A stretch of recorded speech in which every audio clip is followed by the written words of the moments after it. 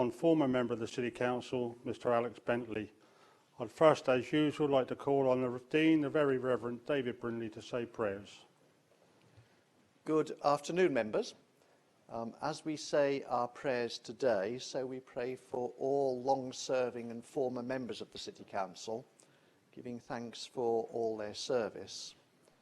And also we call to mind our Parliament, the two MPs for this city, Penny and Stephen, and give thanks for all those who serve this city's community. Let us pray. We pray for this city, for our families, neighbours and friends. In our life together, give us love and humility. Make us quick to listen and slow to anger. Take away envy, ambition and disorder, and make us peacemakers full of peace and integrity. We pray for all in need, for those in this city who struggle with life. We pray for those who care for orphans and widows. We pray for those who have no home, for those who have no work. We pray for those who are refugees, and we pray for justice in our society, that we may see all people as equal in God's sight. Amen. Thank you, David. You're most welcome to stay for the rest of the meeting, but obviously we'll understand if you're not able to. Thank you very much. Please be seated, members.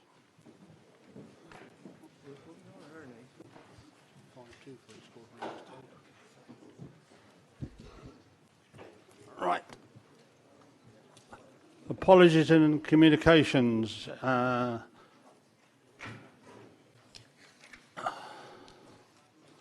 wrong bit here.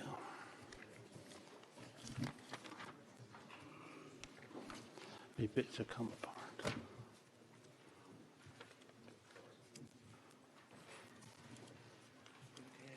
Yeah, it's minutes. Thanks.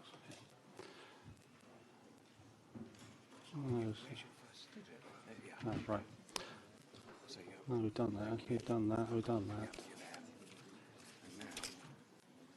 So, what's that classic sequence? Someone's not done it properly.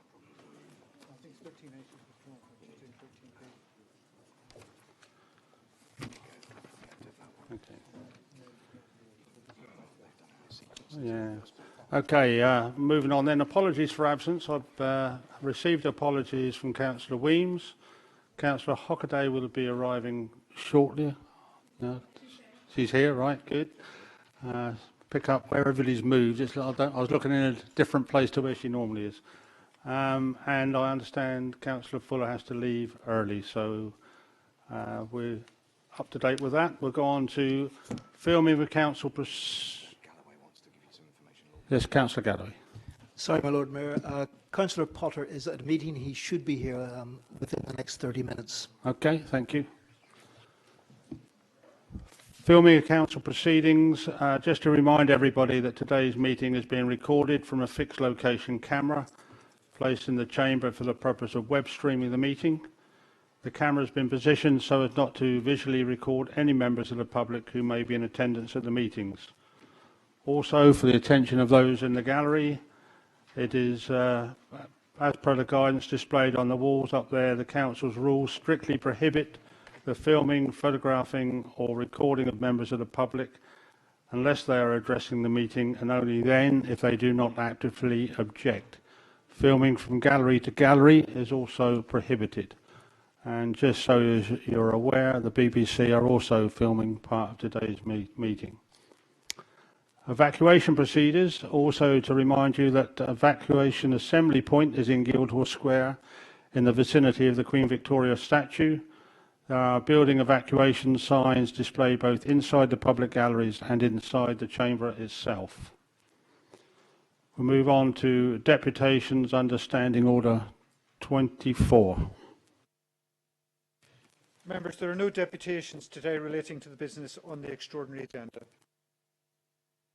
Thank you. We'll move on to item 3 then, the admission to the role of Honorary Alderman of Mr Alex Bentley. Members, as you know, this extraordinary council meeting is to consider proposals to confer the title of Honorary Alderman on the former member of the City Council, Mr. Alex Bentley. I call upon a proposer for this motion. Councillor Morgan. Proposed. Is that motion seconded? Thank you, Lord Mayor. I'd like to formally second this, and I think that it's a great honour for anybody to be proposed the role of Honorary Alderman. Alex served on the council for a number of years. He's a very well-known and very popular character amongst the political scene in Portsmouth, somebody who I think gets on with colleagues of all political persuasions, not just his former Labour colleagues. I think the City Council, I'm hoping today, will support unanimously this proposal for Alex Bentley to be installed as an Honorary Alderman of Portsmouth City. Thank you, Leader.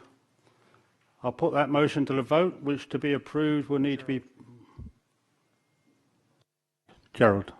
Councillor Vernon Jackson, sorry. Thank you, Lord Mayor. I'd like to add my support for the idea of Alex becoming an honorary alderman. He's done 22 years as a councillor here, very popular, Lord Mayor, also as a county councillor. And the whole Bentley family have made a real impact in the city, so I think it has significant support from our side as well, and I think it's a very good thing to do. Right, in that case, I'll put the motion to the vote, which to be approved will need to be passed by not less than 2/3 of the members present and voting. So can I put that to the vote? All in favour? That looks unanimous, so thank you, members. The resolution is passed, and we will look forward to welcoming Honorary Alderman Mr. Alex Bentley to a future council meeting to receive the certificate recording that decision. Right, we'll now then, members, move on to the ordinary meeting.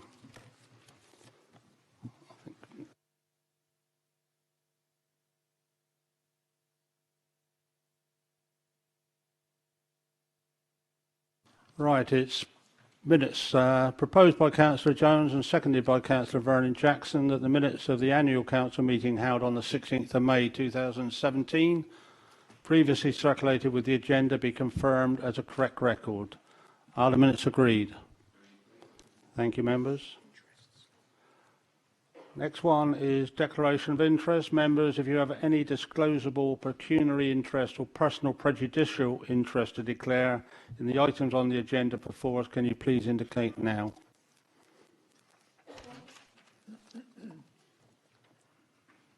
None? Okay, thank you. Communications. I'd first like to welcome the new independent group on the council, with Councillor Godier as group leader and Councillor Bird as deputy leader. As a result, a new seating plan has been circulated in the chamber and is effective from this meeting today to reflect this. The change in the group strength has also resulted in the need to review the balances on committees as per agenda item 12. Also, please note that the consequence of this change, Councillor Potter has been appointed Deputy Leader of the UKIP Group.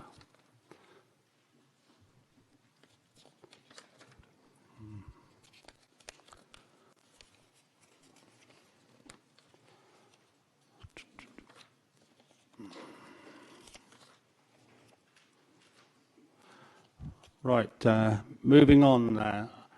I'd like to congratulate both Councillor Stephen Morgan for recently being selected and elected as MP for Portsmouth South, and who has now been appointed Parliamentary Personal Secretary to the Secretary of State for Communities and Local Government. Shadow, okay. Yes, I thought that's what I said. Okay, you never know, might be a coalition one day. And also Penny Mordaunt for being returned as the MP for Portsmouth North, who is the Minister of State for the Department and Works and Pensions. I'd also like to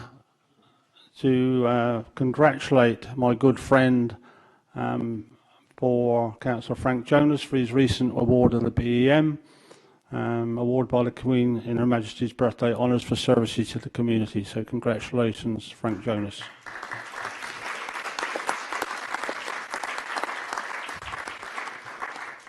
On a lesser note, but thanks are equally awarded, is to Councillors Lynn Stagg and Alicia Denny for providing refreshments for several years to the members here. Unfortunately, because some of you have short arms and long pockets, they will no longer be able to provide those and they did provide money for the Lord Mayor's appeal. So on behalf of the previous Lord Mayors, I'd like to thank them for the efforts in raising money for Lord Mayor's charities.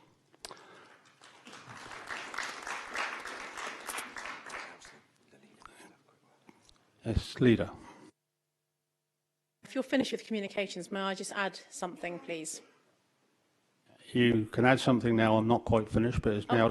Now's fine. You sure? Okay, thank you very much. I just wanted to make the Council aware that through the Cabinet Thursday before last, we formally appointed Councillor Paul Gaudier to the role of the Homeless Champion for the City, and that is as a result of the chair work he has done of the Homeless Working Group over the last 12 months. So thank you to Councillor Gaudier for the work that he has been doing on that over the last year. And also myself to say, on behalf of Conservative colleagues in the Chamber, also congratulations to Councillor Frank Jonas. I did nominate him for his British Empire Medal. I'm very grateful to the work he has done, and we have had an overwhelming amount of support and feedback about the role that Frank did when he stepped in at very short notice to be Lord Mayor 2 years ago, as you'll remember. Thank you, Lord Mayor. Thank you, Leader. Finally, on a sad note, as you're aware, Gladys Howard recently passed away, and I attended her funeral yesterday on behalf of the City Council at St George's Church and afterwards at Porchester Crematorium. If you recall, last December I informed the Council about Gladys having just received a Special Recognition of Achievement Award, which I presented for her long service to the City of Portsmouth. Gladys was born in December 1916 and had a long and illustrious career in the Portsmouth City Police, being the first woman police sergeant in Portsmouth in 1952, then the first woman police inspector in 1963. Gladys was first elected as a Conservative City Councillor in 1979 and was elected Lord Mayor in 1989.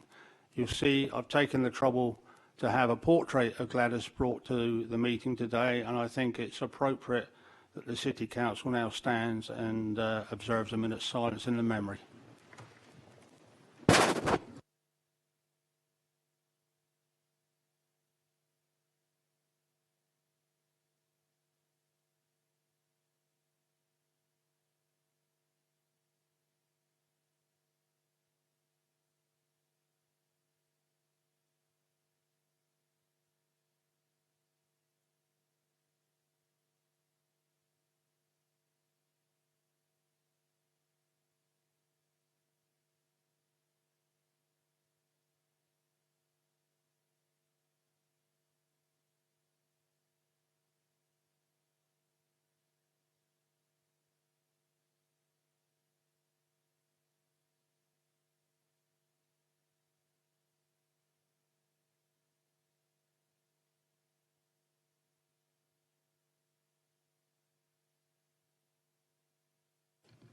Thank you, everyone. Please be seated.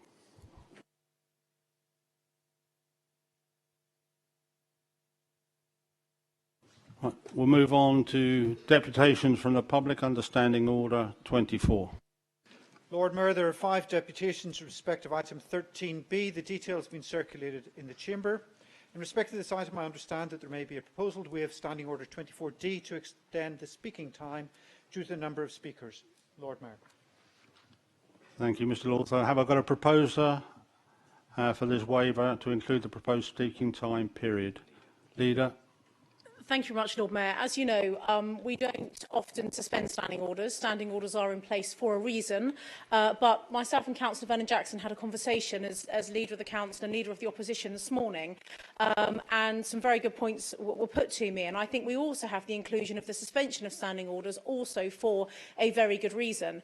Now, with the 5 deputies who are here to speak all in one way on the homelessness motion before us today under item 13, that would have limited those speakers to 2.5 minutes each, which I know from speaking in the Chamber regularly flies by 2 minutes. So we are proposing to suspend standing orders today to allow each of the 5 deputies 5 minutes each to speak, to make their point to the City Council.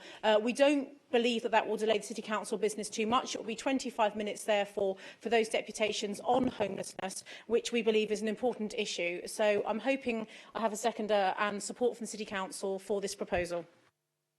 Thank you. Councillor Vernon Jackson.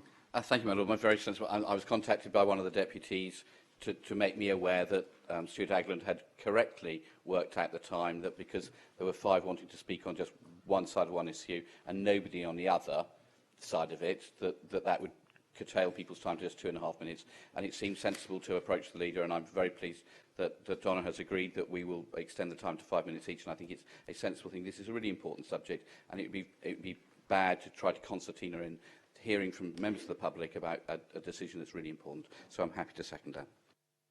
Thank you, members. That formally agreed. Any against? Thank you. That's carried. Thank you, Lord Mayor. May I now call upon Ms Reid to speak. You have 5 minutes and the bell will sound when there is 1 minute to go, and then again at the end of your time. Ms Reid, when you're ready.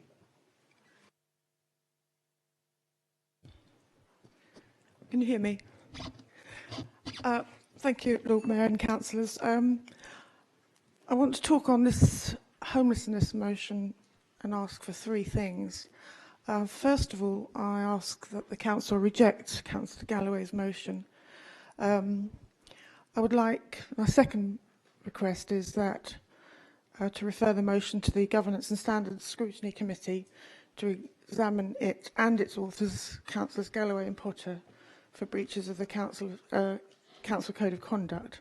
The motion brings the Council into disrepute, exposes it to financial risk, and is plain evidence of bullying by its abuse of public language towards vulnerable people in our city. I ask again for the most urgent introduction of equality training for councillors and officers. Publication of this motion is stark evidence of the lack of councillors' equality training and advice. It puts the council at risk of non-compliance in its next annual governance statement. I return to my first point. To reject the motion, Councillor Galloway does not define terms about what he means by being more vigilant. How, when and where will these removals be managed? There is no data in his motion to support the motion. The papers that went to the last committee meeting estimate that there are now some 60 apparently homeless and rough sleepers in Portsmouth. There's no record of an equality assessment of how many are men, women, by their age, disability, their health, cultural and ethnic background, and other characteristics that may contribute to their vulnerability. That assessment would affect the solutions and planning. So does this basic assessment inform Councillor Galloway's motion? I don't see it. So regarding the Code of Conduct, I ask that this motion is referred to the Gas Committee to examine whether its authors are in breach of the Code of Conduct. The motion brings the Council into disrepute, and it is an example of public bullying of vulnerable people to their further disadvantage.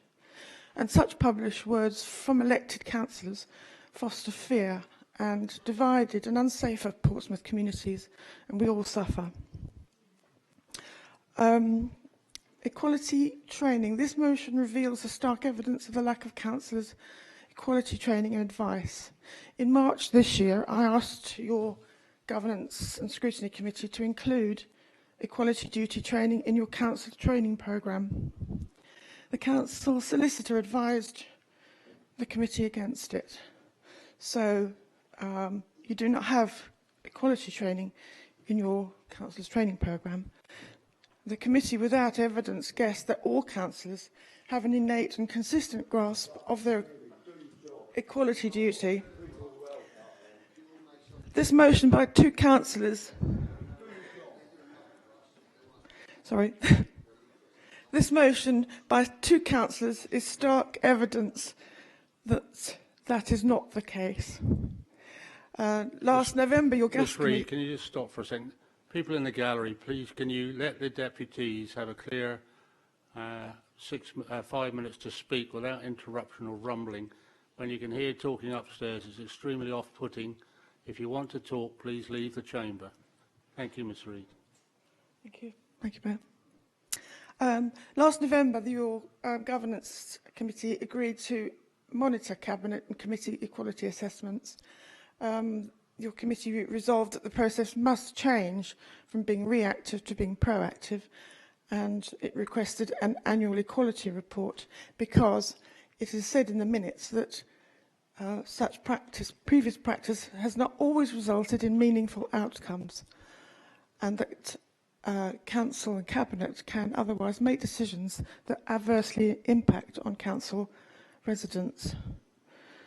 So this motion is a symptom of perhaps Council's oversight of its equality duty. So please, councillors, to avoid future risky, damaging decisions and more motions like this disreputable, bullying one on homelessness, please introduce equality training into the councillors' training programme.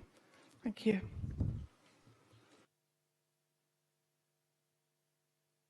Thank you, Ms Reid. Can I now call upon Mr Graham Newell to speak on this item?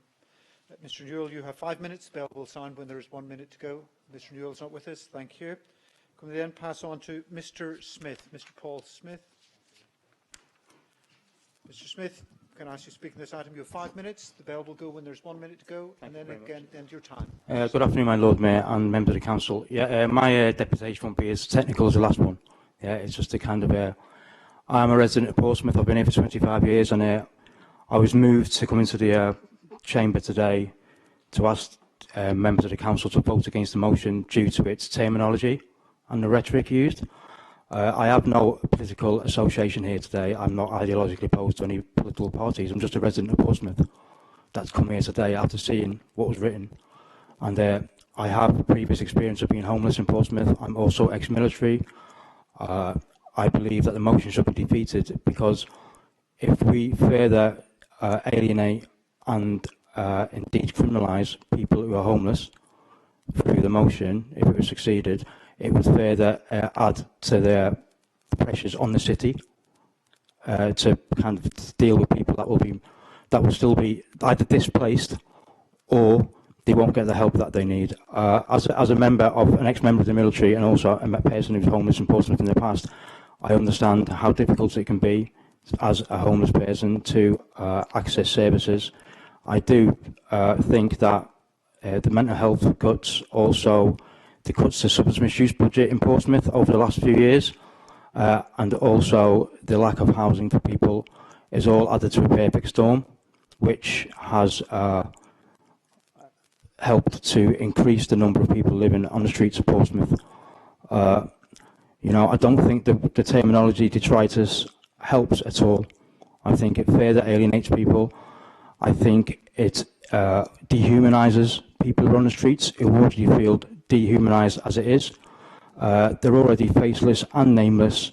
A lot of people will associate people on the streets with begging. Some people might say that actually it's a choice that they're making.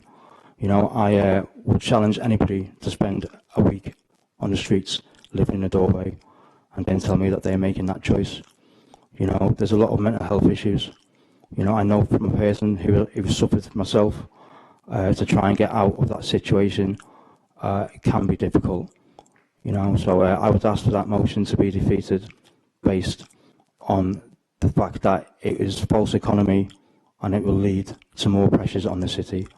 And I won't take my 4 minutes and I'll leave it there. Thank you very much. Thank you, Mr Smith.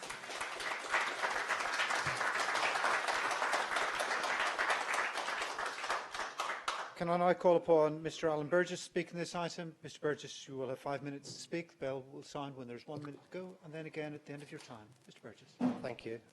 Lord Mayor, Council, Councillor Colin Galloway not only uses the term unwelcome detritus to describe human beings, but following widespread outrage and criticism in the press, he goes on to emphasise unwelcome detritus is a phrase to describe people still stood.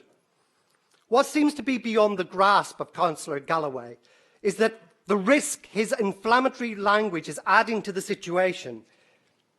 Currently, a homeless man or woman is at a risk of violence and being urinated on. Describing them as detritus publicly in the press will increase this risk. This language is wholly unacceptable. I and the assembled protesters from Portsmouth call on you to resign and apologise.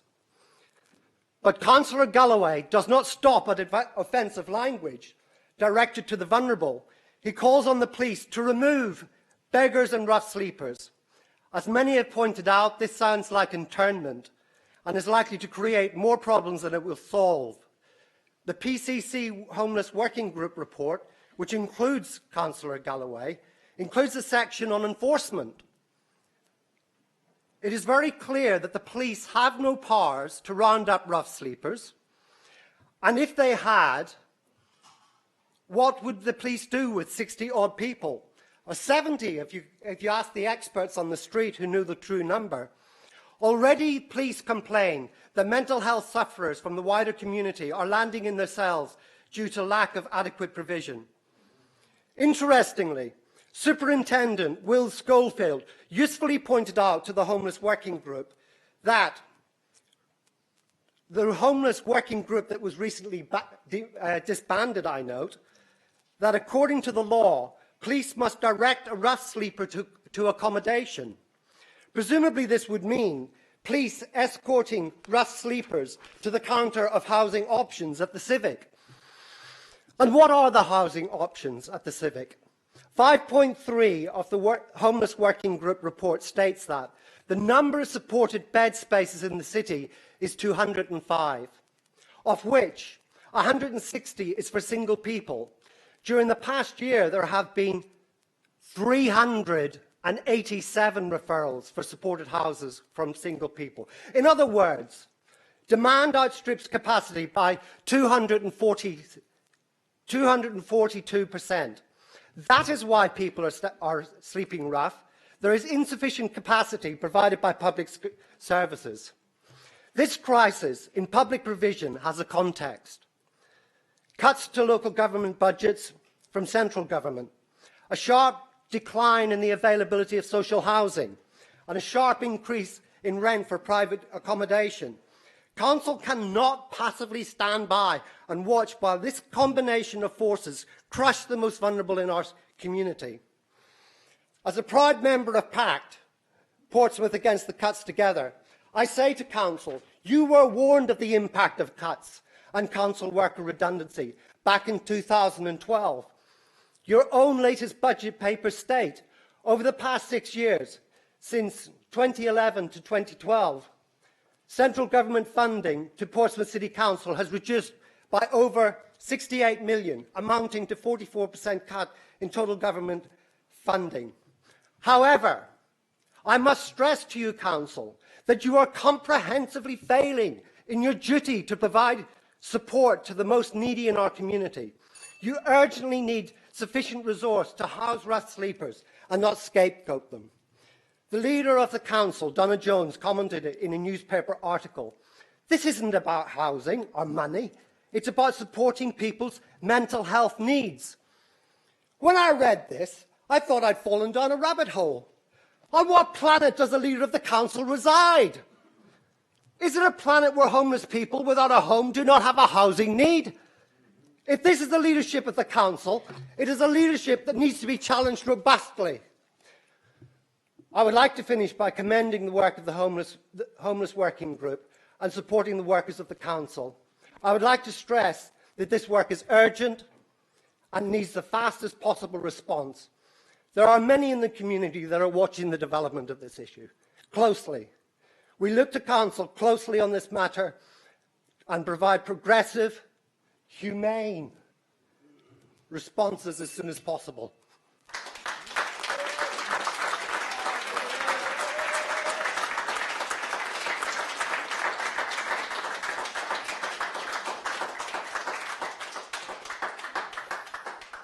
Thank you, Mr. Burgess. Can I now ask Mr. John Sutton to speak on this item? You have 5 minutes. The bell will sound when there is 1 minute to go, and then again at the end of your time. Hi, I'm an homeless guy. I've been on the streets for on and off for a couple of years now, but I've been in Portsmouth for about 4 months. For a councillor to say, basically, the homeless are scumbags, that's out of order in my opinion. Why can't the council contact churches in the night time and get one church every day of the week. So, for instance, pay them a little bit of money to open the church from, say, 8 o'clock in the night till 8 o'clock in the morning. And then everyone can sleep on a camp bed, and then everyone's safe.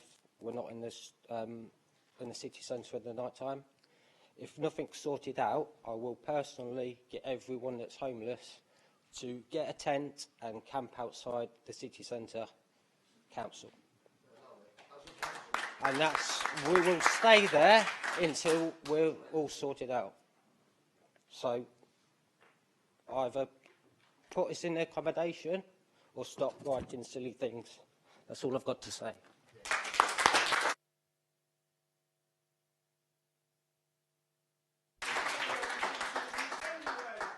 Thank you, Mr. Sutton. Lord Mayor, we have one speaker on agenda item number 6. This is Mr. Chapman. Mr. Chapman, once you're ready, if you would like to begin speaking, you have 5 minutes. The bell will go when there's 1 minute to go, and then again at the end of your time. Mr. Chapman. My Lord Mayor and members of the Council, my name is Mark Chapman and I speak to you today in my role as Vice Chair of Hampshire Fire Brigades Union, with over 17 years firefighting experience here in Portsmouth. Firstly, I would like to emphasise that the Fire Brigades Union stands to professionally protect and uphold the safety of firefighters and ensure safer communities. I'm sure that no one in the room has missed the recent tragic events that have demonstrated the true value of our National Fire Service and the bravery of those firefighters who serve our communities. The recent and tragic Grenfell fire is unfortunately an example of the worst case scenario, one I'm sure all hope is not repeated. That incident, although still being investigated, truly expressing the need for sufficient and appropriate resources that are ready and able to respond when required. A response that is efficient, but far more importantly effective and able to operate safely when facing the most diverse and dynamic of challenges. I want to speak to you about the significant cuts and changes to our fire service nationally and our fire authority within Hampshire. Firstly, our fire service. It is with regret that I tell full council that there are now 11,000 less firefighters serving our communities nationally since 2010. Almost 1 in 5, or 19% of frontline firefighters posts, gone. There are now over 139 less fire engines and over 40 less fire stations serving our country. All cut over the last 7 years. Fire control operators have been cut by 25% over the same period, and response times are now slower than they were 20 years ago. Subsequently, fire deaths have now increased by 15%. This figure does not include the Grenfell Tower fire, a number that is still untold. Regressive legislation changes have put critical health and safety risk assessments at the responsibility of property owners. All of those cuts and changes can be directly attributed to austerity measures and political agenda rather than as a priority to improve our public safety. Locally, Portsmouth's largest fire station, based at Southsea, had its budget slashed by over 500,000, resulting in 16 less firefighters, smaller fire engines, and an aerial ladder platform that can no longer be primary crewed. Our fire authority has been reduced in number, subsequently reducing the populace of Portsmouth's representation from 3 members to 1. With such significant changes to the fire response provision, regulation, legislation reform, and representation, it is now more important than ever that those of influence play their part and ensure the communities they serve are not just adequately, but appropriately and professionally represented. The Fire Brigades Union, to that end, fully supports Councillor Matthew Winnington's nomination to stand as temporary duty deputy member of the Hampshire Fire Authority. Councillor Winnington was, prior to the reduction, a Portsmouth Fire Authority member, and so has a great footing of experience to build upon. When the risk review within Hampshire took place, he met with the fire service and equally was more than happy to meet and work with the Fire Brigades Union. He has always ensured that he has the facts and a clear understanding before making any decisions or reporting back to the community. It is our belief that his contribution to the authority as a representative of our community would be invaluable as a nominee, and as a nominee, he has our full support. Thank you for listening.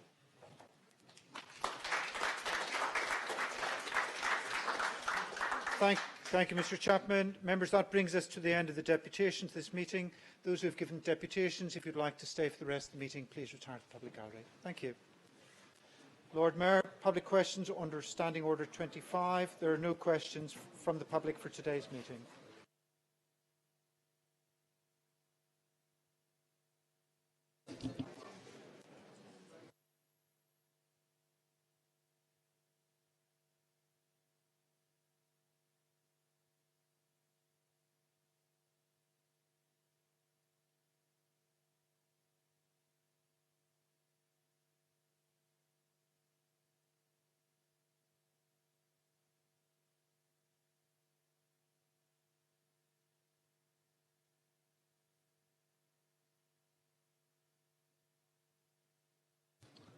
Right, members, we'll move on to item 6, appointments. As set out on the agenda, the Council has been asked to nominate a temporary deputy member to sit on the Hampshire Fire and Rescue Authority. This is in addition to Councillor Stubbs, who is the Council's representative on that authority. I have received nominations for this position from Councillor Jonas and Councillor Willington. Could I have a proposer and seconder for these respective nominations, please? Leader. Thank you, Lord Mayor. Happy to propose Councillor Frank Jonas, who served on the Fire Authority for a number of years. Thank you. Seconder for that nomination. Thank you, Councillor Stubbs. A proposer for Councillor Willington, Councillor Vernon Jackson. Thank you, my Lord Mayor. I think I can hardly speak better than a fireman in the city to speak on behalf of Councillor Willington and the work he has done, and I hope he can continue that work at the Hampshire Fire Authority. Is there a seconder for Councillor Willington?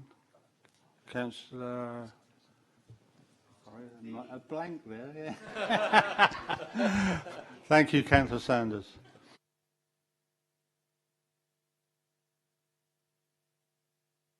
Before I go to the vote, is this to be debated?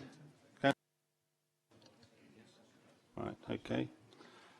Right, the subject is now open to debate. Councillor Willington. Thank you, my Lord Mayor. And I'd like to thank, obviously, Mark Chapman for his and the local FBE support for my nomination for this position. It's very humbling, and I do hope that I might be able to carry on doing the work that was stopped when the Fire Authority was reduced in size in May.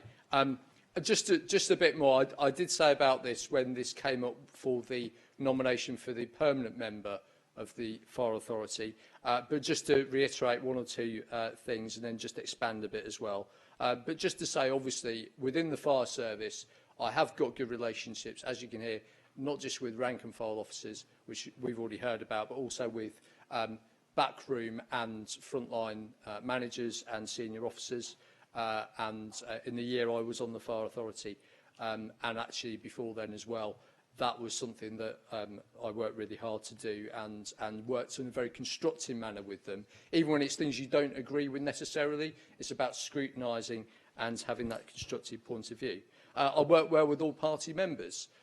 There are members, obviously, from now only 3 parties on the authority, but I've had good working relationships in my time with members of the Conservatives group on the Fire Authority, and also, excuse me, with the Labour group. Well, the Labour group is now one person with the changes that have been made, but from Southampton, who I personally know from outside the Fire Authority myself, so that would be good. And obviously with, as I say, members of the Liberal Democrat group as well.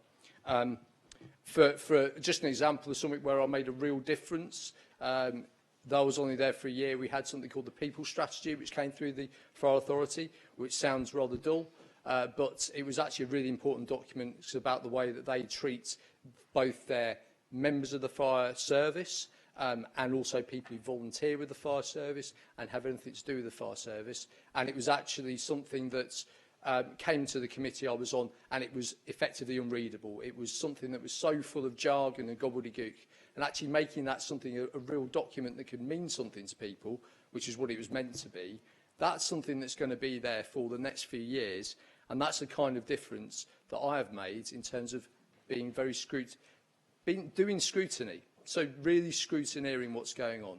I think that's actually something else the Fire Authority, with the reduction in size, is really going to miss as well, because a lot of the people who are now on the Fire Authority have been on there for a long time. So it's that fresh pair of eyes. Even though it would only be in a deputy role, it would give that fresh pair of eyes to be able to do things there. It would also improve the balance on the authority. One of the issues, as I say, Labour now only has one member in the authority, for example. That's because of this change in size. So the Hampshire Labour group doesn't get a member anymore.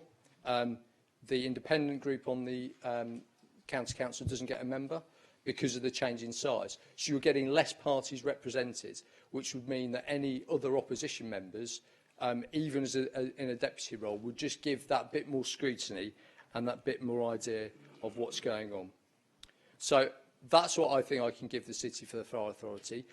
I mean, obviously Luke is our permanent nominee. It would be in deputy to him, but myself and Luke gives me lifts. When we were on the Fire Authority together, he gave me lifts up there. We would talk about some issues to do with the Fire Authority. It's a case of being collaborative and doing what's right for the city. And I think if we had that, now the Fire Authority's gone down from 3 members to 1 from this city, I think having a deputy from a different party who's got the experience, but also has that fresh look, could really make a difference and be the way forward to have representation of the Fire Authority from this city. Thank you, my Lord Mayor. Thank you. Any other speakers? No, in that case, we'll go to the vote. Going as per my agenda, those in favour of Councillor Jonas being the Council's Deputy Representative, temporary Deputy Representative. Those in favour?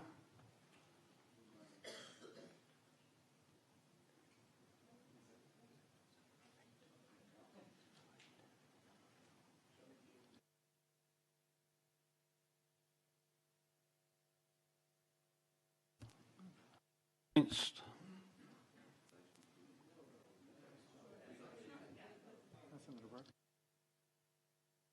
Sorry, those in favour of Councillor Whittington.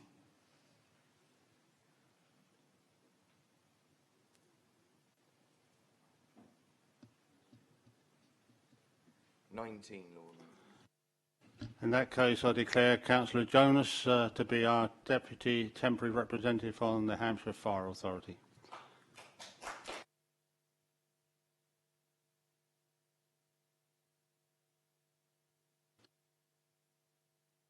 Urgent business. I've not received notice of any urgent business for today's meeting. So we'll move on to agenda item 8, a recommendation from the Cabinet held on the 29th of June. Members, the recommendations of the Cabinet which met on the 29th of June have been previously circulated. I now propose to call the minute. If you wish to oppose the item, please indicate. Can I also remind everyone that any item to which no objection is made will be deemed to have been approved. I call minute 21, the LED street lighting replacement programme. Right, approved. Yeah. Items 9 and 10, recommendations of the Licensing Committee held on the 23rd of June. Members, the recommendations of the Licensing Committee which met on the 23rd of June have previously been circulated. I now propose to call the minute. If you wish to oppose the item, please indicate. Can I also remind everyone again that any item to which no objection is made will be deemed to be approved. I call minute 13, the Gambling Act 2005, adoption of statement of licensing policy. Object, my Lord Mayor. Okay.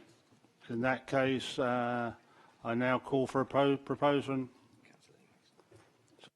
Councillor Mason, Lee Mason. Thank you very much, Lord Mayor. I'm very happy to propose this. It's the work of the cross-party licensing committee. I'm sorry, Councillor Mason, but you've jumped the gun slightly. I need to remind members if there's any amendments, I need to be given them in writing before we commence the debate. I didn't call out or jump the gun. Okay, that's right. Sorry. So, are there any amendments? No. Yes. Okay. Can you circulate those now? Is that what we wish? Thank you. Thank you very much. As I was saying, it's cross-party work of the Licence Committee, unopposed at the last meeting. It was good to see us being able to work together on something that's this important. gambling does have a major effect on people in the city, and particularly the families of those who do get hooked. So, having spoken to Joel briefly, I haven't had sight of the amendment, but from as he describes it, I think we'd be happy to support it, but I'll let him introduce it and so further. I haven't read it yet, so I won't see. But as I said, we've got a long meeting today, so I'll sit down and let Gerald introduce the amendment, so then we can debate it if need be.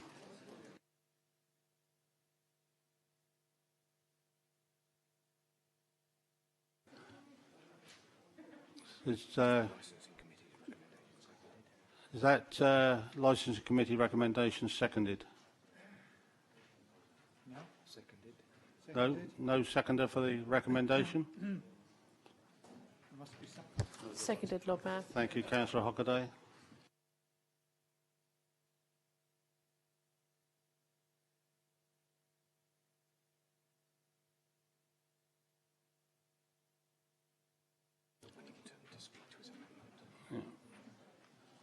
Okay, the matter is now before members for debate. Councillor Willington, would you like to talk to your amendment? I wasn't at our group meeting, and I think Donna would like a 2-minute break just to see if we can come up with a short amendment to the amendment to see if we can all be behind it. It could save an hour. So could we?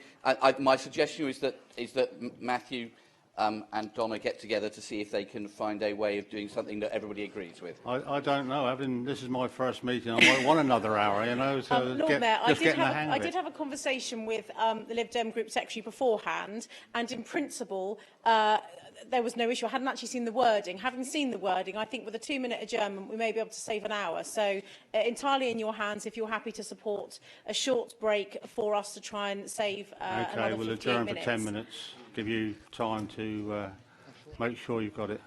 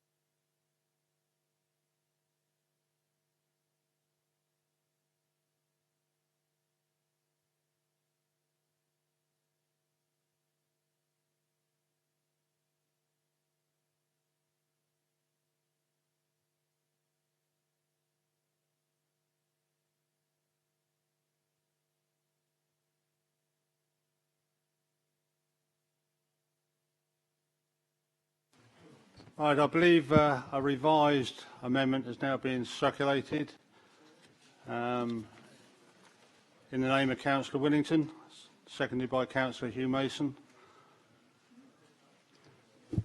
Councillor Willington, do you wish to speak to it? Yeah, thank you, my Lord Mayor. So I think it's going around now. So just to confirm, compared to the original amendment you had in front of you, there's just two very brief, small changes.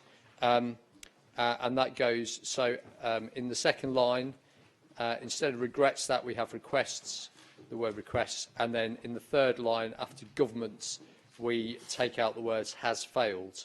So that first sentence then reads, that further to the concerns expressed in paragraph 18.9 of the gambling policy, the Council therefore requests the government to take action either to remove fixed odds betting terminals from use, or at least to reduce the price per spin to £10.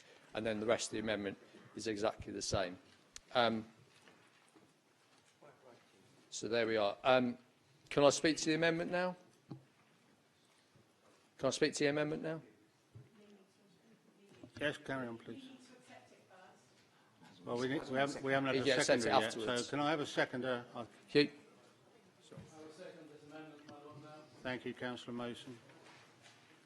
Oh.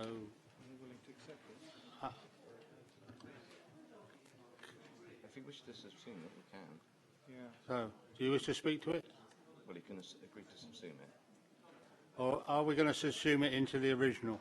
I think it's far better when the council speaks with one common voice and shows our united opinions on stuff. And with the amended version of it, I'm happy to accept it and subsume it into the full. Thank you, Councillor Bird. Thank you, my Lord Mayor. I have only just seen this amendment, and obviously it's something I totally agree that we should be either getting rid of fixed odd betting terminals or reducing this as much as we possibly could. But I have to say I have issues with the amendment itself in the fact that it actually fails to address many, many issues.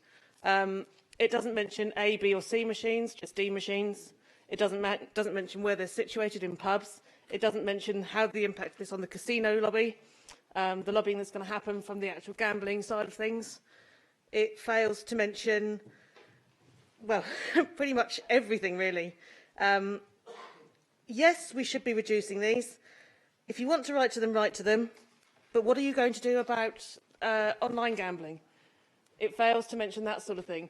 If we're going to go down this route, we need to go all the way. And I'm afraid this amendment doesn't actually cover it. I agree that we should reduce it, but I think if we're going to do this, it needs to be everything or nothing and not just half. Thank you. Councillor Willington, would you like to continue? Yeah, thank you very much. So I'm actually speaking to my amendment, and I thank Lee that he's accepted it. So really the reason for the amendment,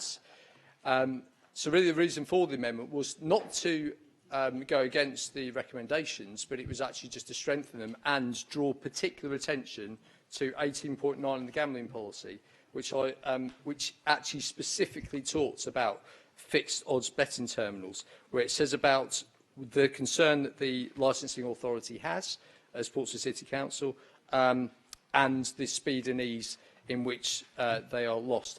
That is why it is giving options there in terms of saying to the government you should either regulate these more or you should get rid of them completely. That's up to the government to do. It's not up to us as the council to do that because we can't do that. But what it does give us the opportunity is to say we recognise the damage that these can do on our community and in fact the most vulnerable in our communities, my Lord Mayor. It is something when things like gambling, there's been an obsession with governments over the last 20 years to greatly liberalise the gambling laws in this country. Now, I have no particular problem with people going out and gambling, but what I do have a problem with is the way that the government has made this such a huge thing, which is they become much more destructive in terms of people's ability to be drawn into gambling and then fritter their what's little money, in many cases, they have away.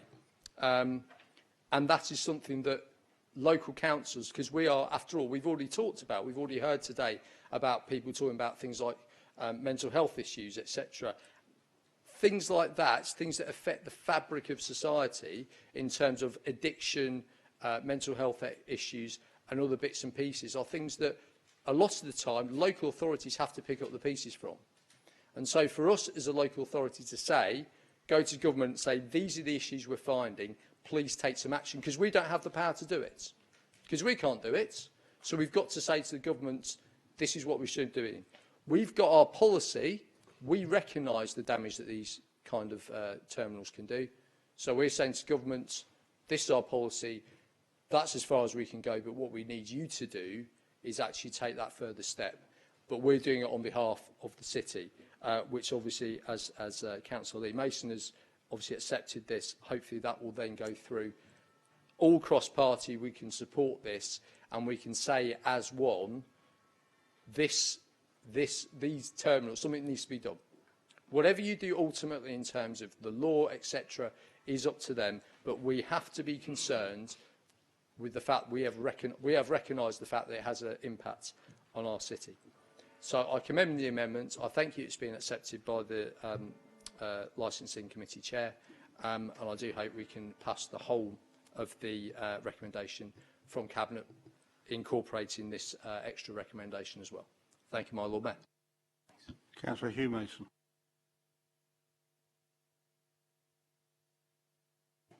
Thank you, my Lord Mayor. And secondly, this amendment, I want to make 3 points. Firstly, there is a considerable body of evidence to support the conclusion that B2 machines, commonly known as fixed odds betting terminals, are addictive for a minority, but not an insubstantial minority of users. In summing up the evidence in a letter to the Secretary of State in June 2013, the Gambling Commission observed, first, that losing and winning large amounts of money on B2 machines is well within the bounds of probability, not possibility, probability. Secondly, that an individual does not need to be a problem gambler in the clinical sense in order to experience harm from these machines. A combination of high stakes and natural game volatility can generate very significant losses in a short space of time. And thirdly, that there was a very serious case to answer in relation to the B2 machines. The advice of the Responsible Gambling Strategy Board also concluded that, quote, there were a number of areas where the international literature showed correlations indicating concern that these machines provide an opportunity to generate greater levels of harm than other gambling products, end of quote. Point 2. The evidence must be considered alongside the very strong likelihood that if machines are removed from licensed gambling premises, a proportion of the customers will move to betting through internet gambling sites. Many of these internet sites are based in countries where licensing and regulation regimes for gambling are weak or non-existent. Moreover, internet gambling has a very high propensity for harm because, firstly, it is possible to gamble alone and throughout the night on a mobile phone. You can do it at 5 a.m. I could do it at 5 a.m. Secondly, the payment is made through credit cards and not through tangible cash, which you can see slipping out of your pocket. Thirdly, many of the sites are specifically designed to attract people, for example, with free spins. It's all too easy. This amendment therefore gives room for flexibility in order that the risk, which we can see here, may be minimised. Point 3. Some people, worried about the further decay in the high streets by a decline in the number of betting shops, have questioned whether the £10 limit, which is the upper limit suggested in the amendment, is not too low. However, the Association of British Bookmakers, in their evidence to the DCMS, claimed, quote, the average amount spent by customers on B2 gaming machines is about £11 per machine per hour. If this is the case, then the approach indicated in the amendment will target the people, and effectively only the people, who are liable to harm their circumstances or become addicted to excessive gambling on the B2 machines.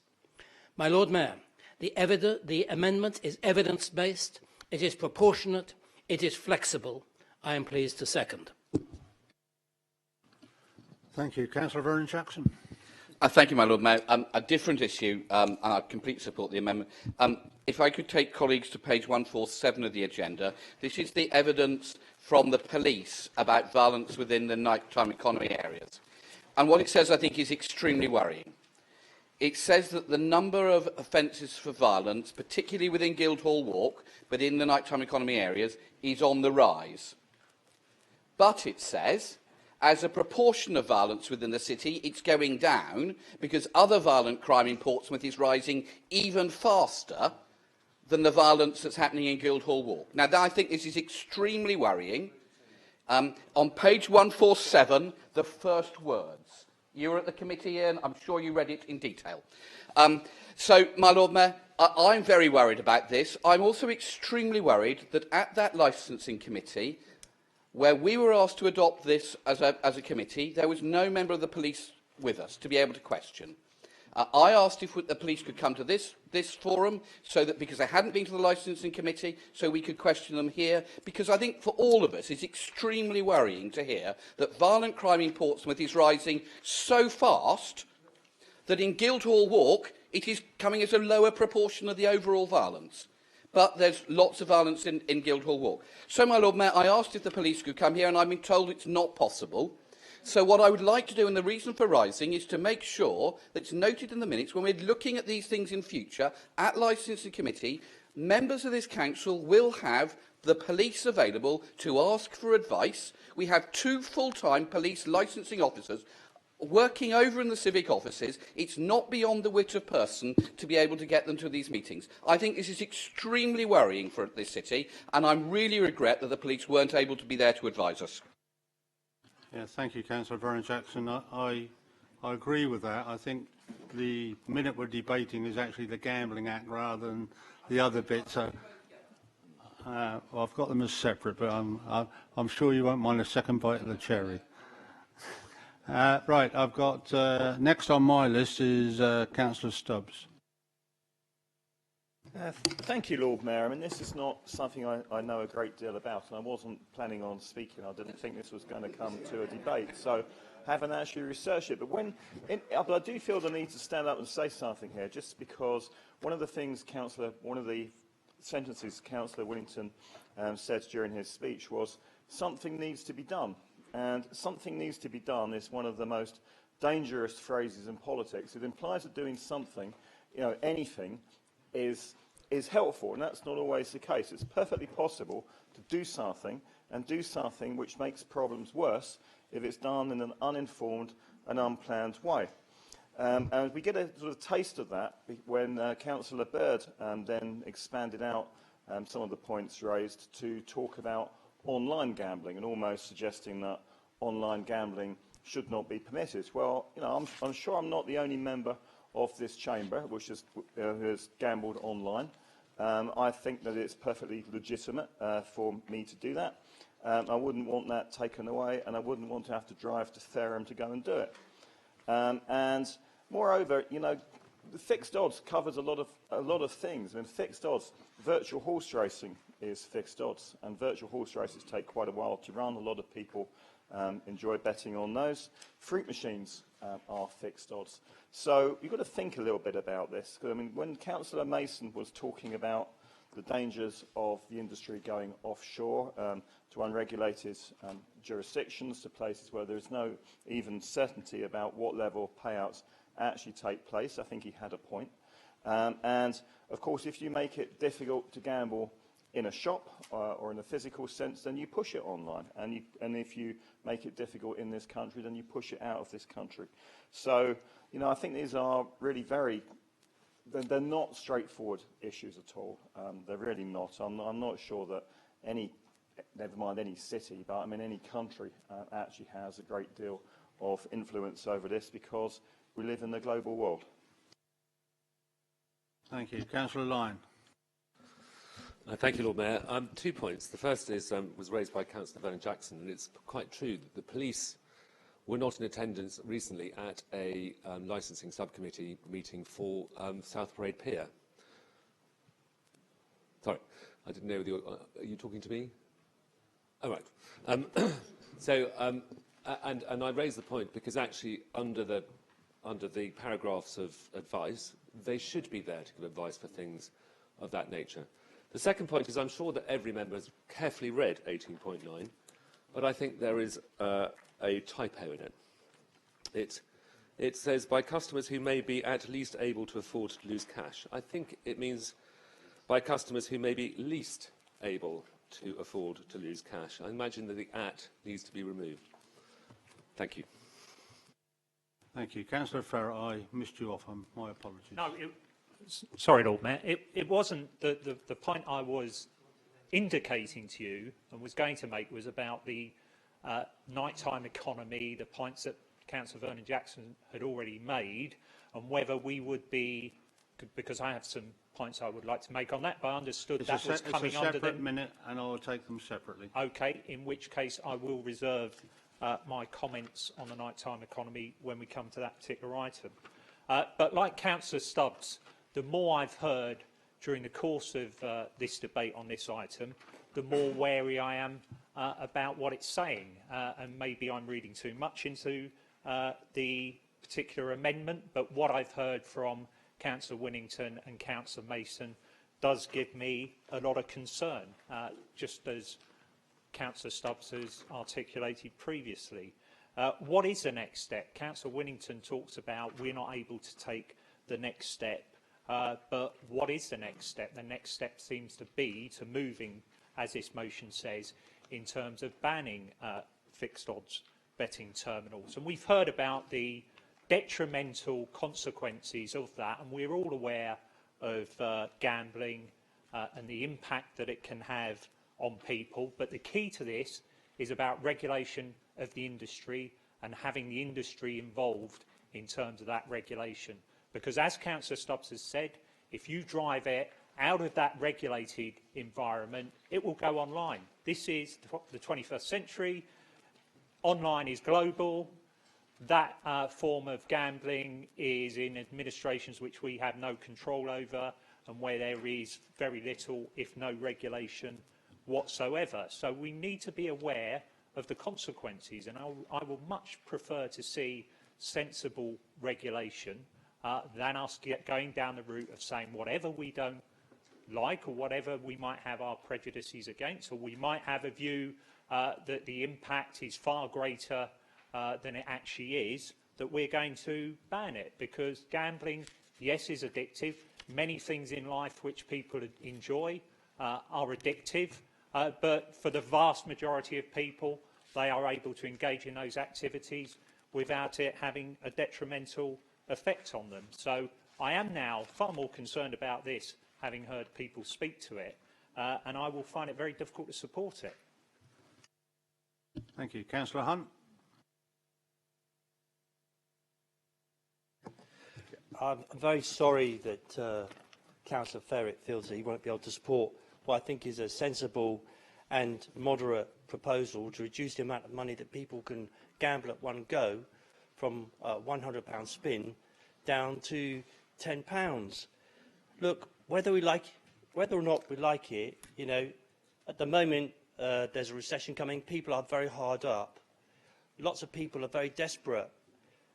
I'm not so sure that people in this, the councillors at least, not all of us, I'm sure, really understand what it's like to be so hard up and in such a desperate situation that you'll take your last tenner and go out, or your last amounts of money, and spin it in the just in the hope that you might get out of a very desperate situation. People do that. You know, we all go online. We hope that we resolve our mortgage problems by betting on the lottery, don't we? We think, I'm going to win tonight. I'm going to go out and get that lottery ticket because I want to win the £54 million. We're all tempted by it. I do have real agreement with Councillor Swan over what happens online and on TV. I mean, you get these beautiful, voluptuous women. They come on TV and they try to appeal to you, not me perhaps, but to an awful lot of people.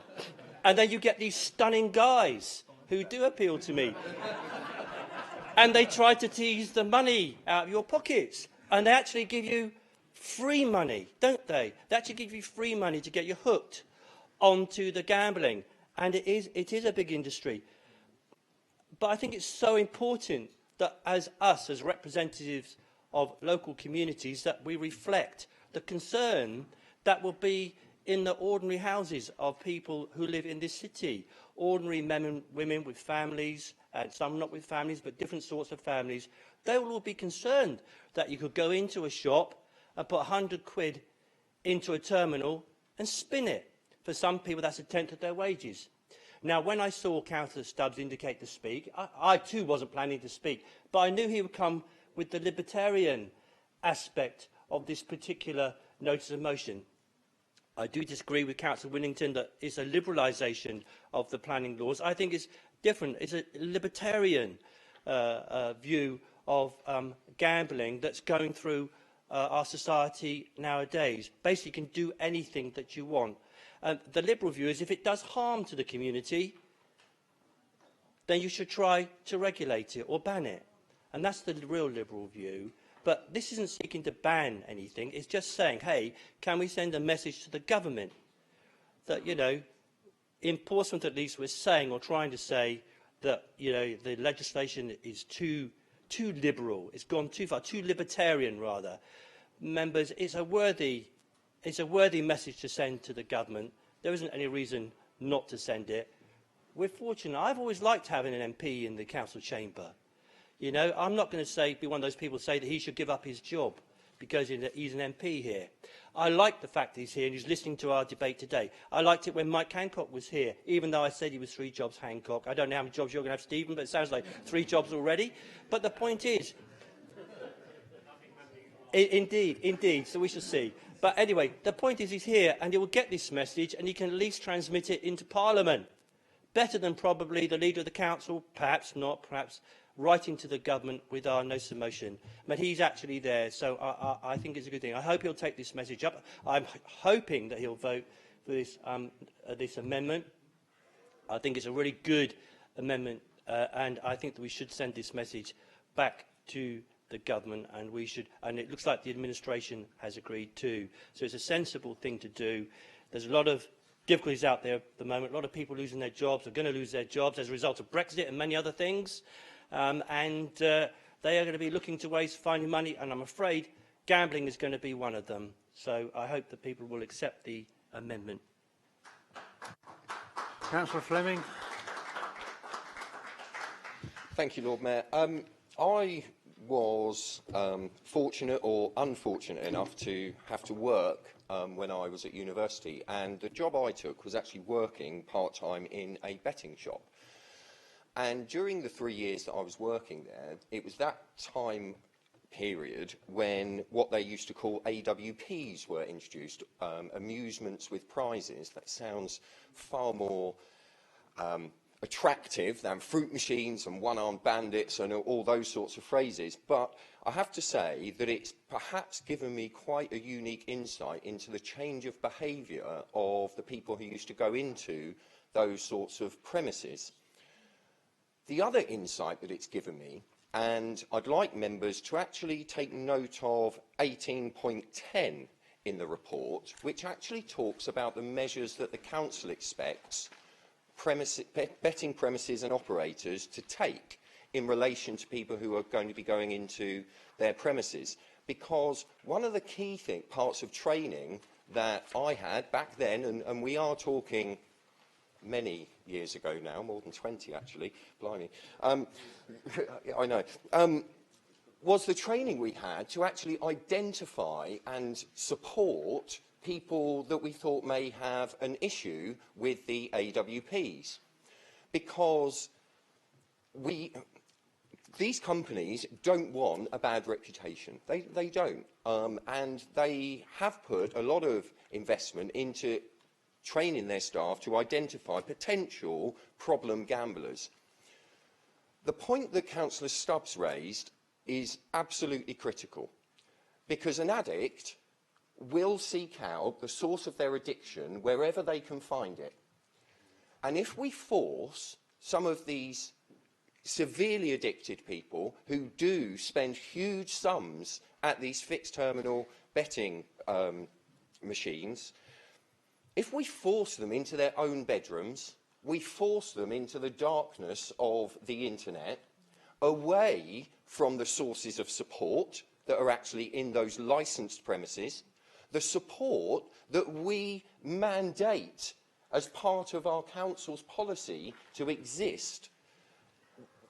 I just think it's perhaps pushing the most vulnerable people into a more dangerous environment and away from some of the support and advice that is out there. And one of the key measures, because I remember on one particular evening, a lady coming in to the shop when I was working there, and she was in tears because her husband, who was a regular customer, had been in on that Friday after work and spent his entire weekly wages. Now, it absolutely destroyed me because I could see the impact that this was going to have on her household, and she was talking about not having any food for the children, etc., etc. But what that allowed us to do was to actually set a limit going forward for that individual, in agreement with himself, because he was embarrassed because his wife ended up coming into the shop. So when we all sat down and had a discussion, there was an agreed limit, and we've got self-exclusion schemes. These sorts of things are in our policies, and I do just have a fear that if we completely ban these sorts of terminals, we're not going to stop people gambling in the numbers that they're doing. But what we are going to do, we're going to push them away from potential support, and we're actually going to make them even more secretive. And anybody who has any understanding of any sort of addiction knows that when it's driven underground, it just gets worse. So it's not as clear-cut as perhaps some have made out, and Councillor Judy Bird's been, Councillor Judy Bird, has been absolutely right that it is a much wider issue, actually, that needs to be looked at. And I do wish that rather than an amendment at full council, when perhaps we haven't got as much information in front of us, if these sorts of things have been talked through at the actual licensing committee when they could have had the expert witnesses. So at the moment, I'm just struggling one way or the other on this, because there really are some potential pitfalls, Lord Mayor. Councillor Sanders. Thank you, my Lord Mayor. Firstly, I will give you the requisite £2 that is required whenever somebody says I wasn't intending to speak. But I wasn't intending to speak until I actually heard how the tenor of the debate was going. Because my mind went back to a time before several of us weren't here, a time when we actually last debated fixed odds betting terminals. This was January 2014. And the motion itself which was carried by this council, called on this council to support prohibiting these terminals. Note, prohibit these terminals. It also talked about innovative ways in which other councils had actually looked at dealing with these terminals, including the London Borough of Lambeth, which was considering introducing a local bylaw to reduce maximum stakes to £2 per spin, and to reduce the speed of play. It doesn't say by how many nanoseconds. The motion stated then that the City Council believes that the government should introduce legislation to prohibit fixed odds betting terminals in betting shops, or to give local authorities the powers to protect the local amenity and well-being of communities by stopping the proliferation of these shops, slowing down the speed of play and reducing maximum stakes of these tournaments. It encouraged the leader and the chief executive to write to the Secretary of State to outline the terms of the motion. It said that whilst recognising that interventions taken by other local authorities may or may not be applicable here, it asked the licensing committee to go away and have a look. So we have a consistent approach in this city of not liking these terminals much, and in fact going ahead and actually prohibiting them, because we understand that for many people they might actually be a problem. Now, I would suggest that that is the thing that has inspired this particular approach. I welcome the amendment, and I have one further thing to add. That motion that we passed in January 14 was proposed by Councillor John Ferret. Thank you.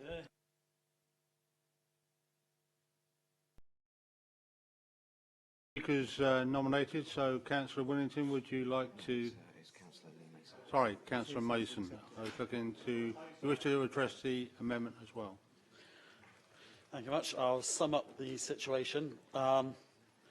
I think we had hoped that I'll sum up the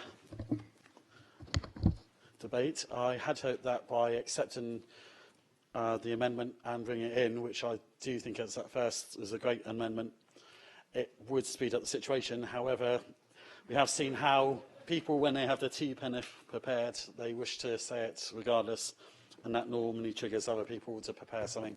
Before we know it, we have a tit for tat going back and forward with lots of debate and lots of people who hadn't planned to speak. I had planned to speak today, but hopefully not quite as long as this. Whilst I do take on board what Councillor Vernon Jackson has said about the police do attend when they object to something. They do have the right to attend, and are always welcome to attend, but we can't force them to, and often they choose not to. So I don't think we can get in a situation where, say, they have to be there, though I would hope that the police would be there when we have something to ask them and we make it clear that we wish them to be there, as perhaps there might be an opportunity in future committees where Councillor Vernon Jackson feels that he wishes to cross-examine them, that it could be arranged with Democratic Services to invite them along specifically. Licensing is a quasi-judiciary role, so therefore we shouldn't be political on it. We should be thinking about what's best for the city. Therefore, I guess this does make it really much a free vote, because it's how you feel, not how your party allegiances are. I'm supportive of the regulations put forward with the amendment, and I'm going to be voting for it. I will accept if other people don't feel they can support it, and accept that they might not be against all of it, but parts of it. But personally, I am support, and would call for my fellow councillors to support this and the amendment that's been put forward with it. Thank you very much.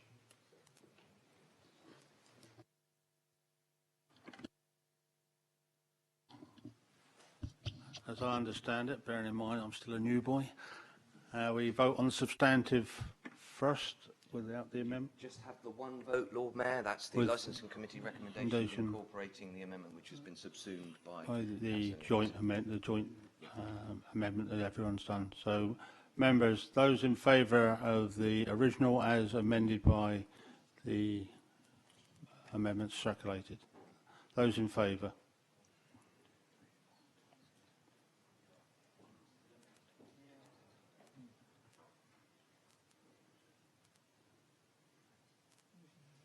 .33, Lord Mayor. Any against? Councillor Bird. Okay. Thank you. In that case, that motion is carried. Any abstentions? Sorry, any abstentions? Sorry, 4. Okay, thank you. We'll move on then. I'll call minute 14, Licensing Act 2003, adoption of statement of licensing policy. Any objections?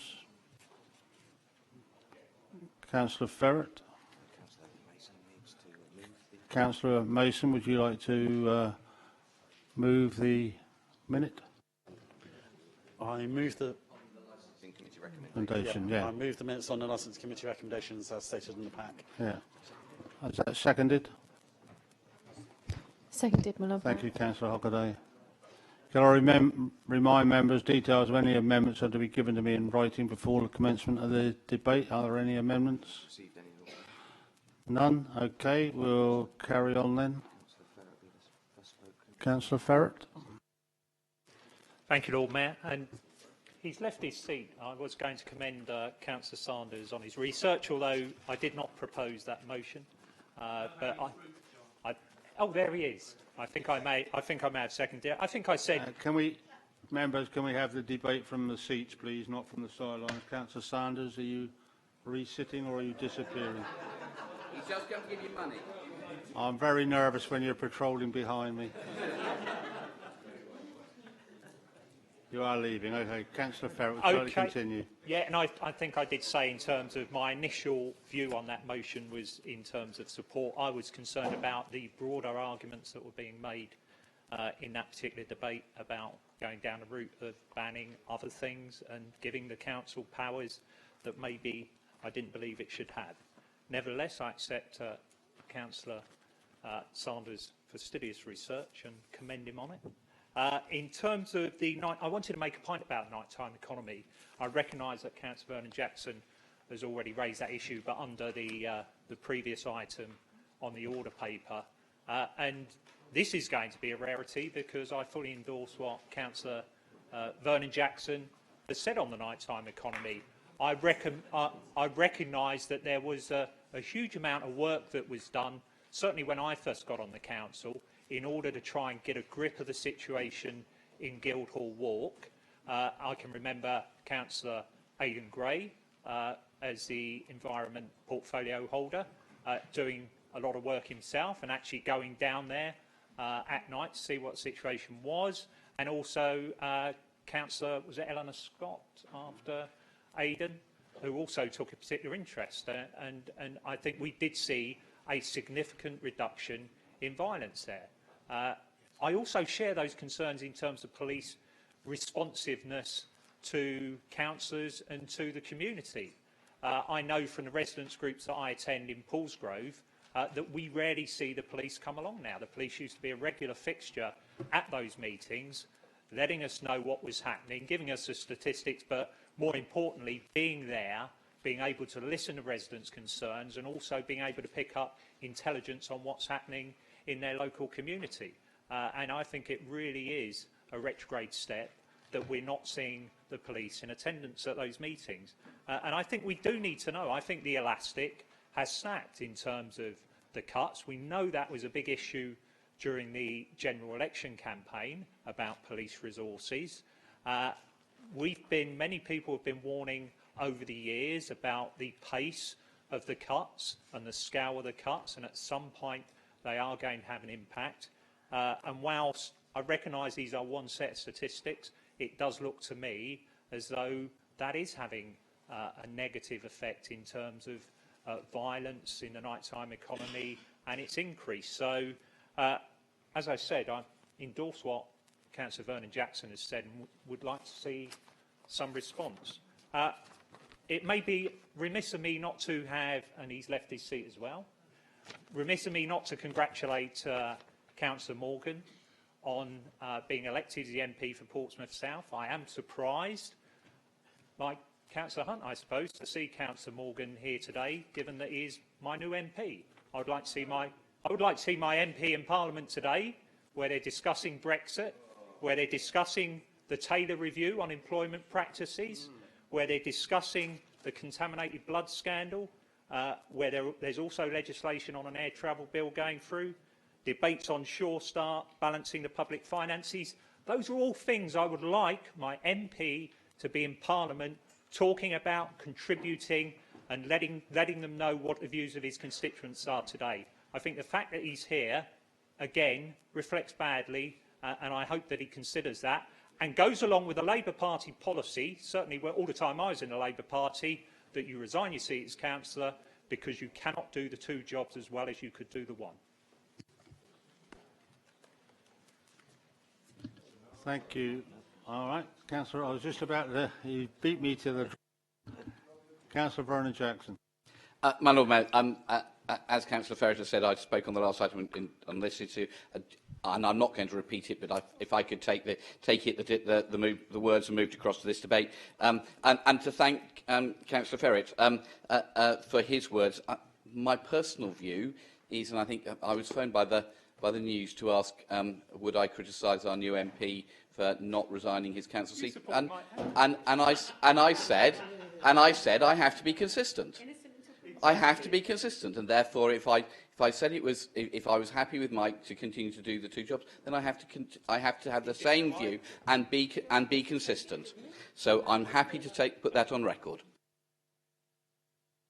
Yeah, thank you for that, Councillor Vernon Jackson. There's no other speakers indicated. Councillor Lee Mason, would you like to sum up, please? Thank you very much. I think, again, we've got quite broad support on the policy going forward.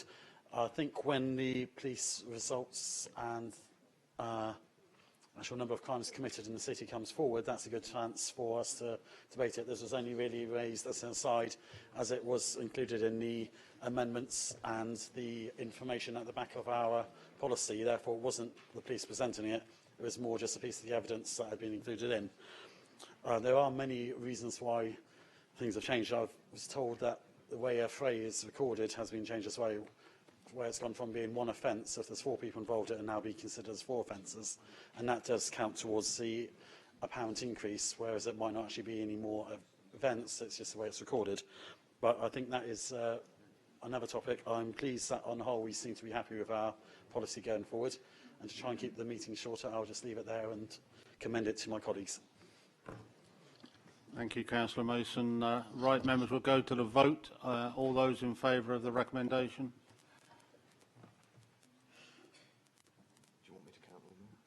It looks unanimous to me. I think that's... 35, Lord Mayor. Any against? Any abstentions? No. As right, we'll move on then. Where are we? Item 11. So that's the next one. That's the next one. Yeah. Right, item 11 on the agenda, recommendations from the Governance and Audit and Standards Committee held on the 30th of June. Members, the recommendation of the Scrutiny Management Panel, which met on the 30th of June, have been previously circulated and are attached to the green sheet for ease of reference. I now propose to call the minute. If you wish to oppose the item, please indicate. I can also remind everyone that any item to which no objection is made will be deemed to have been approved. I call minute 36, amendments to the complaints form submitted in relation to the Councillor Code of Conduct. Right. Approved, thank you. And we move on again then to item 12, political balance on committees and panels. A report from the Chief Executive as previously circulated regarding a review of the political proportionality on committees following a change in group strengths upon the Council. In response to the recommendations set out in the report and as a result of agreement between those concerned, I have received a written proposal from the Leader which has been circulated in the Chamber. Can I ask the Leader formally move the proposal, please? Thank you, Lord Mayor. Yes, following the change in the group composition on the Council and the formation of the independent group, the UKIP group lose 1 seat. They go down from 5 to 4, which Councillor Galloway is taking on all 4 roles. The only other thing is that Councillor Stuart Potter has resigned as the chair of the Tech Committee, and therefore Councillor Steve Hastings will take on that role. Thank you. Could I ask for a proposal to formally second that? Councillor Jonas, thank you. Can I remind members details of any amendments that will be given to me in writing before the commencement of the debate? The matter is now before members for debate if required. No? Okay, we'll go to the vote. All those in favour? Thank you very much. Any against? Any abstentions? No, that is carried. That concludes that item. We move on to notice of motion. Leader. Thank you very much, Lord Mayor. As you're aware, notices of motion that are proposed and seconded by councillors require the said councillors to be present in the chamber. And I'm just pausing to see who's coming through the door. No, it's not Councillor Potter. We are absent of Councillor Potter. And as you'll know, he has seconded a particularly important motion on the agenda today, which is the homeless agenda. And both public galleries are almost full because people have waited patiently for an hour and 40 minutes to hear the homelessness motion. And therefore, I'm going to make a proposal under Standing Order 40C that we revise the running order of the notices of motion in that we take them in A, C, D, B and put B at the very end of the notices of motion because apparently Councillor Potter is on his way here from work. Now, should Councillor Potter arrive here sooner than the last motion, I think it would be appropriate, if the Council agree, that we then bring it as the next motion at the end of the debate that we're in. But certainly, I wouldn't like to see people that have come here today to hear democracy, to hear people giving their thoughts, for that motion to fall because Councillor Potter has not been able to turn up and attend his duty at 2 o'clock as he should have done. So the proposal 40C to the City Council as A, C, D, B, or as soon as Councillor Potter arrives for B, please. Thank you. Councillor Vernon-Jackson. I'm very happy to support that. I think people have come and spending a lot of time to hear us debate an incredibly important issue such as homelessness, and it shouldn't fall just because Councillor Potter hasn't turned up. So I think we need to give... So I think we need to give them maximum flexibility. I feel really sorry for the people in the public gallery who've come here and have waited patiently, but I think they would be even crosser with us, if that's a word, even crosser with us if we allowed this debate to go forward and not to happen because Councillor Potter isn't here. And I think that's a real disrespect to the people who've taken the time to come to listen to this. So I completely support this, and I think it's absolutely right that the Leader of the Council has suggested. And Lord Mayor, sorry if Yes, you'll indulge me. If he's not here by the time we get to it, I think it is a sensible idea that we actually suspend standing orders to offer another councillor the opportunity to second this motion, because one councillor has bottled it and hasn't turned up today means that we should try and allow the debate to continue. Yes, thank you, members. Members, can I have your attention, please? Are we all agreed on the change in the running order to the motions? Agreed. Right, thank you. Okay, we'll go on to motion A. First, we need to go through that process. we have 5 motions of motion, understanding order 32D, which must be formally moved and seconded. We obviously can't do A. Yes, okay. The committee system motion proposed by Councillor Galloway and seconded by Councillor Potter. Is it proposed, Councillor Galloway?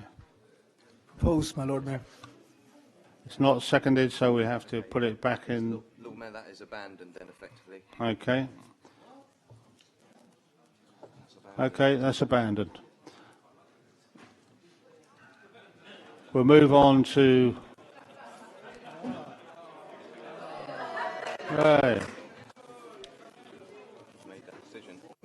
Right. No, we've dealt with that item. We'll move on to item B. Before I do that, Councillor Potter, do you have any declarations of interest or pecuniary advantage? Thank you.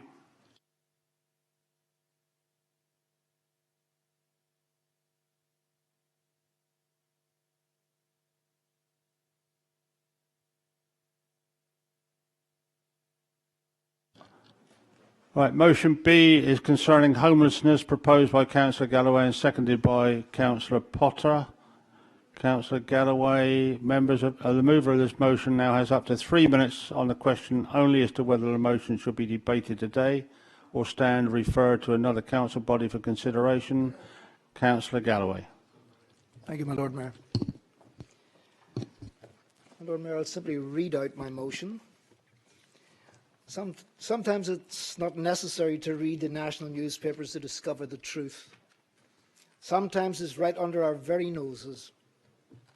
To say that homelessness has increased 5-fold since 2 years ago is patently obvious with a cursory walk around our own city. I have sat on a homelessness committee for a year now, and nothing has happened. There is a lot of talk, and a lot of good intentions, but virtually no action.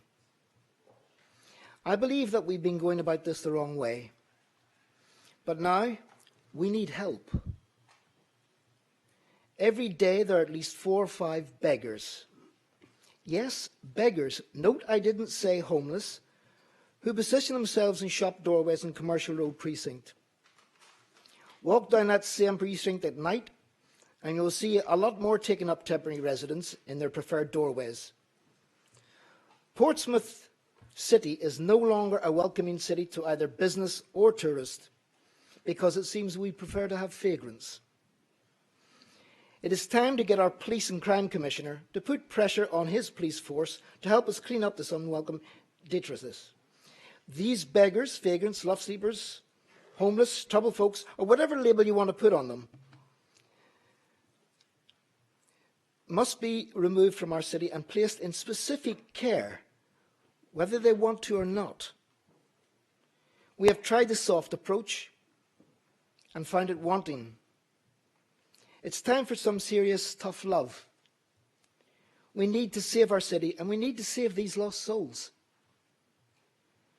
This chamber asks the Leader of the Council to write to the Police and Crime Commissioner to instruct the local police force to be more vigilant and to help the Council to remove the ever-increasing beggars and rough sleepers that are beginning to dominate the city.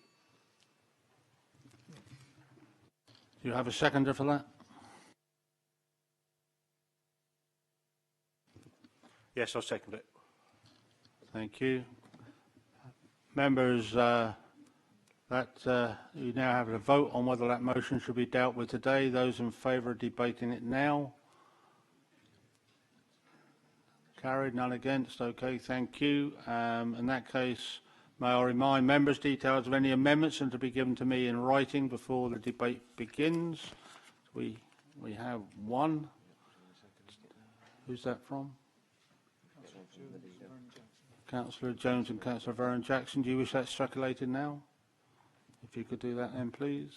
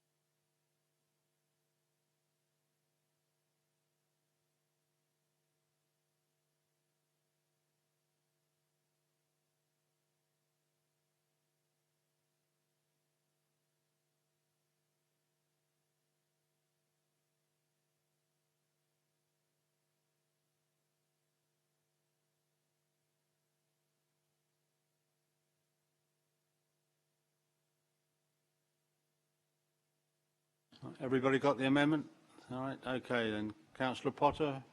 Sorry, Councillor Galloway. Do you wish to speak to the motion? You have 6 minutes. Thank you, my Lord Mayor. Lord Mayor, I've been walking around our city this morning.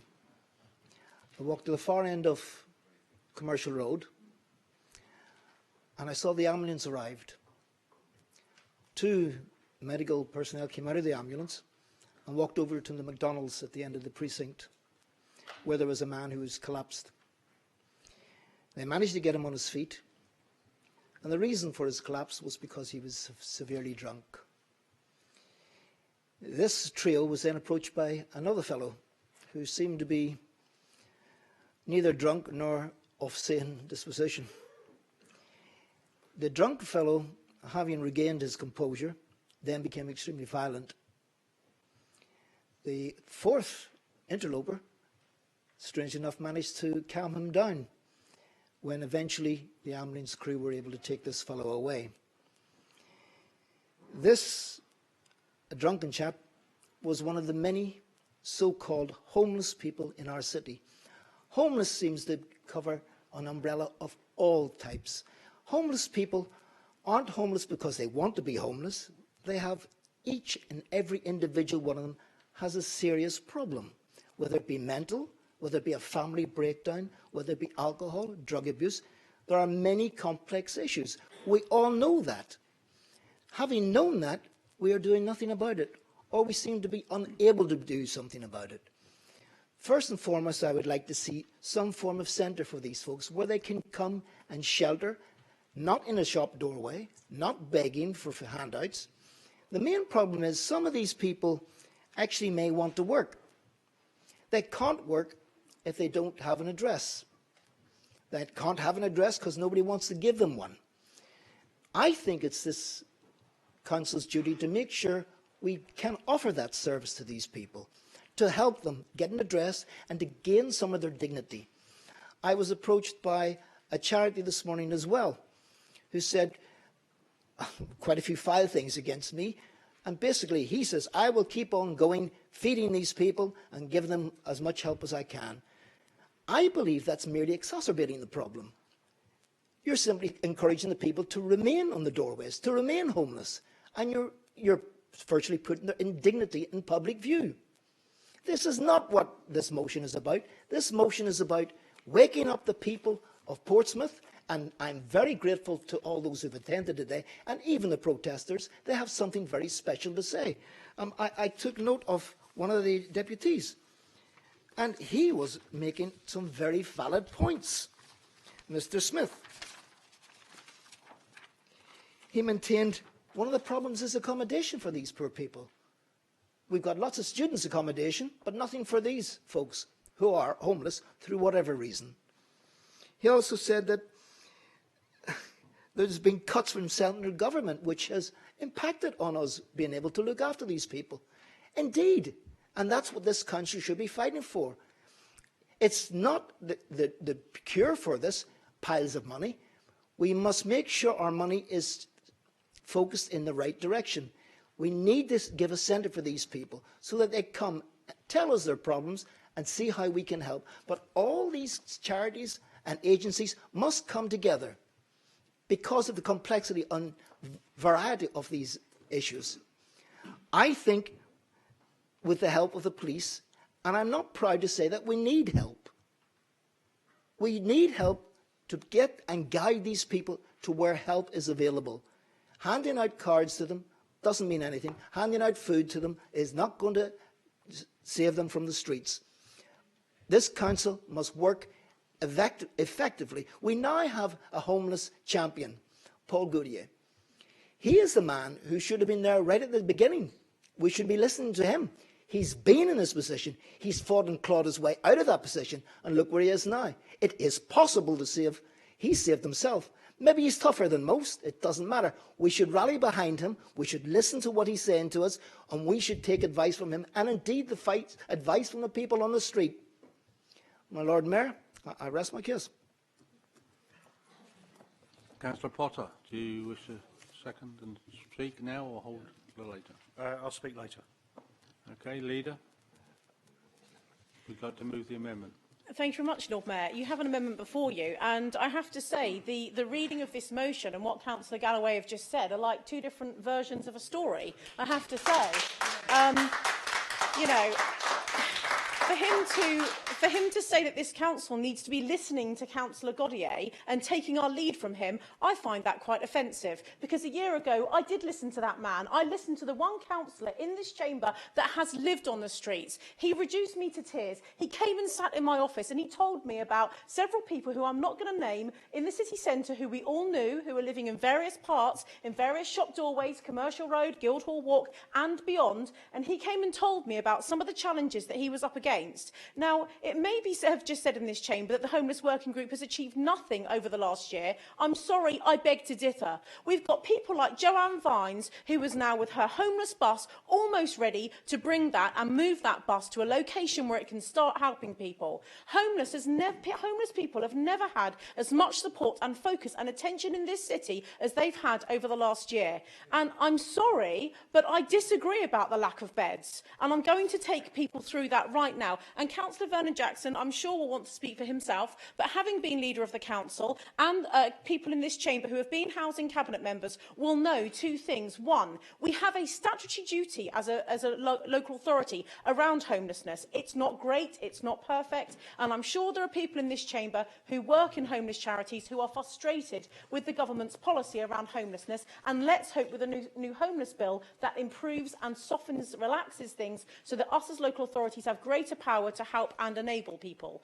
But we heard that there are around 200, just over 200 beds in the city, and there were over 300, just around 300 referrals last year. Now, I'm not disputing those facts. However, on average, people will spend between 4 and 5 months living in a supported accommodation whilst a permanent tenancy, a one-bedroom flat, for example, is found for them. Therefore, the number of beds available would be 400 because people do not go into that bed and stay in it for a solid 12-month duration. So it's people's lack of understanding. Now, people in this city who are living homeless, living on the streets every night, not knowing where they're going to go to the toilet, how they're going to clean their teeth, ever cleaning their teeth, not doing basic, simple human functions that you and I take for granted, Lord Mayor. Those people are people that we have genuinely tried to help. And this man has been an absolute star. Whether you like him, dislike him, I'm telling you now, I have learnt so much from Councillor Paul Goodyear. We come from very different backgrounds, but I have an enormous amount of respect for him. Also for Councillor Gemma New, who spent weeks and months walking the streets of Portsmouth with Councillor Goodyear, helping people every single day, really caring about them, bringing them into the civic offices, sitting with them when they went through a very uncomfortable and strange housing appointment, when they came in to work with their local authority for the first time ever. These guys sat with them, metaphorically held their hands. They were their friend to get them through that process. We do have beds available. The problem we have, and if all of our beds are taken up, we have a duty of care. We have bed and breakfast that we have a relationship with, a contractual relationship with to help people. The issue is twofold. Firstly, you must have a history of coming from the city of Portsmouth. If you come here from Bournemouth, from Brighton, from London, from Liverpool, wherever you've come from, unfortunately, we cannot afford to help every homeless person in the southeast of England or beyond. And so we must therefore direct them back, and where we can, we give them support to get back to the city or the town where they can claim their statutory right. Secondly, it's about getting people to engage. Why are there people, therefore, it's raining outside today in the winter when it's, -1, 2 degrees. Why do we still have people sleeping on the streets rather than going into a dry, warm bed? Well, I know that the night shelter that we opened, the winter shelter, had a limited number of beds, so I appreciate that we were not able to accommodate everybody there. But in these months where we are at the moment, it is because of a number of things that are blocking them engaging with us. And I'm sorry, I will repeat what was said in the paper. A lot of that is around mental health. It's around addiction. Sometimes it's around relationship breakdown, losing your secure accommodation, losing your employment. The list obviously isn't exhaustive, but those things are what lead to homeless. But there is no reason in this day and age why somebody who has lived and comes from this city should be homeless. If they come and engage with us, and they're prepared to go into a hostel tonight, tomorrow night and the night after, sober and not under the influence of drugs, and they're not going to be violent towards other people, we will help them. You have that commitment from me right now. This council is here and we will help them. If they are Portsmouth residents and they need our help, we'll help them not only to get into secure accommodation, but we will also help them to find work and to make sure that they have clean clothes. And if they get that property, when they get their secure tenancy, we'll also help them to get furniture as well. The council's role is to help everybody. But on the flip side of that, we must take into consideration the effect on businesses as well. And that's why myself and Councillor Robert New have been in contact with the police over the last couple of months in conjunction and supported by Councillor Paul Gaudier to work with the police to make sure that where people are feeling intimidated or there are issues, we are also addressing the Public Order Act that does come into force. And finally, Lord Mayor, I'm pleased to confirm that I've been working with the leader of Bournemouth Council and also with Southampton City Council to look at doing a piece of work across the whole of the South Coast to tackle homelessness, so that the three big councils, and we may even well speak to Chichester and Brighton beyond, to try and make sure that we have a unified policy so we are helping people and supporting them where we can. So I would like to say to all members of the City Council, please rest assured this is not about a lack of money or bed space. This is about trying to tackle the root causes of what makes people homeless in the first place, because prevention is surely better than cure. Thank you. Councillor Vernon Jackson. Thank you, my Lord Mayor. Members of the public who come here to see this debate might have been surprised to see there is an amendment down here. But I think it was our view that it was important for the Conservative councillors, the Lib Dem councillors, the Labour councillors and the Independent councillors to have on record our opposition to what Colin Galloway and the UKIP councillors have put forward. And by putting in an amendment like this, we have it on record that we do not support this. And the way in which it's being framed, I think, is really unhelpful, not just to Portsmouth, but to the people who are homeless in this city. I think it is really important to remember that people who are homeless in this city and around the rest of the country often don't want to be homeless. Saying to people that that's what people want is wrong. When I've been out to talk to people, lots of people have been very, very clear that what they want is somewhere to live that is warm and secure. The feedback I've had about how some of the shelters work in the city has not been great. And people have not wanted to go there because they do not feel safe there. And I think as a council, we have to do better. So I think one of the things we need to think about is the root cause of this problem. The root cause of this problem is that this council, along with councils around the rest of the country, has been forced by governments over many years to sell off our council housing, so there are fewer and fewer properties available to be able to give people for rent. this council has been forced to sell off over 16,000 council properties, and that's great for the people who bought them. But that means there are 16,000 fewer properties to be able to offer to people who need housing in this city. And inevitably, that's meant that there are people who are homeless. Now, it's not just a recent thing. Over the last couple of years, last 4 years, this council has sold off 342 properties, flats and houses, and we have built 50 in return. Now, actually, we've been doing better than some places. The figures from the Local Government Association say that to rebuild one council property, the government will force councils to sell off 9. Now, I hope that our MPs will join with us in condemning that, because that failure to reinvest in building decent accommodation for people over many years has meant that we have a real problem in this council, as many councils do, of being able to provide people somewhere decent to live. And I hope that the government changes its mind. It's doing exactly the opposite. It's now telling us as councils we have to sell even more council properties because they want to sell off housing association properties to make it even worse. And the government are doing 2 other things that make it even worse. Removal of housing benefit from people who are under 21 works for some people if you say, yes, you've got a spare room at home, but for many families with young people whose family relationships have broken down, saying to them, we will not give you housing benefit, you either have to live within a family relationship that's broken down or on the street, leaves people open to abuse. The change that says that housing benefit is not allowed to be paid direct to landlords by most tenants also means for people who can be chaotic in their lives that people are more often likely to lose their tenancies, and that one point of stability in their life, their home, is taken away from them. Now, these are simple things the government could change. But I think also there are things that we could do differently here in the City Council. I've been talking to people on the street over the last couple of weeks, and I think there are things that we could do. An expanded deposit guarantee scheme could mean that people who are sleeping on the streets now could access private rented accommodation in a way that's not possible at the moment. Yew Tree House was a good initiative, but could it have gone on longer, and could we look at doing it again? Many people who are homeless have told me that one of their big problems is, where do you store your stuff in the daytime? It's your home. It's your sleeping bag. It's your clothes. There are a few lockers available, but we could provide many more, maybe even by taking away a couple of car parking spaces in the underground car park in the civic offices, so people can store their home securely during the daytime hours. At Centrepoint, there is only one shower available for people, and people can only wash their clothes once a week.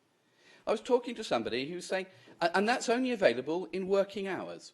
I was talking to somebody who said, how am I going to hold down a job if, when I'm working, it's the only time I'm able to access a shower? And also, we need to give more advice. And John, I hope he doesn't mind me saying, is a plumber. It is ludicrous that a plumber is out of work and homeless in this country. We desperately need this, and I hope that the Housing Service will be able to help John and others. But finally, my Lord Mayor, we need to be building more homes. We need to be building more homes for social rent. We need a long-term solution to this, so everybody can have somewhere to live. There was a phrase, after the last war, we build homes for heroes. I think every person in this country deserves a decent home, and we should be building more homes. I'd like to thank everybody who's been involved in homelessness support, particularly Helping Hands. It's nice to see people here, for all their work.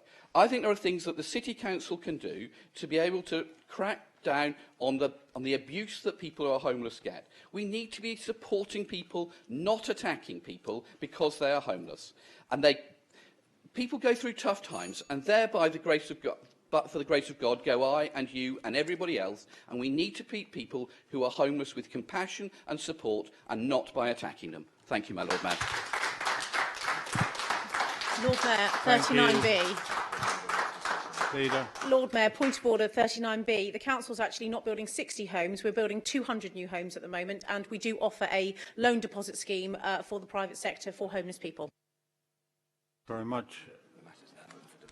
The matter is now open to debate. I have two speakers already. Councillor Chowdhury.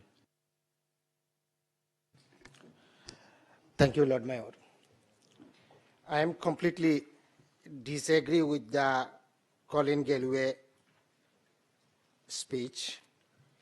We need to support the homeless seriously. The homeless people, whatever their background, whatever their circumstances, for the reason being support them, support the community, support the NHS, support the next generation. We don't want to see our next generation see like that situation in our society, in our city. We need to secure that position and we need to support them. That's all. Thank you.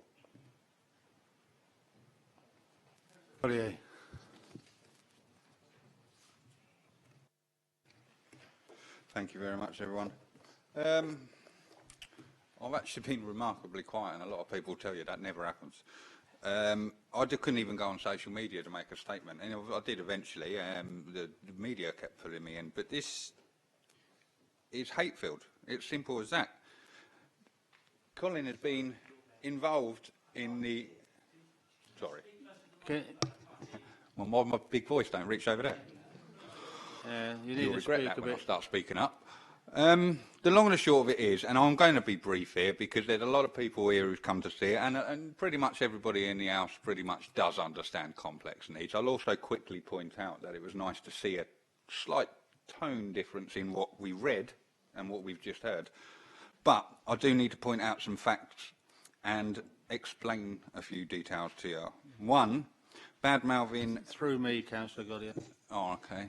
Bad-mouthing the council or trying to tell the public that nothing has happened in the homeless working group when you were actually part of signing off the scope that you should have read, the scope that after checking my emails was sent to you 6 times, and lucky for you I can't find my paperwork. But the long and the short of it is,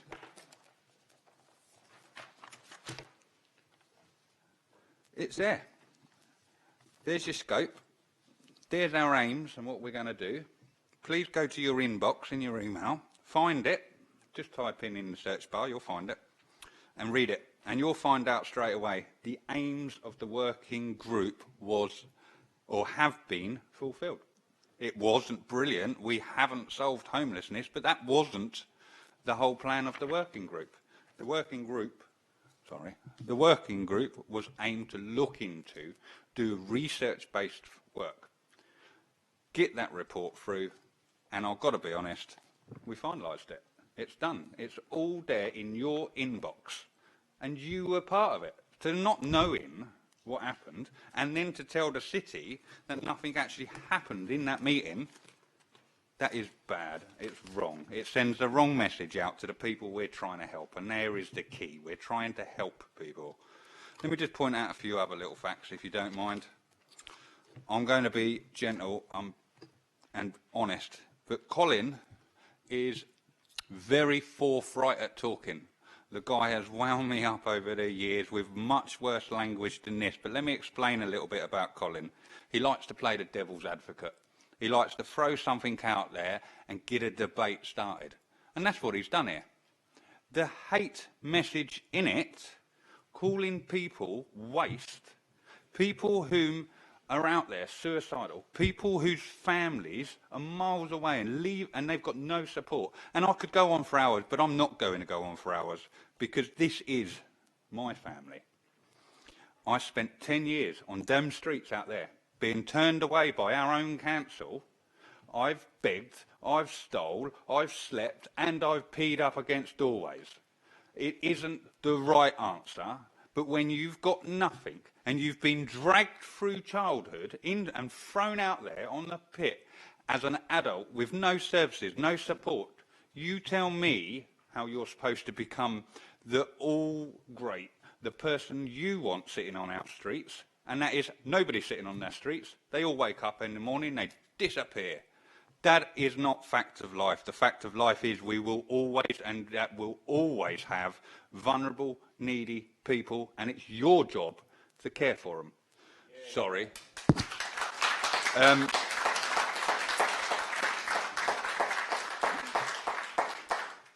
little bit of misconception about the homeless working group and all of the stuff that I throw about what I'm doing, because I've noticed a very similar pattern recently. A lot of people had expected the homeless working group to come up with solutions, and the final answer, it didn't. It come back with a lot of information that we've been able to work from, and we will continue to work from. But let me give you an idea. The homeless working group was in essence about 6 or 7 meetings throughout a year. We all attended them, we all signed off the paperwork, we all walked away from it, but very few of those involved actually come forward with some great recommendations like GVJ just done. I'd like to point out to GVJ, or Gerald, sorry, Councillor Jackson, on the storage, yeah, we've got some great plans there, thanks to Jenny Brent. On the working across borders, Donna's already covered that. I could go on and on and on. We find little things and we tick it off and we work it. So your recommendations I've just taken down as notes, and I will make sure they get ticked off as we go through it, because that is how we solve this problem. But I myself, I've been to music events raising awareness in this city by, believe it or not, Shaky Stephen's own son. You know, great event. They raise lots of money for someone. I sit on seminars run by Flick Drummond and our other councillor, Jenny Brent, quite regularly. I've attended outreach. There are 20 plus groups out there, and I've unfortunately not been able to go to all of them, and I will, God permitting. But you've got to get out with these outreach teams. You've got to walk around, and it'll only take you 10 minutes to sit down with them homeless, and they will tell you their story. As soon as Debenhams happened over the Christmas week, I was there. That day it happened. That's how you solve the problem. You don't go running with some motion to politicise something. I've been to Brighton, I've been to London, I've been to Fareham, Southampton, Chichester and haven't. That's what I'm doing. I'm running around every single day. I don't get a second job so I can feed my family, so I can concentrate on this. And your tarnishing of our work, your name-calling of the most vulnerable people in that society, in our society is unacceptable. My apologies, and I'm going to shut up right now. However, here is the time we all shut up, and we all just pull together, because that's what the city needs. One unit solving this, not lots of little fractions. My apologies to everyone for going over time, and trust me, I didn't read my speech, so you were quite lucky.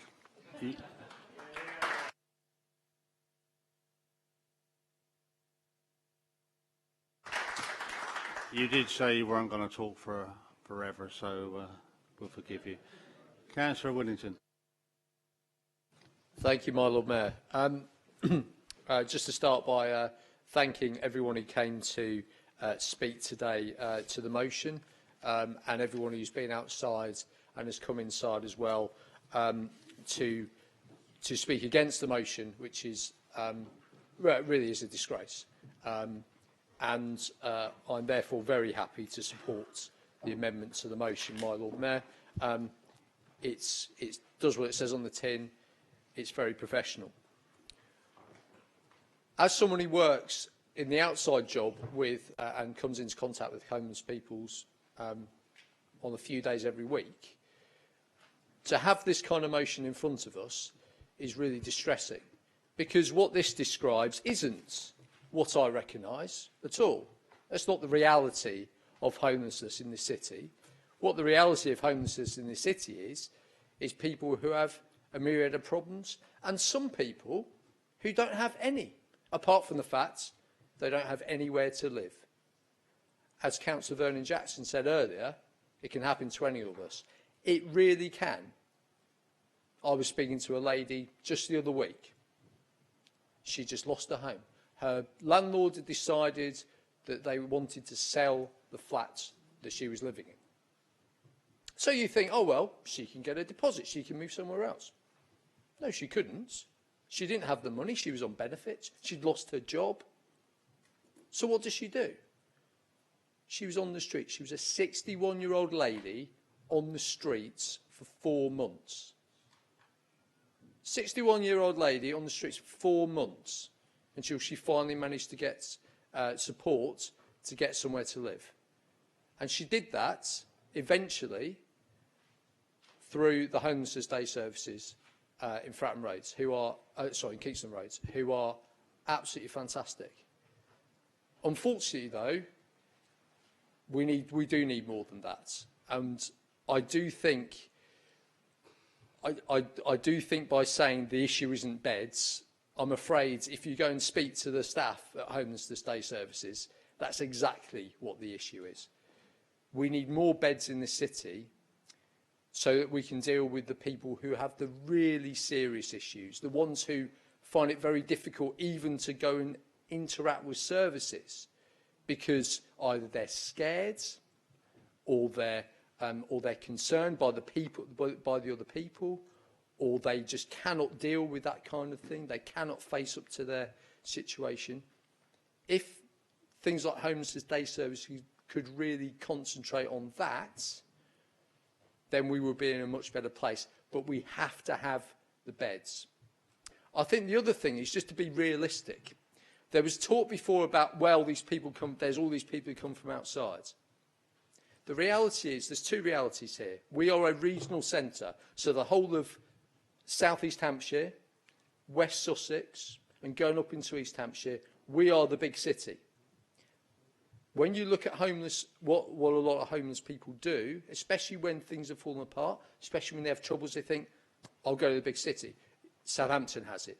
Brighton, of course, has had it for decades and had a lot of issues there in terms of they've had a massive homeless problem for a very long time. But every city, you find that. It doesn't help as well with the fact that some of our neighbouring councils have virtually no homeless provision at all. We can't directly control that, but we have to recognise that whether we like it or not, people are going to come to Portsmouth who are from Portsmouth. And just to say, oh, we'll just go back there. So what? So you've got someone who's in real need, especially with serious issues. Are you just going to tell them, oh, you're from Fareham, so you should just go back there, and they've got literally no provision? It's about compassion. So I think that's really our thing. We have to be realistic about what we are as a regional centre. We have to be realistic about what we really need, which is more beds, because then that means the support networks we do have are really going to make a difference. It's a really difficult thing when you come across a homeless person and you have to tell them, I'm sorry, there's nothing we can do. I hope the day comes very soon where if a street homeless person, or even someone who is in a chaotic situation and can't find secure accommodation and is sofa surfing, I hope the day will come soon where no person in that situation in this city goes to housing options and they're told, at the moment, there's nothing we can do for you. Goes to Homelessness Day Services and they say, I'm sorry, there's nothing we can do, because under criteria, you're low priority. No homeless person should be low priority, ladies and gentlemen, fellow councillors. That should be our way forward.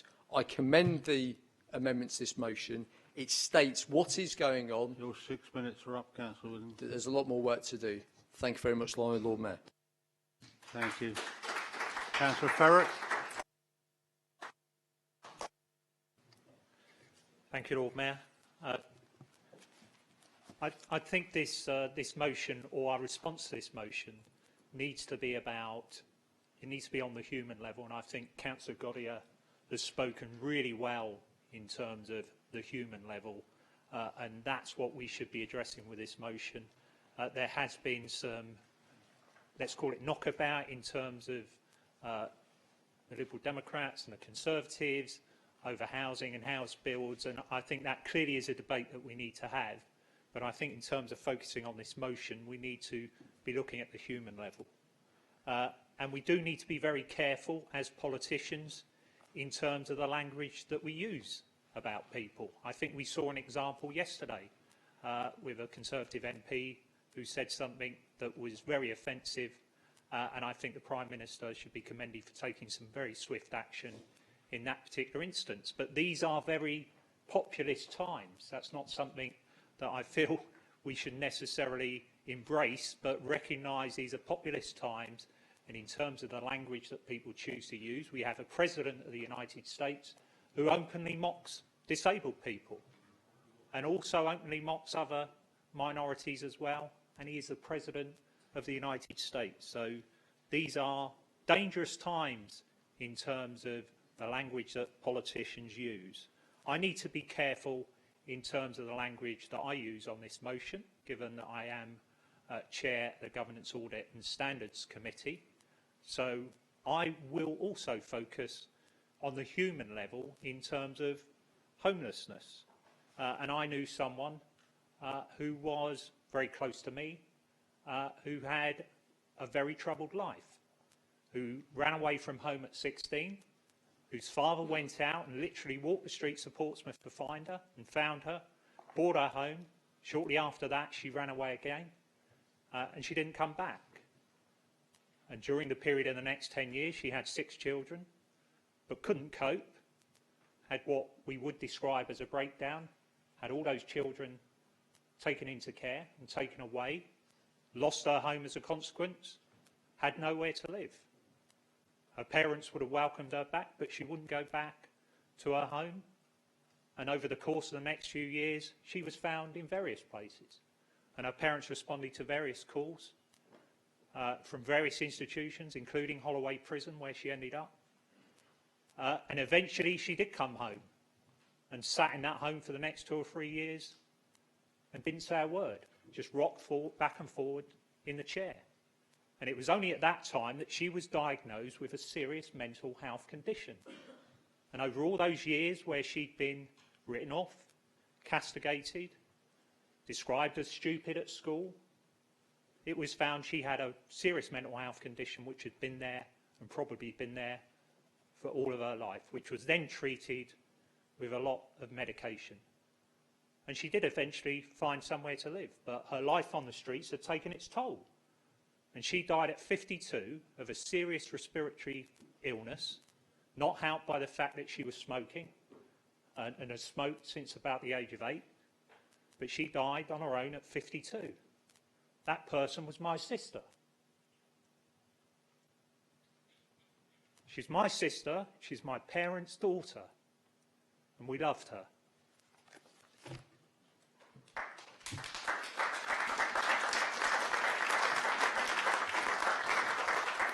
Thank you, Councillor Ferret. Very moving. Councillor Hunt.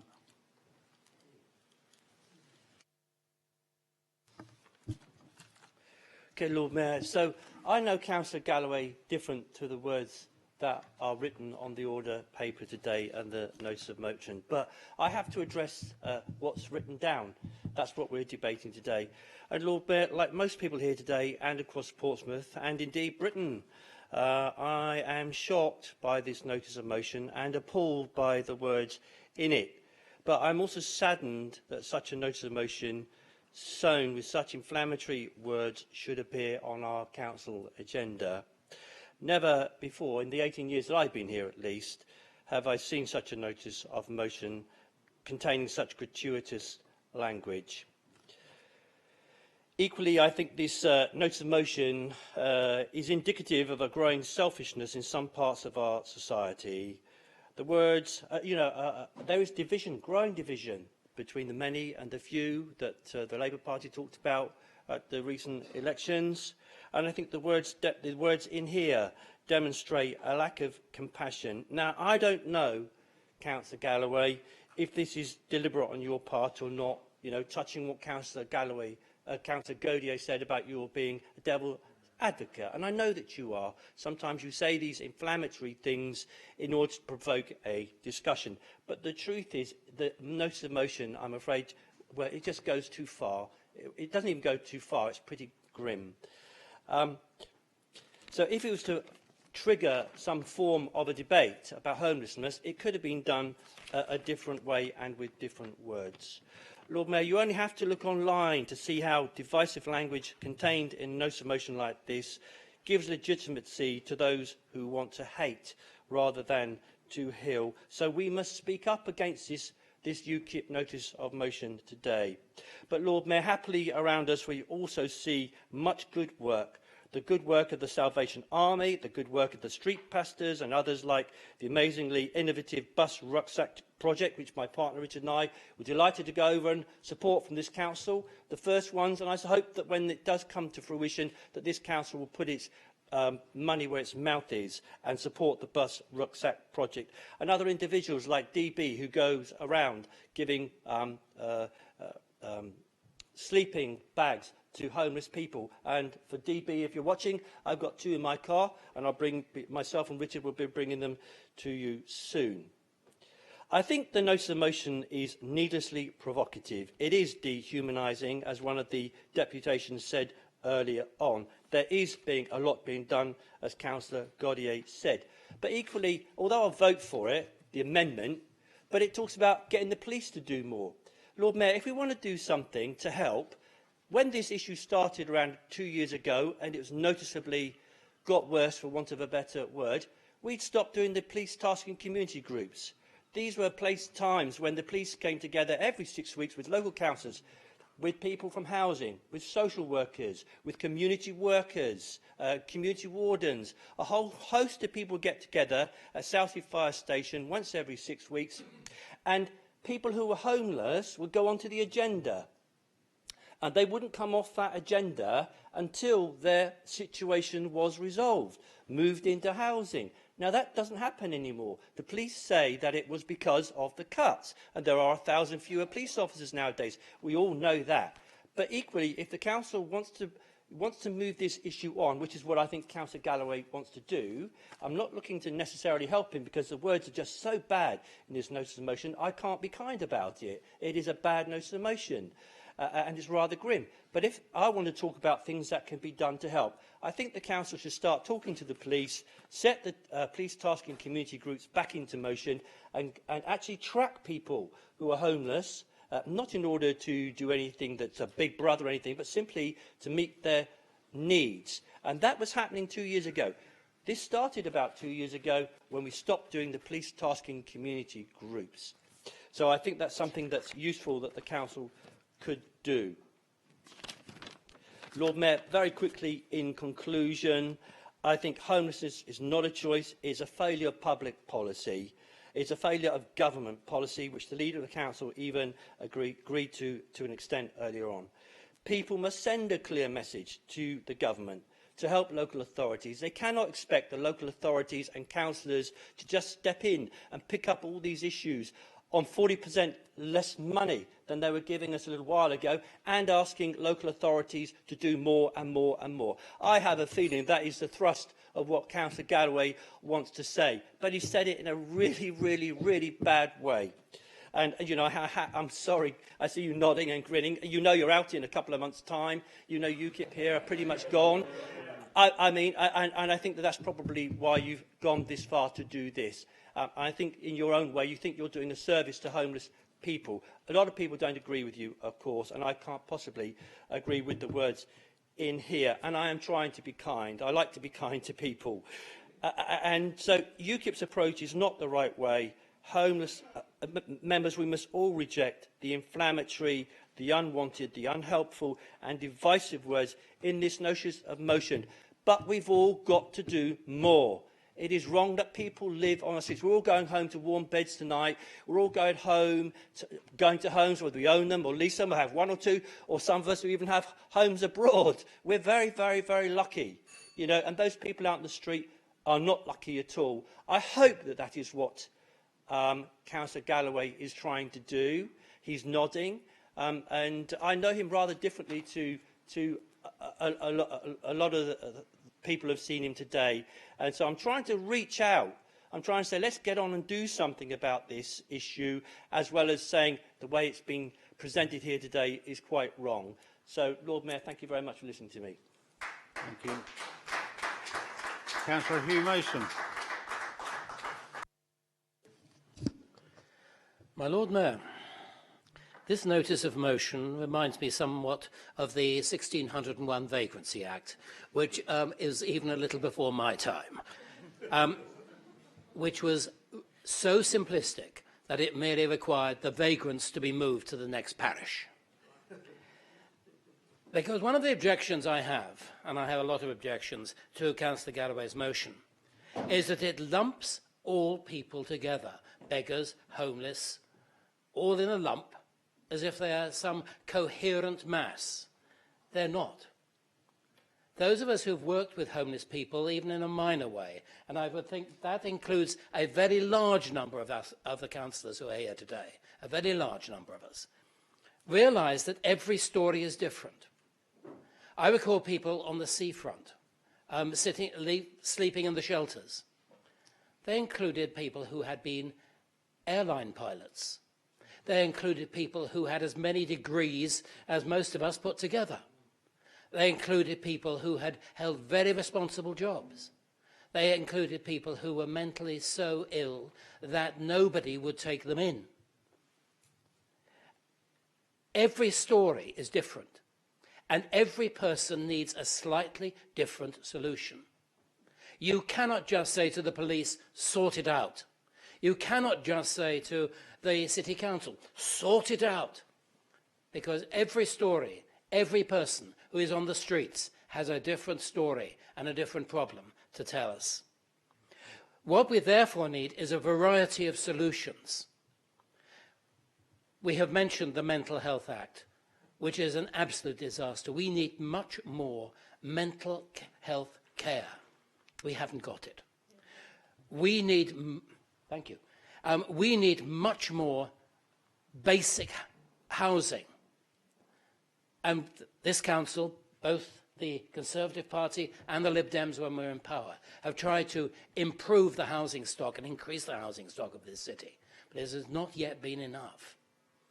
But we also need some form of accommodation, safe accommodation, for people who are homeless, so that they're not frightened, as many of them are, to seek help. Many of them are frightened to go into the shelters which are available because they feel so vulnerable. These are people who have to be helped in different ways. And there are two things, I think, which this council really needs to do, which can ameliorate and help the situation. One is we have a role as coordinator. There's a tremendous amount of help out there from the voluntary organisations, from the churches, from other some of them commercial organisations, which can assist people who are homeless. We need to coordinate. The second thing is we need to use every means at our disposal to increase the amount of accommodation which is available for people who have nothing, absolutely nothing. We're not talking about big council houses, we're talking about very basic accommodation, and I think we need to work at that. It is only if we realise the complexity of the problem we will not fall into the trap that the 1601 Vagrants Act did, which was a total disaster. So I support the amendment, and I trust it will be acceptable to the whole council. Thank you. Councillor Horton.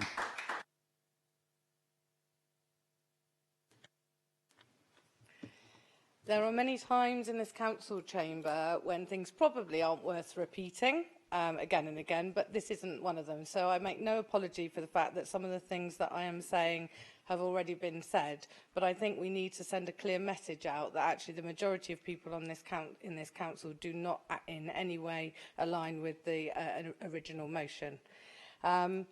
The description of the homeless in the original motion, as we've heard, is scandalous. Whatever the justification for the fact that it was done in some kind of tough love, it does not in any way mitigate against disrespectful and insulting manner that the motion came across. And as Councillor Ferret said, we have a responsibility, particularly as councillors, to think about the language we use, what we say about people who are actually, we've elected to represent, and how that might be interpreted. I just want to mention something quickly about the homelessness committee that Councillor Galloway mentions, because I was actually on that group, and it wasn't actually a committee, it was a cross-party working group. And in actual fact, to say that nothing happened is very disrespectful for all the hard work that actually went into it. I've said this in the Chamber before, and I will say it again. I've mentioned the fact that Councillor Gemma New and Councillor Paul Gaudier dedicated most of last year in building up relationships with officers and being out on the streets, talking to the homeless people and helping to direct them to the most appropriate services.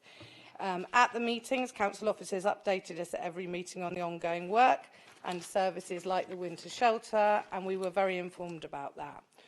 Do I wish we'd achieved more? Of course. And do I think that the group even scratched the surface of the challenges? Probably not. Otherwise, we wouldn't still be standing here with the issues that are still there.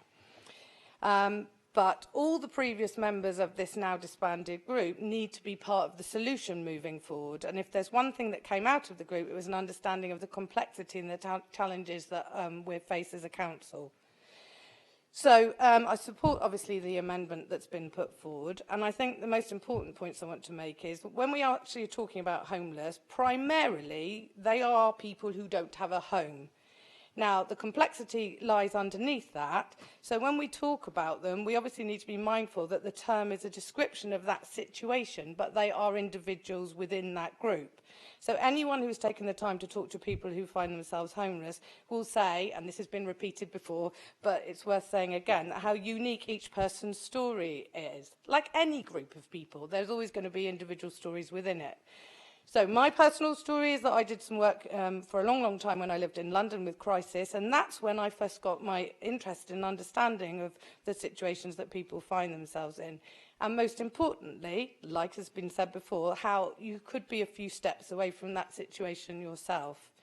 I met loads of people, again, these examples have been given, who were in the forces, who maybe a significant other had died, family unit broken down, job and security has suddenly been taken away. And yes, of course, then there are additional things about the impact of drink and drugs for some people, but it is not for all. And what struck me was that in the conversations I had with people, with the intelligence, the compassion, and the potential for each one of those people to pick themselves up and move forward with their life. Just a little quick example, I was in Birmingham Central Library the other day. I got into the lift with somebody who I thought was taking a load of books downstairs, and it turned out to be a guy who was homeless, who said to me that he actually keeps his stuff in these really nice Curver boxes because he doesn't want to be associated with the negative stereotype of homelessness. He goes into the library every day, as do a lot of other people, and I would never have made that assumption if he hadn't actually engaged with me in the conversation. So what can we do to help? I'm not going to go into all the myriad of examples that have been offered, but I agree that sitting around in meetings and committees and offices is not enough on its own. The first thing we need to do is consider what's working and what additional action can be taken. And I guess that's where the perception of what type of person you think a homeless person is comes in, because if you do consider them to be vermin, detritus, etc., then your response, not surprisingly, may be quite simple and pragmatic, like removing them. But if, like most of the people here, you can thankfully consider them to be a unique, worthy individual, you might have to look for more nuanced and slightly more complicated solutions, and it might even take longer term. This maybe is what Councillor Galloway meant by a soft approach, but I don't think it's in our gift to say that that soft approach never works. Someone once said to me that their journey into homelessness was a long one, and the journey out of it may have to be gradual too, as his reality was that, and bizarrely, he didn't want a rapid change out of it. However, he did want a safe place to sleep. It strikes me that the relationships are key in giving people opportunities to help themselves and deal with the emotional issues that they have to change their behaviours and their normality to become something more sustainable. But it's a well-known fact that people are more resourceful when they have basic physiological needs met. So access to food, shelter, showers will lead to a level of security on which the other issues can be faced. We need to listen and work alongside both the homeless and the network of charities who are already helping in so many ways, and direct council resources to complement the good that's already out there. Loads of ideas have already been aired. I haven't got the time to go into all of them, but I suppose my parting comments would be it is complex, but things can be done. There are lots of good initiatives already out there, but clearly not enough, and we all need to work together with the homeless and councillors cross-party to move forward with some of the good work that's already been started.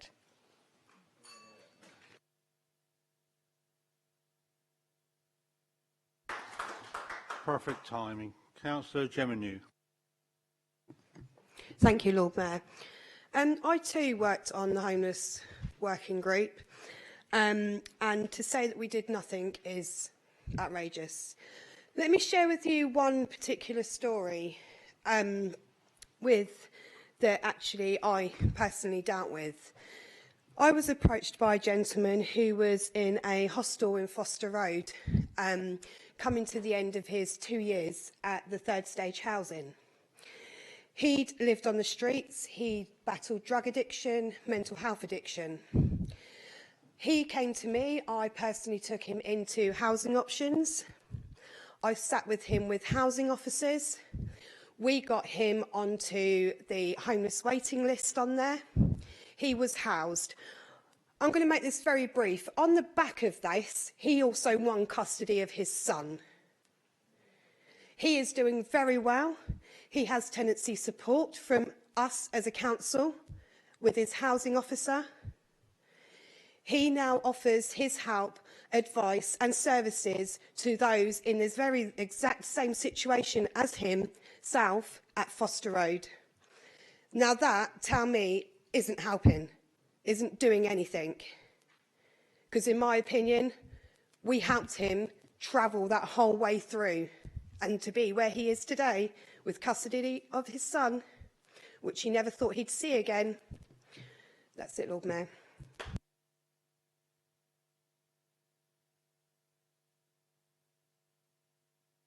Thank you. Councillor Sanders. Thank you, my Lord Mayor, and thank you to Councillor New and to various other councillors for speaking today. I know it's in UKIP's DNA to, as it sees it, say unsayable truths, rail against political correctness, and call everyone who says otherwise the purveyors of fake news. As a result, it will no doubt see this motion as a badge of honour, and it will no doubt see the amendment as the political establishment ganging up on it again. That would be wrong. That's not to say the situation is perfect. Homelessness is an increasing issue in our city, and that's why many people welcomed Councillor Gaudier's idea of a cross-party working group to look at the issue. I've not been able to comment on the work of the working group because I didn't sit on it, but I think those people who have said how much it has contributed in scratching the surface of the issue. But that's also why many people applauded the idea of a bed shelter in my ward last winter.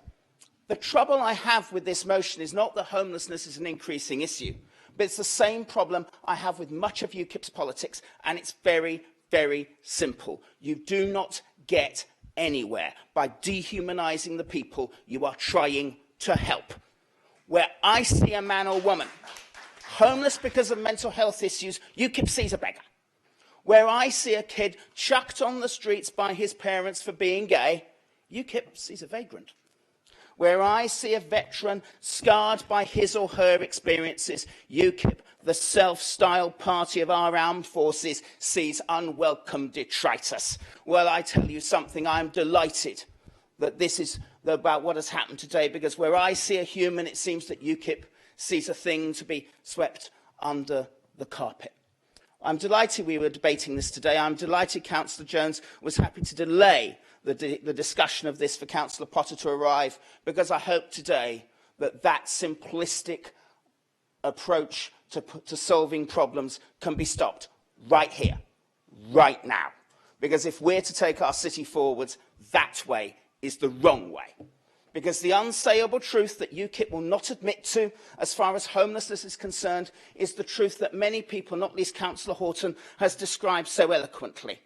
You can't put homeless people into one category. Everyone has to be handled differently, with a different solution.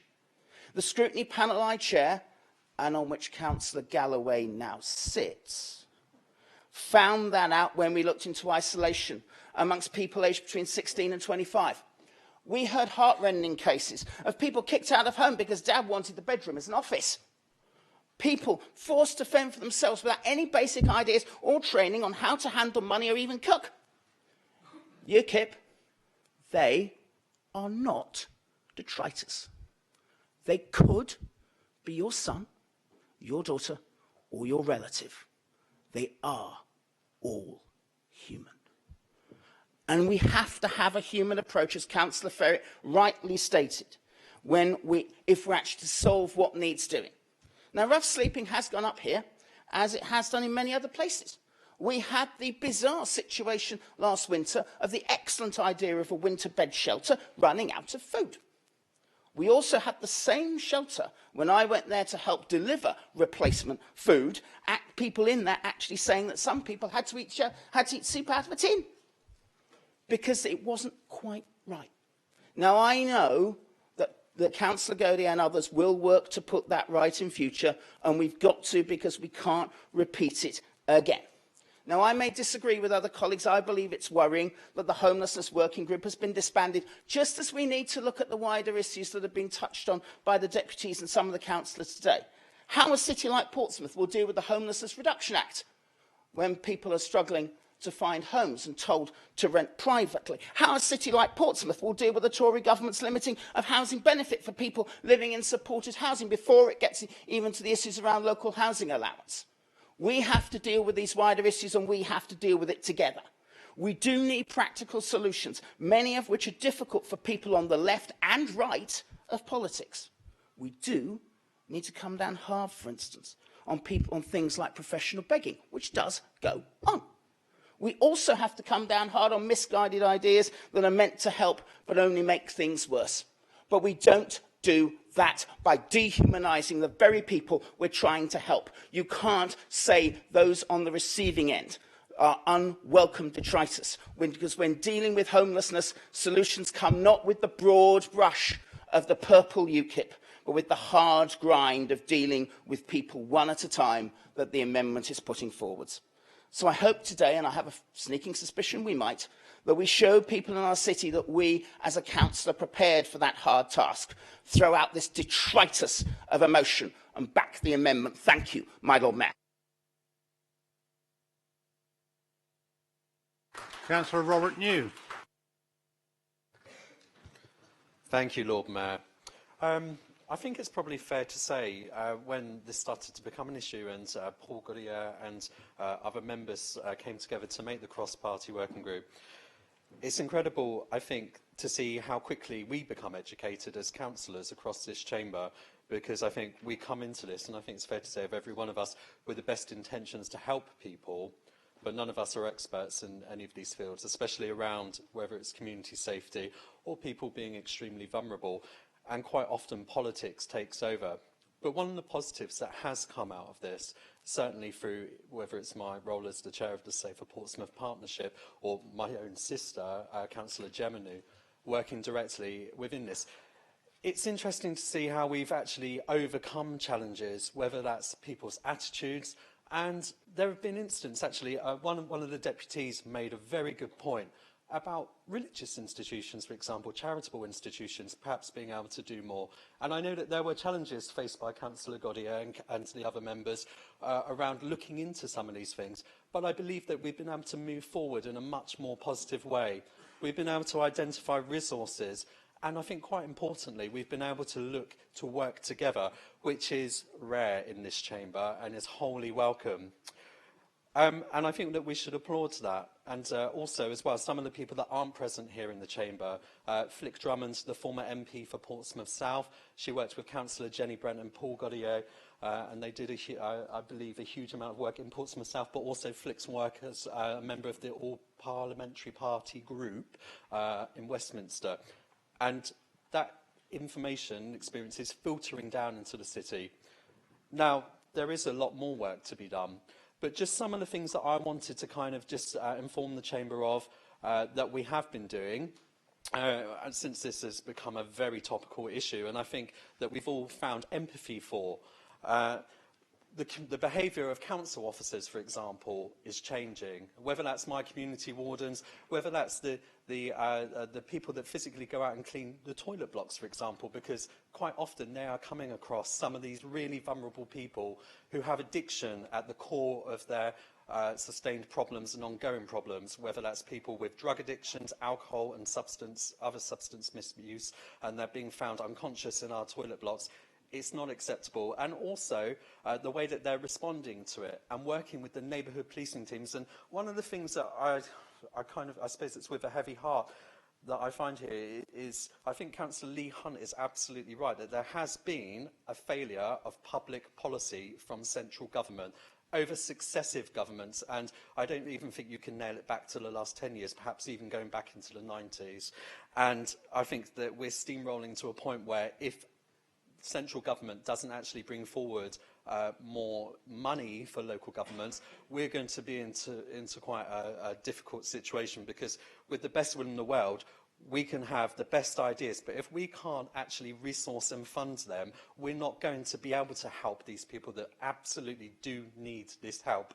And as other councillors have said, there is no silver bullet for these issues. And it's heartbreaking, and it's difficult when you get close to them and you learn about the addiction problems, and even the fact that it's easy to say so-and-so is addicted to a certain drug, but they might be in denial around their addiction.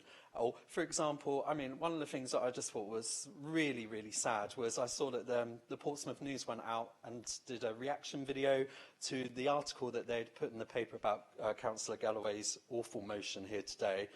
And, of course, there was empathy and there was sympathy from members of the public. And the first person that they found who was homeless or was in a doorway in Commercial Road, the first thing he said was, I have a flat, but I've got drug and alcohol addiction problems. And it was almost like, and then that was it. And then they cut the piece. And it was like, oh, that's not quite popular enough. That's not in line with attacking this awful motion that's here. And it was almost like there is this awful, awful sort of ignorance around the real seriousness of these problems, which I don't know how you can force people to believe in it, but one thing I will say is it's been really heartening, despite it's quite difficult to listen to hear that most of the people, certainly from this side forward, are really on board with this. And there is no silver bullet, but we will absolutely do our best to do what we can to help these people. And I think it's absolutely right that we should call on government via the Police and Crime Commissioner, as I have done as well at our community safety meetings. And also, just one other thing that I would add on to this is that I think we need to be careful about how much we attack the operational side of the police, and we need to bear in mind that there are also politicians at a very senior level in the police. And I talk specifically of the previous Police and Crime Commissioner, who, when he got into a spat between the city and himself, saw fit to remove all of the police funding from the Safer Portsmouth Partnership, and it's never been replaced. And so, you know, I think we just need to be mindful, because the operational officers on the street, they do a good job, but sometimes perhaps we do need to look to their political masters. Thank you. Councillor Tom Wood. Thank you, Lord Mayor. That a motion that is this offensive to citizens of our city has even been proposed is an embarrassment. No human beings should be described as unwelcome detritus. No human beings should be described as something that needs to be cleaned up. No human beings should be removed from our city for the crime of not having anywhere to live. That Councillor Galloway has chosen to use his position of power and of responsibility to belittle and abuse the most vulnerable in our society shows him to be a disgrace.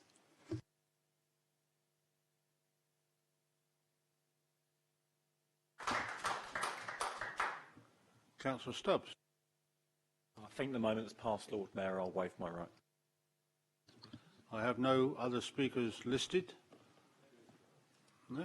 Okay, it's down to Councillor Galloway as the proposer to sum up, and then a vote will be taken on the motion. Thank you, Lord Mayor. And thank you for all the comments. Yes, indeed, it was an interesting motion designed to get everybody engaging in this problem. And engaging, you certainly did. Councillor Winnington, yes, you recognise the fact we need more beds. Absolutely. Councillor Hunt, police tasking to be renewed. Brilliant idea. Councillor Hugh Mason, emphasise again, everyone is different. Yes, and that problem should be tackled as well. Overall, you're saying things that we all know. You're saying things that have to be done. I would like to think this is a commitment from this council that these things shall be done, and it shall be done quickly and methodically. The fact that we've got so many different agencies coming together is also a good thing. Hopefully they can work even closer together. Came across a little saying that we had up in our office. In order to succeed, and hopefully we will all succeed in solving this problem, coming together is a beginning. Keeping together is progress. Working together will be that success. I sincerely hope this motion has woken everybody up to the problem, and I sincerely hope you will back the motion. Thank you, my Lord Mayor. Right, members, we move to the vote on this motion, dealing first with the amendment. All those in favour of the motion as amended, please show. Sure. Lord Mayor, first of all, dealing on the amendment put forward by Councillor Jones and seconded by Councillor Vernon Jackson. So that's what the vote is on at this stage. That's what I thought. Okay. Okay, all those in favour?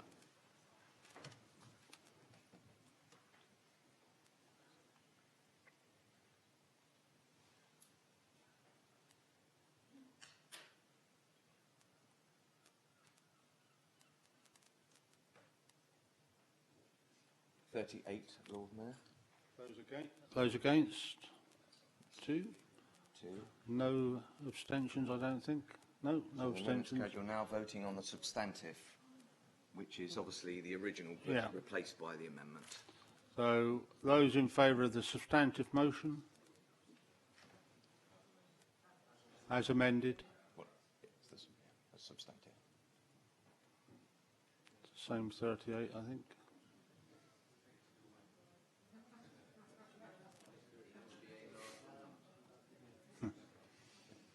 As you said, Lord Mayor, 38. Those against? None. Abstentions? 2. Thank you. So that's right, members, whilst you've had the opportunity to wander in out for a coffee and a comfort break, I haven't, so I'm going to take a 15-minute break.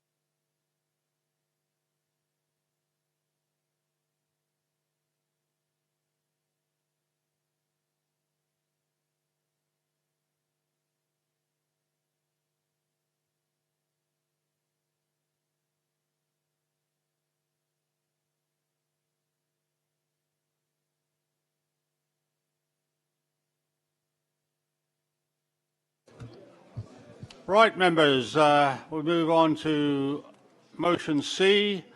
Is the Land Rover BAR motion to be proposed by Councillor Denny, seconded by Councillor Hastings? Yes? Members, the mover of the motion now has up to 3 minutes on the question only as to whether the motion should be debated today or stand referred to another council body for consideration. Councillor Denny. Thank you, Lord Mayor. I hope this is going to be a lot less contentious than the previous notice of motion. It won't take us too long because I'm sure you're, well, I hope, the vast majority of you will support both the intent and the words of what I have here. Thank you.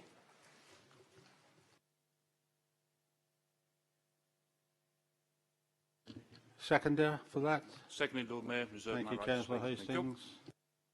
Right, the council will now vote on whether the motion should be dealt with today. Those in favour of debating it now? That's a majority. In that case, I'll remind members details of any amendments are to be given to me in writing before the debate begins. I now call upon the proposer, Councillor Denny, to present and speak to your motion. Thank you, Lord Mayor. Now, the main reason I wanted to bring this to everybody's notice was because I think amid the hoo-ha about our, I won't call it failure, about the non-success of the senior BAR team in the America's Cup this year, I think it might have not passed notice that the junior academy team from BAR actually won the Red Bull Cup. And it was, for those of you who didn't see it, it was a very close competition. They had a bit of luck in that the Germans and the Swedes collided against each other towards the end, which then allowed the British team to sneak round and get a higher place than they might have done otherwise in the final race. But then you need luck in sport as well. So I think congratulations are definitely due to the younger people. They were aged 19 to 25, and a large number of that junior team did come from around this area, including the only woman who was involved in the America's Cup. I think she's 19, I think she's 19 or 20, and she was from Curdridge, which of course is not very far away over the border from where we are. I also thought it was worthwhile bringing this motion to the council just to emphasise how important leisure sailing is to this area. Although we've had debates and other things about naval shipbuilding and other very much more heavier industry involved with the sea and boats and so on, which I'm not decrying in any way, I think we should emphasise how important the boating leisure industry is in the whole of the Solent, both in terms of drawing tourists, but more so in terms of the maintenance facilities, repairs, the marinas we have around here, all of which provide very good employment for many, many people in this area. And it's something on which our previous skills in shipbuilding have gradually dispersed into the area and provide a lot of work, as well as, of course, the great enjoyment from the sport of sailing. Part of what BAR do is that they have a charity side which encourages our teenagers to go and learn how to sail, to be safe on the water, and as well as to enjoy the physical part of the sport. Not all of them, of course, or even very many, are going to get to the standards of our Olympic sailors like Sir Ben, but as long as they can get some kind of physical activity, some kind of enjoyment from this wonderful sea that surrounds us, I think that's very much worthwhile. The other part that BAR do is related to STEM, science, technology, engineering and maths, which are so much the important subjects we want to encourage. Very frequently, they host school parties down at their headquarters, showing children how the very advanced technology of those hydrofoil boats has been developed both there and through BAE Systems, which works with the BAR, and how these can be really interesting, useful careers with the offshoots from them. That's really all I need to say, I think, because I think most people here, even if you're landlubbers, do appreciate the fact that we're the only island city, and therefore we need to make the most of our sailing and water sports opportunities here. It would be very good if we could have some more regattas, some more big sailing competitions. We know we have the infrastructure to support these kind of events, and we very much look forward to not just the America's Cup, but anybody else who wants to come along and hold similar events here. Thank you. Thank you very much. I'm not aware of any amendments, so the matter is open for debate. No? Agreed. Okay. Councillor Denny, you have a second bite to sum up if you wish, or Councillor Hastings? Councillor Hastings. Thank you, Lord Mayor. Sorry, I thought there were going to be lots of people speaking on the matter, but I obviously want to get to the bar. The BAR. What I would like to say, as a frequent user of the Solent these days, I very much all the time, probably more than half of your group, but that's another matter. What I would like to say is, from the Solent, the viewpoint of Portsmouth, the city, the natural arena of South Sea Common, looks fantastic. So I can see why Sir Ben Ainslie and BAR chose Portsmouth, but I can also see why Portsmouth would choose Sir Ben, because when Sir Ben talks on the TV or radio or whatever, wherever he is in the world, he is now known as the Portsmouth-based Sir Ben Ainslie and BAR. Now that can only be good for this city, for tourism, etc., and I think that's fantastic. In fact, there was actually a programme I was watching recently about Bermuda, and it was just a documentary about Bermuda, and it just so happened that the America's Cup was playing out at the time, so they decided to have a chat to Sir Ben Ainslie, of course. And of course he was introduced as the Portsmouth-based Sir Ben Ainslie, and he also, in his conversation, he got round to environmental issues, etc., and talking about plastics in the ocean and so on. So it became a sort of a bigger and different theme to it started.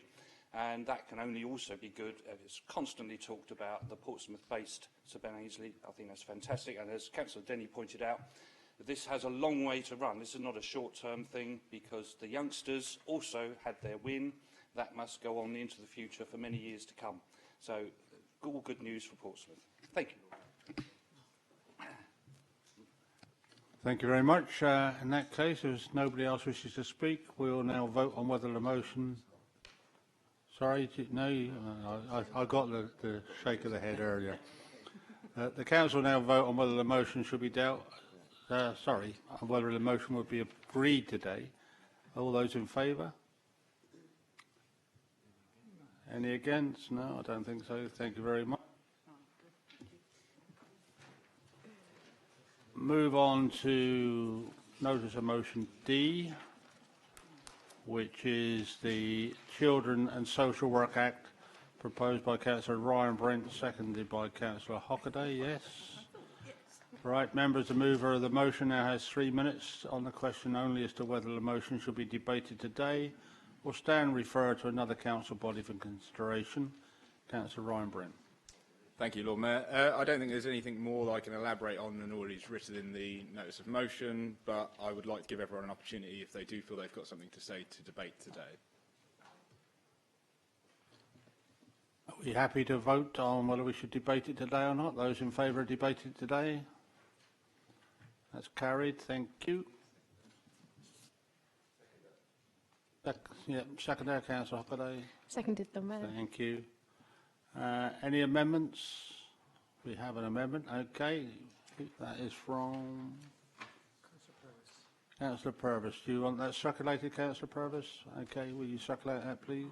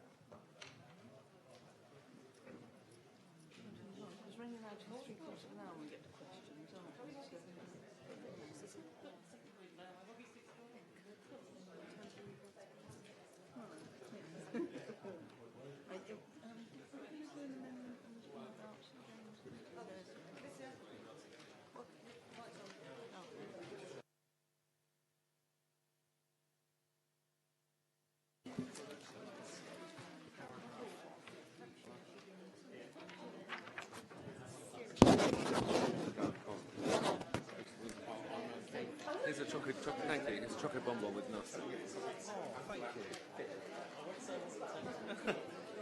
I'll just spit it out. Just spit it out. I will eat it.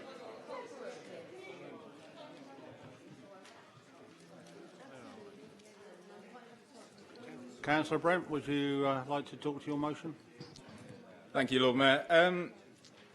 I've read the amendment, and just before I go anywhere, I'd say I'm happy to subsume the amendment into the original motion.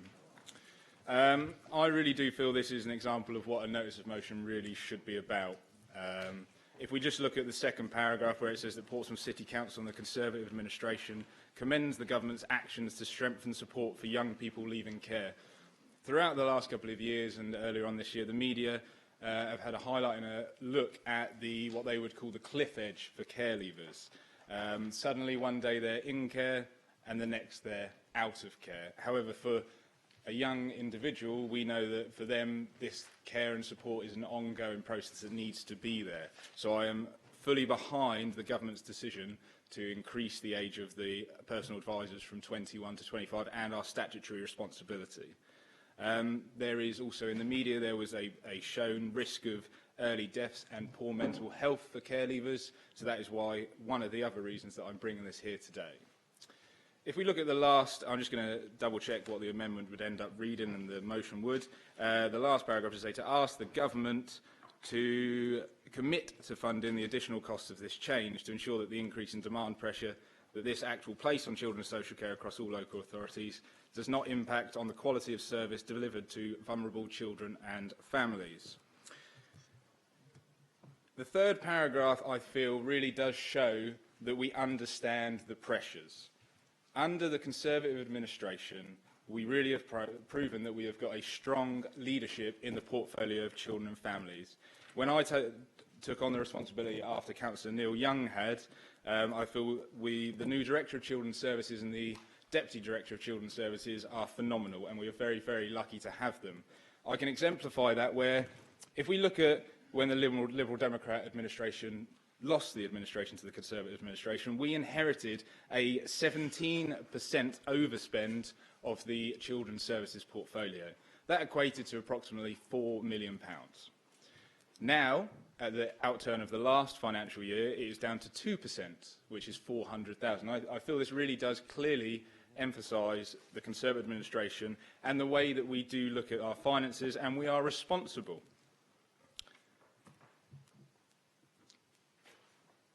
If we look back, and I think the Liberal Democrats could say the Conservatives just cut and cut and cut.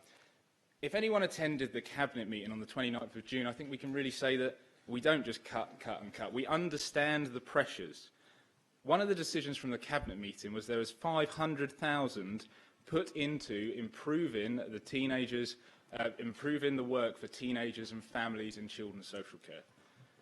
We've realised the pressure is on avoiding external residentials because they are high-cost placements. We have increased frontline services to ensure that we've got more social workers and that we've got a reduced caseload. So our caseloads would be going down to 15 full-time equivalent for a social worker. This is unprecedented. And again, in the previous administration, that was never, ever even a sight or aspiration. All good and outstanding authorities in the UK have a caseload of 15, a social worker has a caseload of 15 young people. We've also increased the management. So again, coming back to this notice of motion, we have split a team up to make sure we've got oversight and a manager for a separate care leaver team. I think that we do look, and we've got innovation in our statutory and non-statutory responsibilities and authority. A couple of examples of these would be things where we've had a care leaver takeover day. And I know that our CEO has had one, our Director of Children's Services has had one, our Deputy Director of Children's Social Care has had one, and also I will be having a care leaver shadow me for the day. We take this really seriously. We realise that these vulnerable individuals, I do not label them, but the vulnerable individuals who are real people want and they desire to have more and more opportunities. In addition to this, there is something that is so integral and something that we are leading in innovation as an authority. We're the only authority in England that is going to create a care leavers charity. We are co-producing this with care leavers, and we are empowering them to make all of the processes of what they see fit. What do they actually want? And the last point that I will say is that everyone this morning, every full went to all full councils, so every councillor in this room will have received one. And this was something that there was, again, in the previous Liberal Democrat administration, there was no sight of. We are all corporate parents. I wish all of us to be as wise as possible. To imagine every young person in Portsmouth is one of our own children. That is how I see it. That is why I've been given the responsibility that I have. But all of you will now receive every month a councillor's scorecard which will give you the broken down information that you need for all of our looked after children.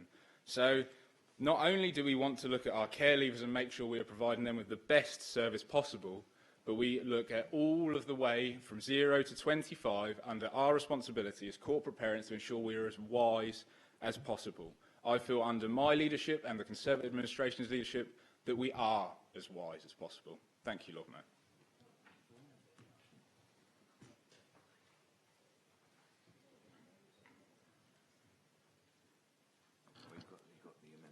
Yeah. Councillor Purvis, you want to speak to your amendment? Yeah, I'll keep it very short, don't worry. Probably going for the award for the shortest amendment ever. Firstly, I support most of what's in the actual notice of motion. I just wanted to briefly comment on the extension of support for care leavers up to the age of 25.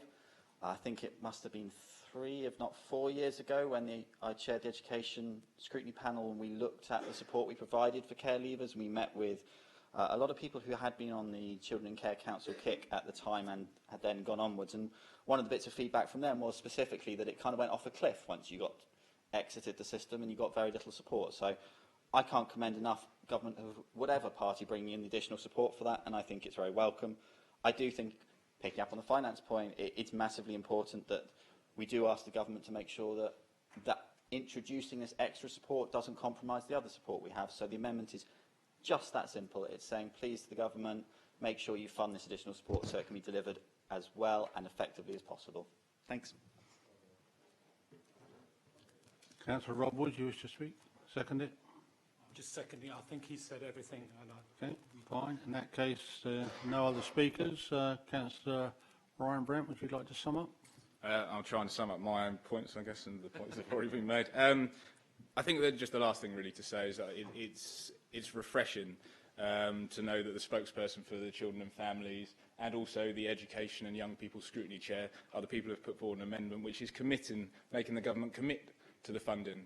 This is really, really important, and we all understand how important it is in the sense of that these vulnerable children and families are what we have responsibility for, and I'm not prepared to let any additional responsibilities that aren't being funded get in the way of that. Thank you. Thank you. In that case, members, we'll move to the vote. As the substantive as amended, all those in favour? Any against? Any abstentions? In that case, that's carried. Thank you.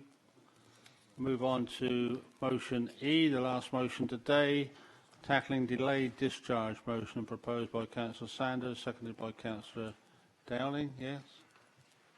Right. Members, the mover of the motion now has 3 minutes on the question only as to whether the motion should be debated today or stand referred to another council body for consideration. Councillor Sanders. Thank you, my Lord Mayor. Councillor Dowling and I are asking that this be debated today because, should it be passed, it will give everyone concerned a chance to spend the summer building on the work that's already been done by officers in adult social care, the NHS and Councillor Stagg, whose idea this is. I'm also led to believe, and I'm literally speaking behind his back, for which I apologise, that Councillor Morgan wishes to raise this matter in his maiden Commons speech. So clearly he sees tackling delayed discharge as a priority, and it would be good to have something concrete to help him in that. Now, I realise the administration, I said I was speaking literally behind his back. Now I realise the administration and its allies have a habit of shunting uncomfortable matters off elsewhere, although I have a sneaking suspicion that might not happen today. Well, delayed discharge has been the subject of a scrutiny review. I should know, when I took over chairing the Housing and Adult Social Care Scrutiny Panel, I inherited it. Sending it back there again only for it to come back here after we've done so seems to me to coin some phrases, weak and wobbly, when we could be strong and stable. It's also something that affects this council. After all, many of the people affected end up either in places we run, or we as a council adapt to suit their needs. Anything that can make our task less stressful is surely welcome. Finally, we read that Portsmouth Hospital's NHS Trust wishes to cut the number of affected patients to 110 from 237 by this September, so over the summer. If we put this decision off until after then, we will not be in a position to help them achieve this welcome target. On that basis, my Lord Mayor, I ask that this is debated today. Thank you. Okay, members, those in favour of debating it today? That's carried.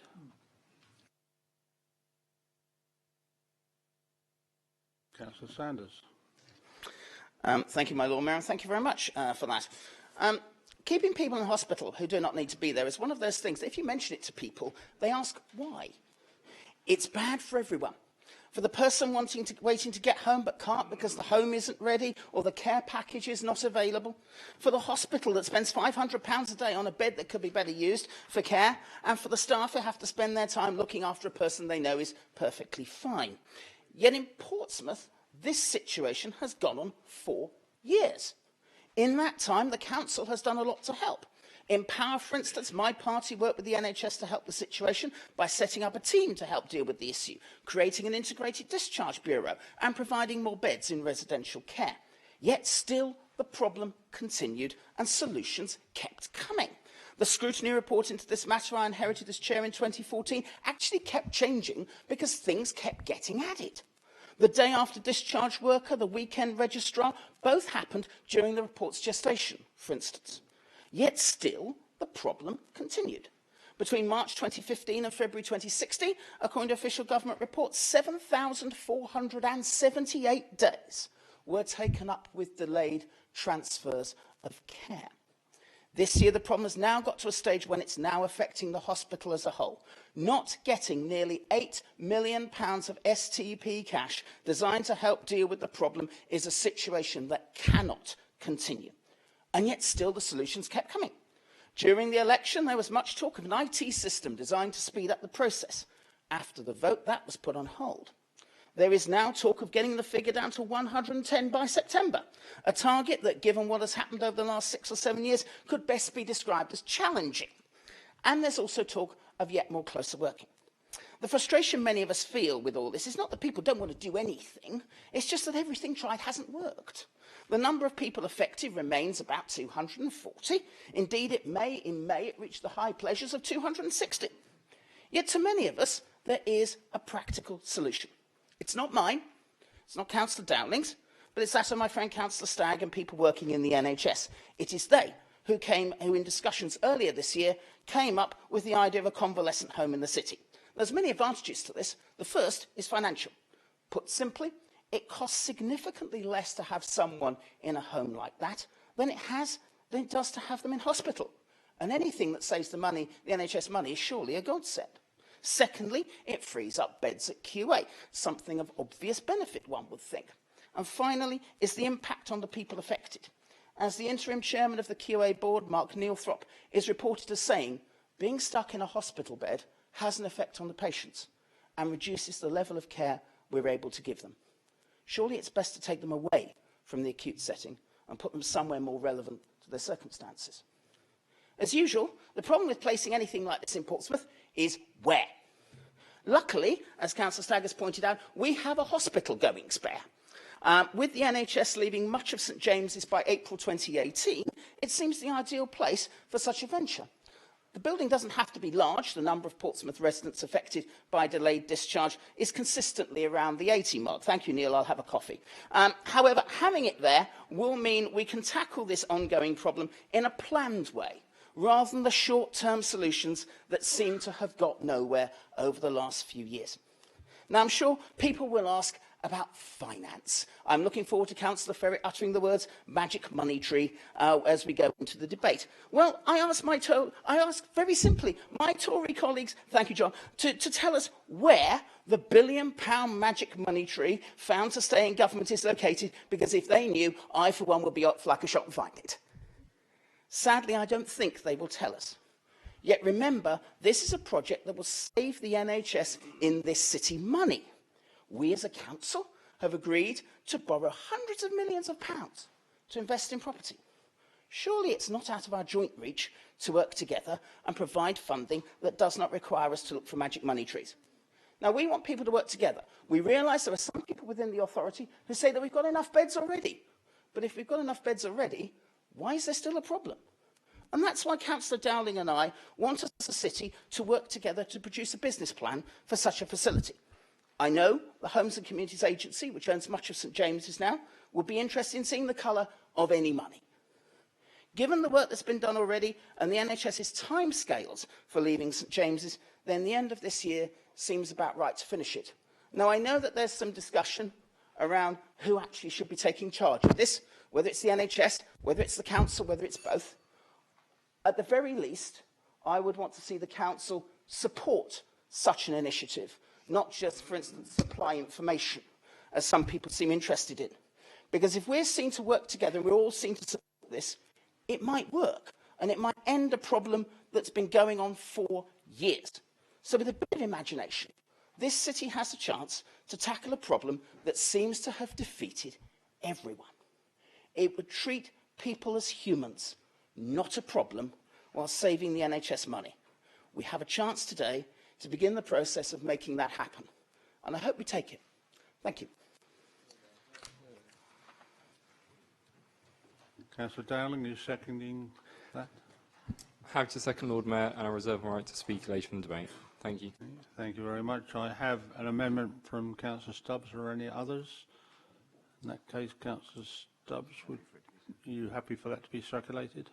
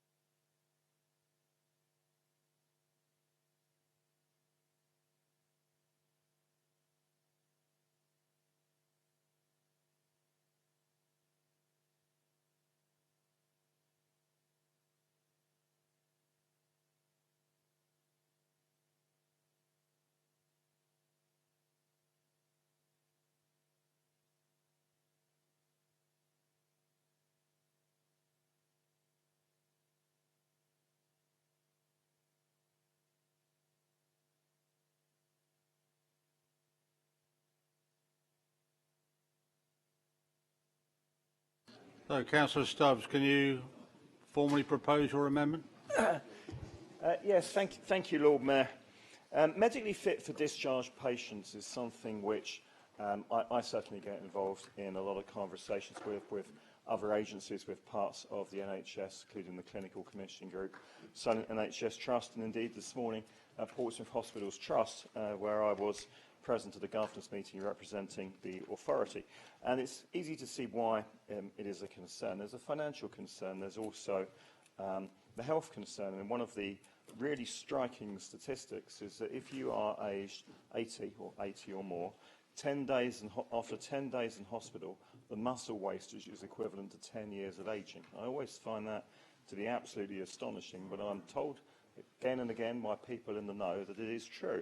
So it is important to the NHS and really to all local authorities to try to get people home.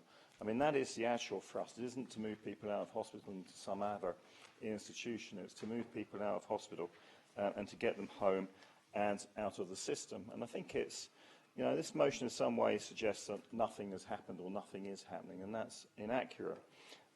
One of the things that came out this morning was since 2013, most discharges take place in the afternoon, and since 2013, they now happen on average 2 hours earlier, which might not sound like a big deal, but it amounts to freeing up 20 beds in the hospital just from doing that.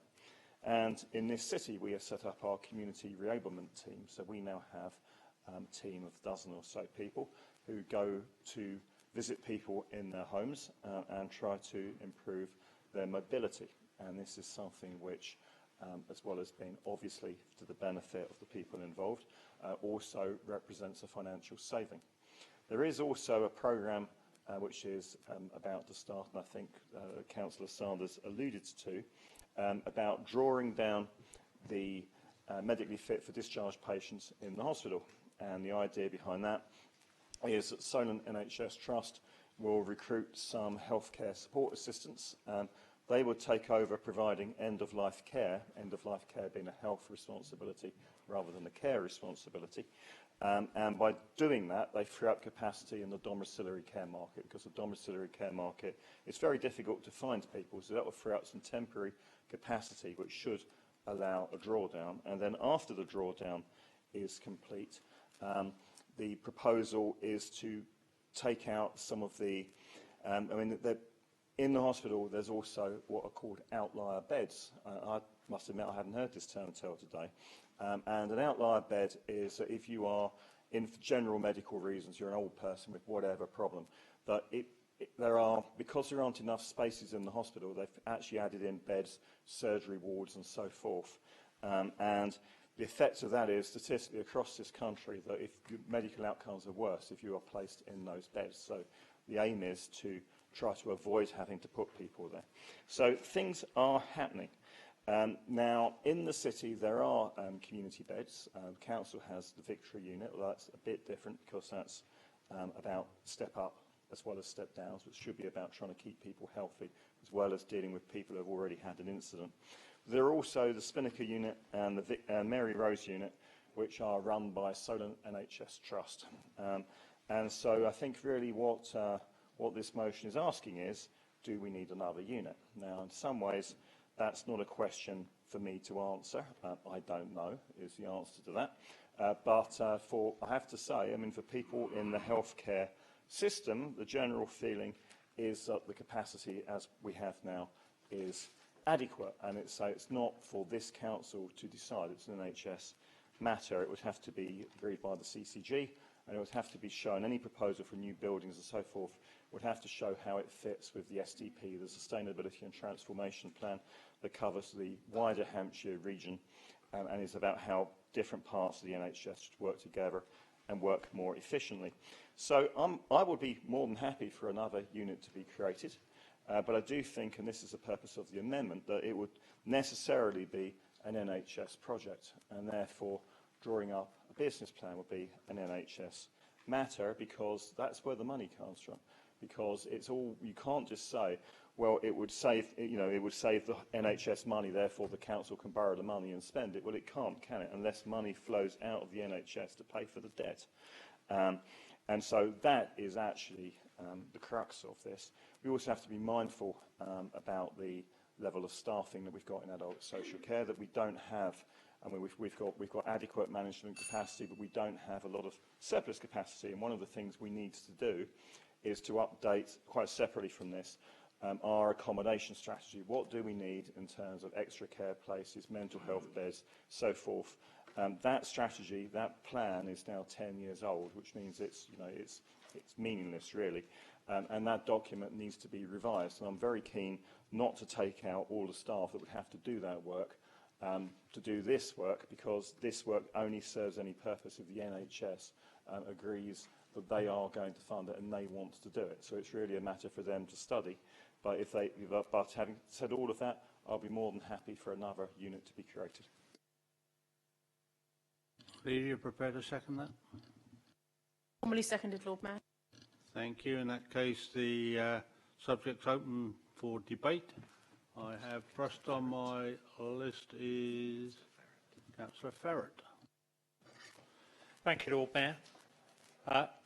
There must be something in the water. I'm going to say that I'm broadly in agreement with this Liberal Democrat motion that's come forward. I think the amendment that we've had tempers any concerns I might have about it being populist and predicated on the magic money tree that Darren spoke about. But hopefully, given the reference to the business plan, we're going to look at funding and how this is going to be provided.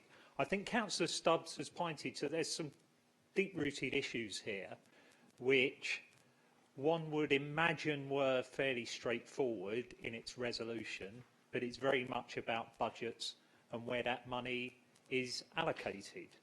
When I chaired HOSP, I think we were around 150 people in beds that should otherwise be in care or being cared for by local authorities. Clearly that has grown considerably when this talks about 240.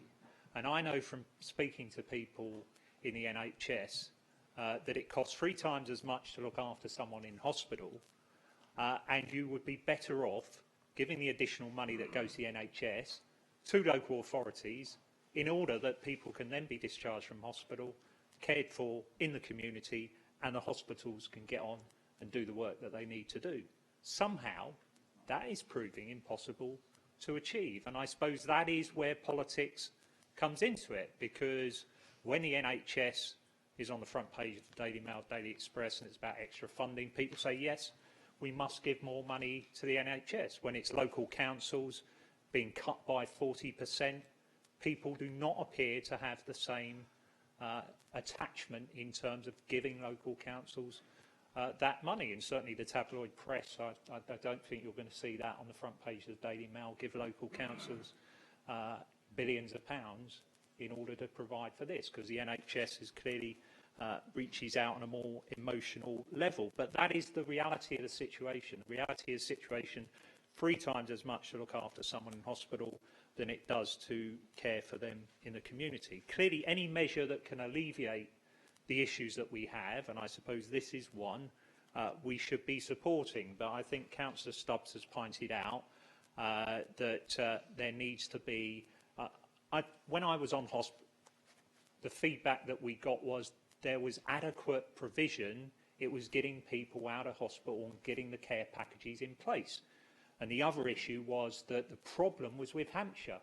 And as this alludes to, 1/3 of people in QA there from Portsmouth, the other 2/3 presumably from elsewhere in Hampshire. And Hampshire seems to have far bigger problems than we do in terms of putting those care packages in place for people, getting them out of hospital and getting them into the community. So that has to be addressed, and clearly that's something that the administration need to address with Hampshire, and it's clearly something that the MPs need to deal with as well, because that part of the jigsaw has also got to be put in place.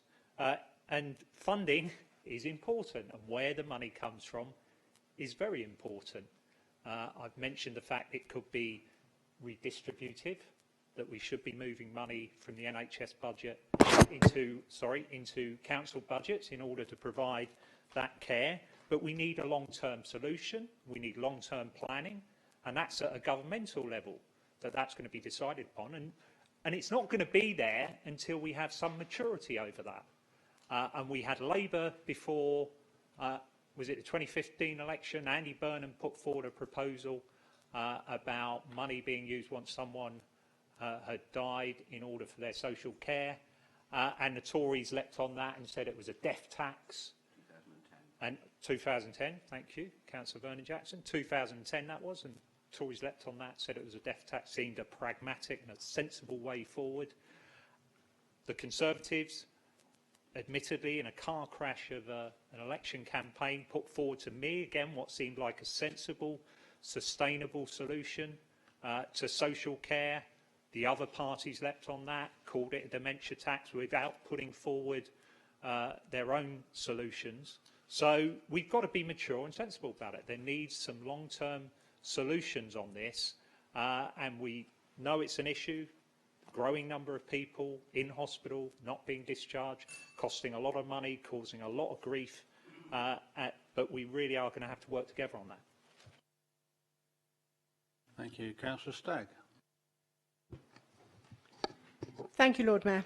I'm a member of HOSP, and every so often, about every 2 or 3 months, we have informal meetings with Peter Mellor, who's the Director of Corporate Affairs at Queen Alexandra Hospital.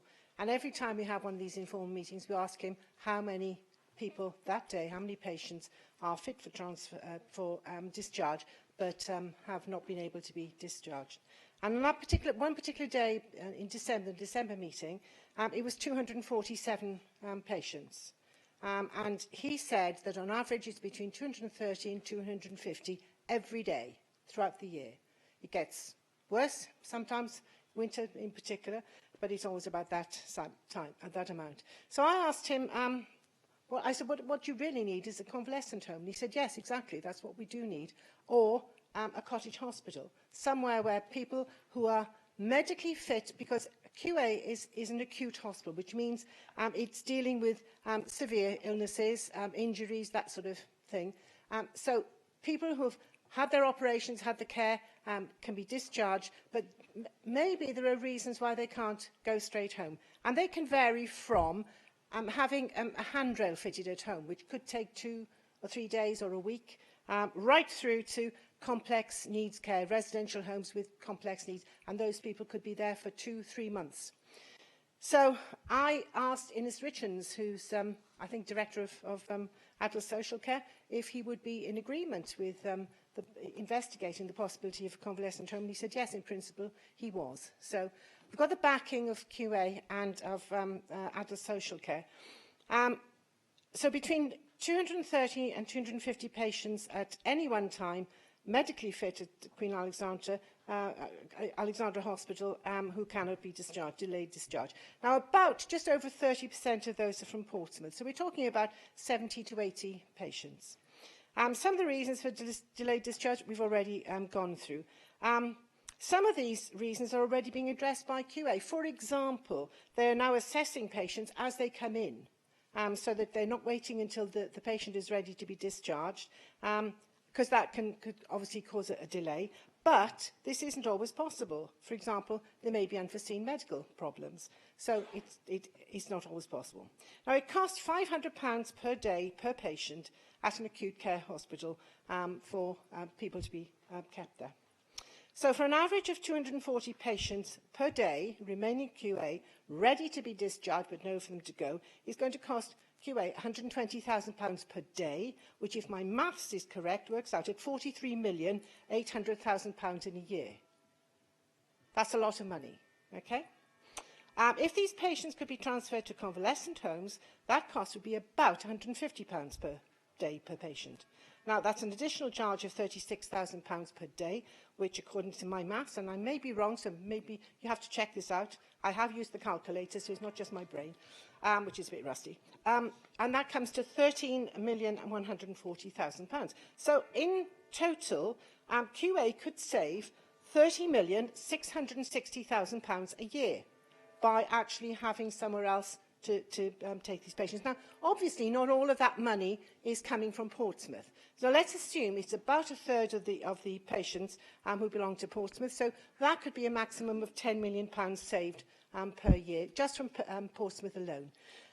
Now, that could be put to better use, such as improving mental health facilities. Now, in last night's news, Tim Powell, the new Chief Executive of QA, has put his 3 priorities. The first one was addressing the delayed discharge. Secondly, was improving mental health facilities and services at QA. So that money could go towards that. There is both land and empty buildings at St James's Hospital, which could be used either to build a convalescent home for Portsmouth people, or to reduce the, modify some of the existing buildings. If there are spare places, we could sell those. We could have a contract with CCG to sell those places to South East Hants patients. Now, I asked Peter Mellor if he was prepared, or if the Portsmouth Hospitals Trust were prepared to actually contribute some money, he said, yes, certainly, we'll contribute towards the building of such a building, or the modification, plus the running of it. They're not saying they're going to do all of it, but they're willing to. So there's agreement on both sides. Now, instead of the council, borrowing money to buy supermarkets, car showrooms or warehouses outside of Portsmouth, why don't we borrow money to build a facility which would directly benefit the 70 to 80 people within Portsmouth who are forced to remain in hospital when they are fit to be discharged? Any spare beds, as I've said, could be sold to South East Hampshire patients experiencing delayed charge. What would be the benefits? Patients, particularly elderly patients, as Councillor Stubbs has already said, wouldn't suffer muscle wastage as a result of having to spend more time than necessary in a bed. A convalescent home is not necessarily just beds. It is walking areas as well, places where they can sit, walk around, and that keeps the muscles going. Patients, again, particularly elderly patients, wouldn't lose confidence, which being confined to a bed in hospital can cause and frequently does cause. Ambulances wouldn't be forced to queue for hours because QA is short of beds, because so many patients have been unable to be discharged, and emergency patients wouldn't have to wait in corridors. I'll hurry up. PCC could earn money, as I've already said, following consultation with Milton residents as part of the development of the Milton Neighbourhood Plan. Residents there want to see some form of medical services and care for the elderly kept on the St James's site. So there's local support for that. PhD could save millions of pounds, which could be used for development services currently underfunded. So it's a win-win situation all round if we did this. Thank you. I'm not quite sure about the speeding up with the Welsh accent, but we'll do our best. Councillor Hunt. Glad to follow Councillor Stagg because she touched on Hampshire buying bed spaces perhaps in Portsmouth, so there's a business arrangement to be had. The truth of it, members, is where there's a will, there is a way. There's no question about it. If this council wants to build something, it will build it. We have a really good reputation over successive administrations of building things, from the Tower to the D-Day Museum, to the ferry port, to the reconfigured ferry port, to the reconfigured hot walls. If this council wants to do something, it's going to do it. But we have to want to do it. And I do remember my great sadness when we wanted to build this, when the Liberal Democrat administration was here, we wanted to build a care home in Farlington. That was the first thing that went when this Conservative administration got into the council. They dismissed that and they dumped it. And I'll tell you why that's wrong. It's really wrong. Not because it's my dad, but my dad he's increasingly got dementia. He's getting on a bit now. But he was at Winchester County Hospital for 3 months on a surgical ward, just sat in the bed. He didn't need to be there. He sincerely did not need to be there. But the nurses had to keep going into him because he was constantly ringing the bell. He was constantly agitated because he didn't want to be there. He wanted to get out. But 3 months, you know, he was virtually locked in the room, windows, curtains pulled and all sorts of things. It was the wrong care. The nurses were frustrated with him because they weren't there to do that kind of work. They weren't there to attend to him. They weren't actually trained to look after my dad's dementia. So it was a very bad place for him to be. And he started to get cross and agitated and so on. 3 months. Now, it's not just about providing their care home. The problem was Hampshire County Council lost a load of social workers too. So the hospital was down to about 3 or 4 social workers. And then the person looking after his case went away on holiday for 2 weeks. And so it went from bad to worse. The main point is my dad's care was not being looked after. And it's very expensive care. I know that much. And I know Councillor Vernon Jackson has experience of this recently too. So the thing is, and it really gets me, and Councillor Stagg is why I said I'm glad that I follow, this council, this administration, first thing it does is dump a badly needed care home, but the next thing it does is go and buy a car showroom over in Eastleigh, and a warehouse somewhere else, and a Waitrose somewhere else. So it's very happy to park cars and park shopping trolleys, but it's not happy to look after the people that we need to look after. And, you know, mark my word, there's a load of us in this council chamber are going to get dementia one day. Let's just hope and pray that those that come after us in future aren't as belligerent and as mean-minded as perhaps this council has been over this particular issue. And I'm not saying it's just this council's fault, it's the government's fault too. It isn't about a magic money tree, it isn't about politics, it's about the will to want to look after one another. It's about the will to want to look after our parents and people who are getting older. It seems to me that in this country, I mentioned a growing culture, I think, of selfishness and lack of compassion. You know, it's almost devil take the hindmost. If you're bad enough to get sick in this, if you're unlucky enough to get sick in this country lately, tough. You've got to look after yourself. If you haven't got the money to look after yourself, tough. You're going to have to put up with it. You're going to have to stay in hospital or whatever. There's a lack of compassion. There's a lack of understanding. We can all sit around here today. We can all sit here feeling quite comfortably in our chairs thinking, oh, Lee Hunt's making one of those wild and outrageous statements that he sometimes does. But I know I'm talking sensibly. I know that some of us are going to get dementia. I know that this City Council should be in the lead on this particular matter. That's why I don't like, even though some of my colleagues might like it, I'll see how they want to vote on it, but I don't like the amendment. I want to see this City Council in the lead on this matter. And if you accept the amendment, it passes the buck to the CCG. And let's face it, we asked them not to do what they did to the walk-in centre. They look at the money only. If we have political force, they don't. So I really want to see this council stay in the lead on this particular matter. I mean, what's wrong with it? If you read the notice of motion as it is, it's not very much different to this. It just passes the buck. The amendment passes the buck from the City Council to the CCG. As I say, I want to see the City Council stay in the chair, in the lead on this, because I think if we are in the lead and in the chair on this, there will be much more force and drive behind what is needed. And it is needed. It really is needed. Don't wait until you get dementia. Don't wait until your parents get dementia. We need these bed spaces now. I haven't finished my 1 minute, Lord Mayor. We need these bed spaces now, and we need to provide for these bed spaces. A very big issue, and we need to get on with it. Thank you, Lord Mayor. Thank you, Councillor Hunt. Councillor Vernon Jackson. Thank you, my Lord Mayor. As Councillor Hunt said, I've had a similar position.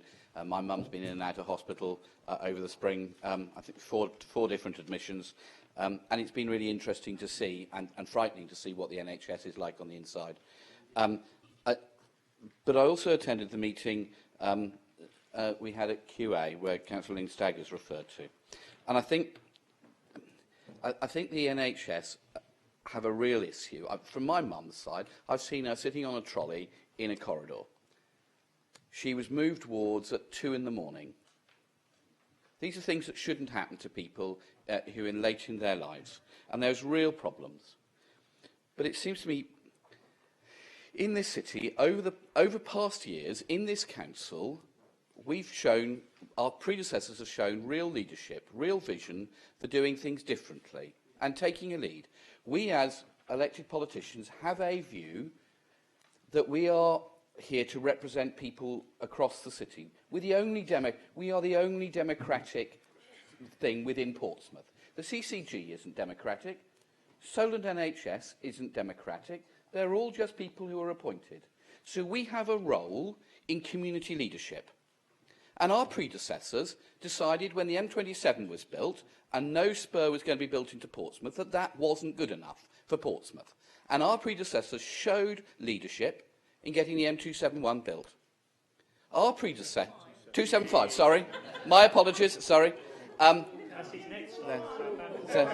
Sorry, Mum's been in Southampton Hospital a lot, so I've been down the M271 quite a lot. When our predecessors looked at building the commercial ferry port, people were amazed that we were doing it. But our predecessors had the vision to go out and do that and build it, and it's been a highly profitable business for this council. When Leo and colleagues had the vision to come up with the building of the tower, most people thought it wouldn't happen. and I'm happy to say that was a visionary thing to do. Members, please. I'm disappointed in this amendment because it shows real lack of leadership. There is a need for people who are in hospital to find somewhere else to be that is safe. During the election, I met 2 care companies who provide home care to Portsmouth residents. Both of them said they are going to stop providing that care to Portsmouth residents because they can't afford to do it anymore, and 90% of the people they look after are City Council referrals. So we have a real problem that there are people stuck in hospital where there is nowhere safe for people to go, and that care services, domiciliary care services or home care services are under enormous pressure, not just here but around the whole country. And firms are withdrawing from that market all around the country. So we have a problem. When we talked to the NHS, their response was yes. They would pay money to be able to have somewhere for people to go.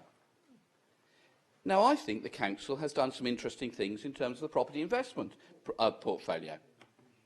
And if we are going to think about investing in properties around the country, could we not look at doing a business plan to invest our money, local residents' money, in looking to see if a convalescent home works, that it actually turns a profit, so that it's no subsidy from the City Council, but here all this notice of motion says is, can we go and do a business plan to see if it will work?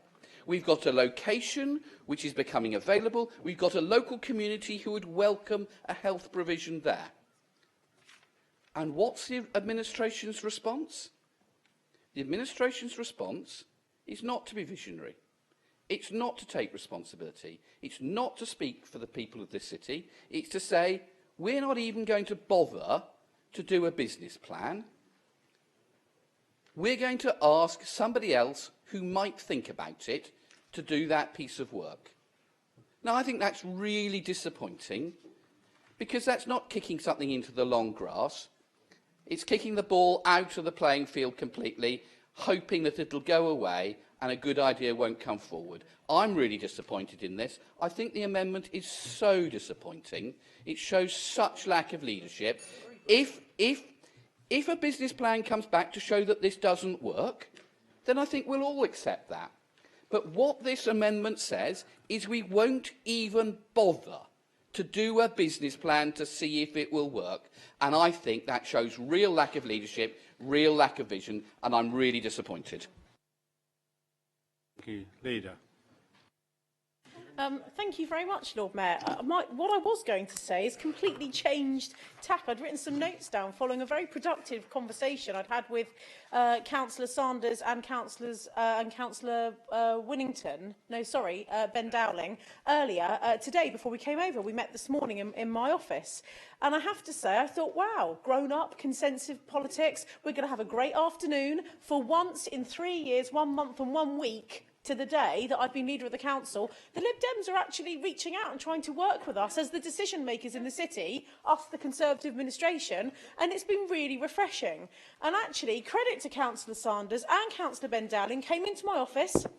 The proposal you have before you today, the amended motion from myself and Councillor Stubbs, they read it, they agreed it, we talked about it, the wording was agreed, but of course the leader of the Lib Dems hadn't at that chance had the opportunity to sign it off. Now, here's the difference. Councillor Ben Dowling and Councillor Darren Sanders, to their credit, were trying to get something through to help people of this city. It wasn't so much about the politics, it was about trying to get the health service to deliver extra care beds in the community to unlock bed blocking. Darren Sanders spoke in my office about bed blocking, about what he was trying to achieve. Councillor Lynn Staggers made some excellent points today, and then the politician got involved. And he said, no, we don't want the Conservative amendment, because we want to try and tie the the Tories into building a community, a council care home, because that will put them under the cosh. Because guess what? Councillor Stagg and Councillor Ben Dowling and Councillor Darren Sanders, the Tories don't have the money to build this, because no councils have got the money to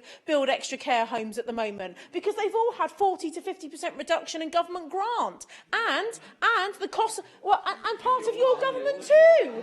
Part of your government. Anyway, so, Lord Mayor, the point is that what we were trying... Councillor Hunt, please.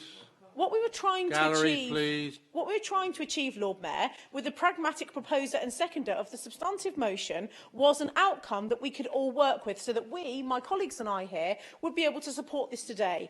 Unfortunately, this isn't about those vulnerable people in the community that are stuck in QA. This is about the politics of Councillor Vernon Jackson trying to put the council in a position where we're writing a business plan for the CCG and Portsmouth Hospitals NHS Trust. So we, the council, are going to write a business plan to spend their budget. I'm telling you now, if they wrote a business plan to spend our budget, we wouldn't accept it and we wouldn't like it. We'd be offended that they were stepping on our toes. Just the same if we tried to do something for the police and dictated how they should spend their budget. It's not our job to do that. And what we should be, as a public sector body and a democratically elected public sector body, is making sure that we are not stepping on the toes of our partners, but working with them in a grown-up and sensible way. And so, the amendment to the motion says that we will work with our health colleagues, Lord Mayor, we'll work with the hospital and we'll work with the CCG. We will give them the information that they need. And let me tell you what I did 14 months ago when I met with Ursula Ward, when she was the chief executive of the hospital. I spoke to her about this very issue. I had a very similar conversation with her and Peter Muller, much the same as Councillor Stagg has had. And I said to her, Ursula, we obviously own the land all around the hospital, okay? If you want, she said to me, look, we're spending, it costs £290 a day for somebody to be in an acute elderly care bed at QA. It would cost us £90 to put them in the community because we know they're not quite yet ready to be discharged from hospital. So a cottage hospital type thing was exactly what we discussed. And I said to her, well, we own the land, the Elizabeth Foundation and all of the sites around the south of the hospital. If we can help you with moving some of our PCC facilities that are there, come and talk to me because I'd be very happy to support that. And she started working on a plan around that. She was looking at the costings and she was looking at different sites across the city where she could maybe either buy land from the council or take a very long lease from her. And the message I gave to her was, yes, we are prepared to help and support.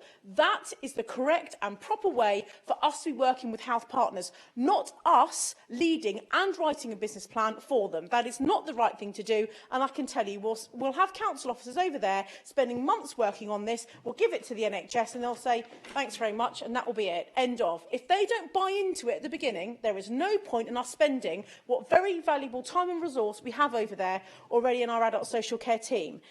Now, I'm going to move on to a couple of the points that have been made. And, you know, I was hoping that this would be a very positive and consensual type debate today around this particular motion. But unfortunately, after Councillor Hunt spoke, it's provoked me to want to give you some explanation. And, Lord Mayor, I know that you understand this, but I need to do this through you because I can't talk directly to Councillor Hunt or members of the public, who are the ones I really want to understand. In a council, you have your revenue budget, your cash that comes in. You have your capital budget, which is your one-off. It's a bit like your piggy bank, your holiday money, yeah? And then you have borrowing that you can go out and borrow. So when we bought the Waitrose in Somerset, and when we bought the Mercedes dealership in Eastleigh, which, by the way, the Lib Dem-run Eastleigh Council were furious that we bought it, because it was a blooming good investment and they wanted it.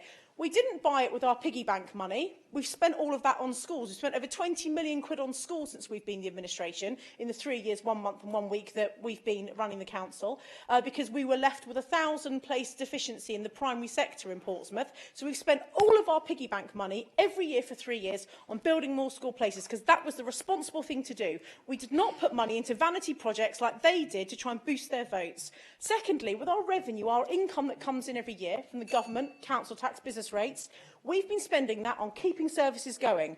What we've done to buy the Waitrose and what we've done to buy the Mercedes dealership is go out and borrow money. And under public sector finance rules, you can only borrow money if it has an income to pay it back. You can't just borrow it on the never-never, like building council houses, which Councillor Hunt says she should borrow money and build more council houses. It doesn't pay for the borrowing. Sherlock Holmes Museum, she should borrow money and build a Sherlock Holmes Museum. She should borrow some money and go and spend it on a care home. Care homes, the council-run care homes, because we are capped to what we can charge per day to residents, they do not make a profit. They know that. We know that. I'm not sure the public do. It's important that they knew that, Lord Mayor.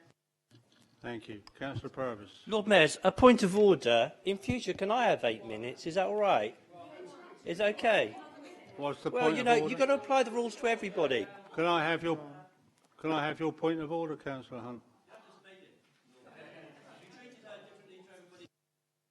Not at all. I've given several members, including Councillor Vernon Jackson, more than the 6 minutes.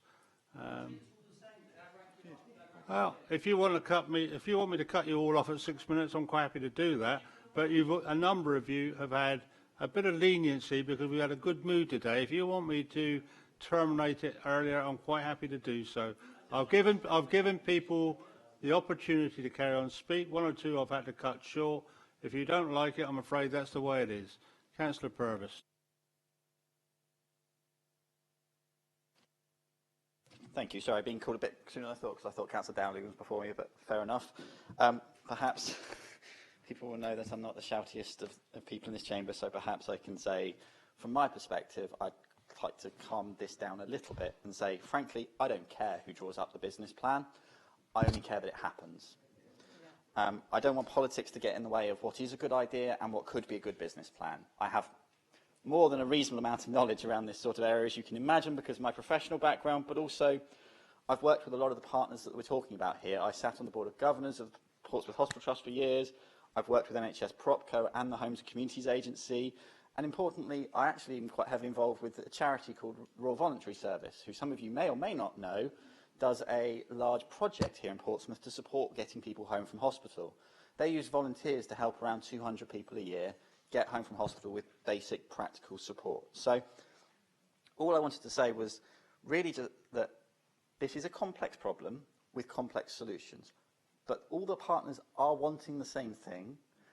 And actually, we do have a role here as a council to put that politics aside and say, what can we do together to pull everyone in the right direction to make this actually happen? Because I do genuinely think the ingredients are all there. The property is in their ownership of the NHS. There is funding available through the NHS at the hospital side and the CCG to make this happen. There are charity partners who will help facilitate and organise it. So I just reiterate my point. Don't let the politics get in the way of a good idea. Let's just focus on the outcome rather than necessarily how we get there. Thank you. Councillor Dowling, you haven't indicated to speak, but I take it you wish to. Mayor. Thank you.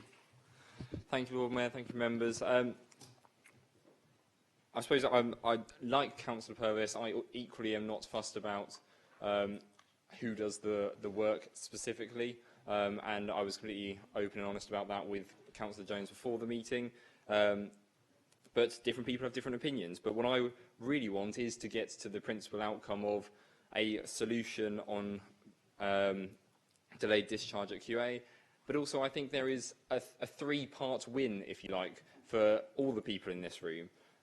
Firstly, there is a win for the residents of Portsmouth. They potentially, if this were to happen, would get an extra care facility that is much needed in our city. And that's a very positive thing that we can help make happen. Secondly, I do genuinely think that the numbers can add up. I am not an expert in this, but as layman's view, the cost of running this potential new facility is much less than keeping people in beds they do not need to be in at QA Hospital. There is a real potential to save the public purse some money, which I think is something that all of us understand needs to be done, especially with the current approach to public spending at a national level. So those are the first two. But also, it won't surprise you that I want to speak from a Milton perspective. And this is a very clear win for the people of Milton. We have a location within our area which has been dedicated to care and helping people in need for many, many, many, many years. And that is a use we'd like to see continue. And it's something that certainly the 3 Milton councillors are very clear on. It's something that certainly the Milton Neighbourhood Forum is very clear on, the Milton Neighbourhood Planning Forum, the Milton Village Community Association. I could list all the meetings I have each month, and they would probably almost certainly all say the same thing, that they want to see a care use out of St James's. And I think there is a real possibility that if we support this, even in principle, then it's another step towards getting a solution that lots of people can benefit from. Thank you, Lord Mayor. Thank you. That's all the speakers I have listed at the moment. So, Councillor Sanders, would you like to sum up? Well, thank you, Lord Mayor. I'm almost tempted to ask for more than 6 minutes, frankly, after all that, and I will try. Yeah. I will try to add up in a debate that wasn't quite turned out how I was expecting. But anyway, I want to start at. It's very clear from the discussions which Ben and I had earlier on with the administration that support for this was a bit grudging. I think that's the best way of describing it. And Councillor Stubbs very accurately outlined the reasons why he is highly grudging about the concept. And I think the issue for me is that not as Councillor Stubbs tried to imply that nothing has happened. The trouble is everything's happened and it just hasn't worked. And I think that's one of the reasons why we need to go for these radical solutions. And it's from Councillor Stubbs's grudging approach, which was outlined to me in discussions earlier on. I wasn't going to talk about discussions earlier on, but others have earlier on, which made me feel that half a loaf is better than nothing, as Councillor Purvis and Councillor Dowling have outlined. This is, frankly, as far as Ben and I are concerned, the minimum that we can accept. The notion, as was discussed earlier on in the discussions Councillor Jones outlined, that the Council would merely supply information, was to me unacceptable. The Council has to support this proposal, and that is exactly what has happened. And that is why it's the minimum acceptable. I also asked it be the responsibility of the portfolio holder for health and adult social care, although that seems to have differed a tad. I remain accepting of this amendment as it's half a loaf, and if it gets it through, that's better than standing up and saying nothing. I understand the concerns of Councillor Vernon Jackson and Councillor Hunt that this really doesn't amount to much, but a lot of that's going to be in the proof. And the fact they will have the support of the leader of the council, as well as the city's MPs, in drawing it up, I think is quite helpful. So now let me turn to some of the things that were mentioned in there. The problem is that this is remaining a stubborn problem. The numbers remain broadly the same, despite lots of money being thrown at it. And as Councillor Stagg rightly outlined, the NHS is losing about 10 million quid a year. Now, our health service quite like 10 million quid in Portsmouth. It could be spent on lots of things, as Councillor Stagg rightly outlined. But instead, it's being spent on something that really shouldn't be happening. It's spent on a blockage that, with a bit of imagination and a bit of vision, could be altered.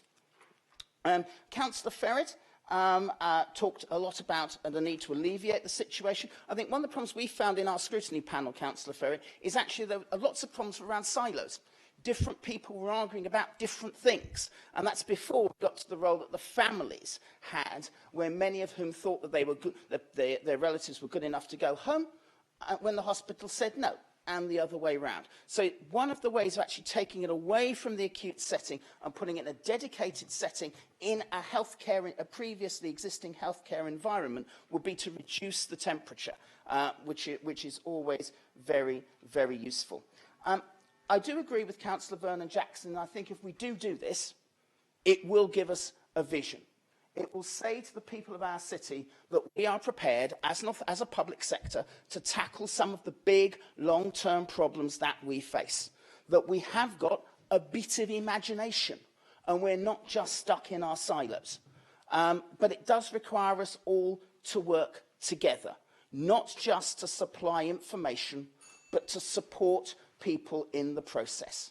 Because if we don't, the situation will continue and we'll have piecemeal solutions that tend not to work, and 240 people will remain stuck in a place they shouldn't be. I can't look my constituents in the eye who are affected by this if that continues to happen, and I challenge my colleagues to try.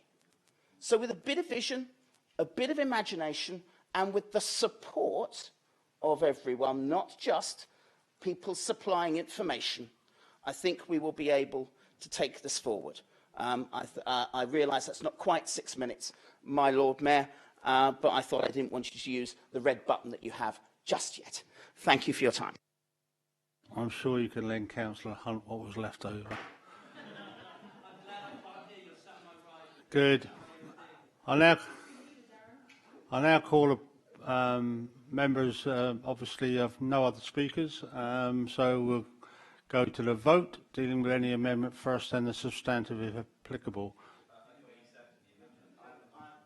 My Lord Mayor, I've accepted the amendment. Okay, I thought you had. But, thank you for the confirmation, Ken. So it's now been subsumed into the substantive. So all those in favour?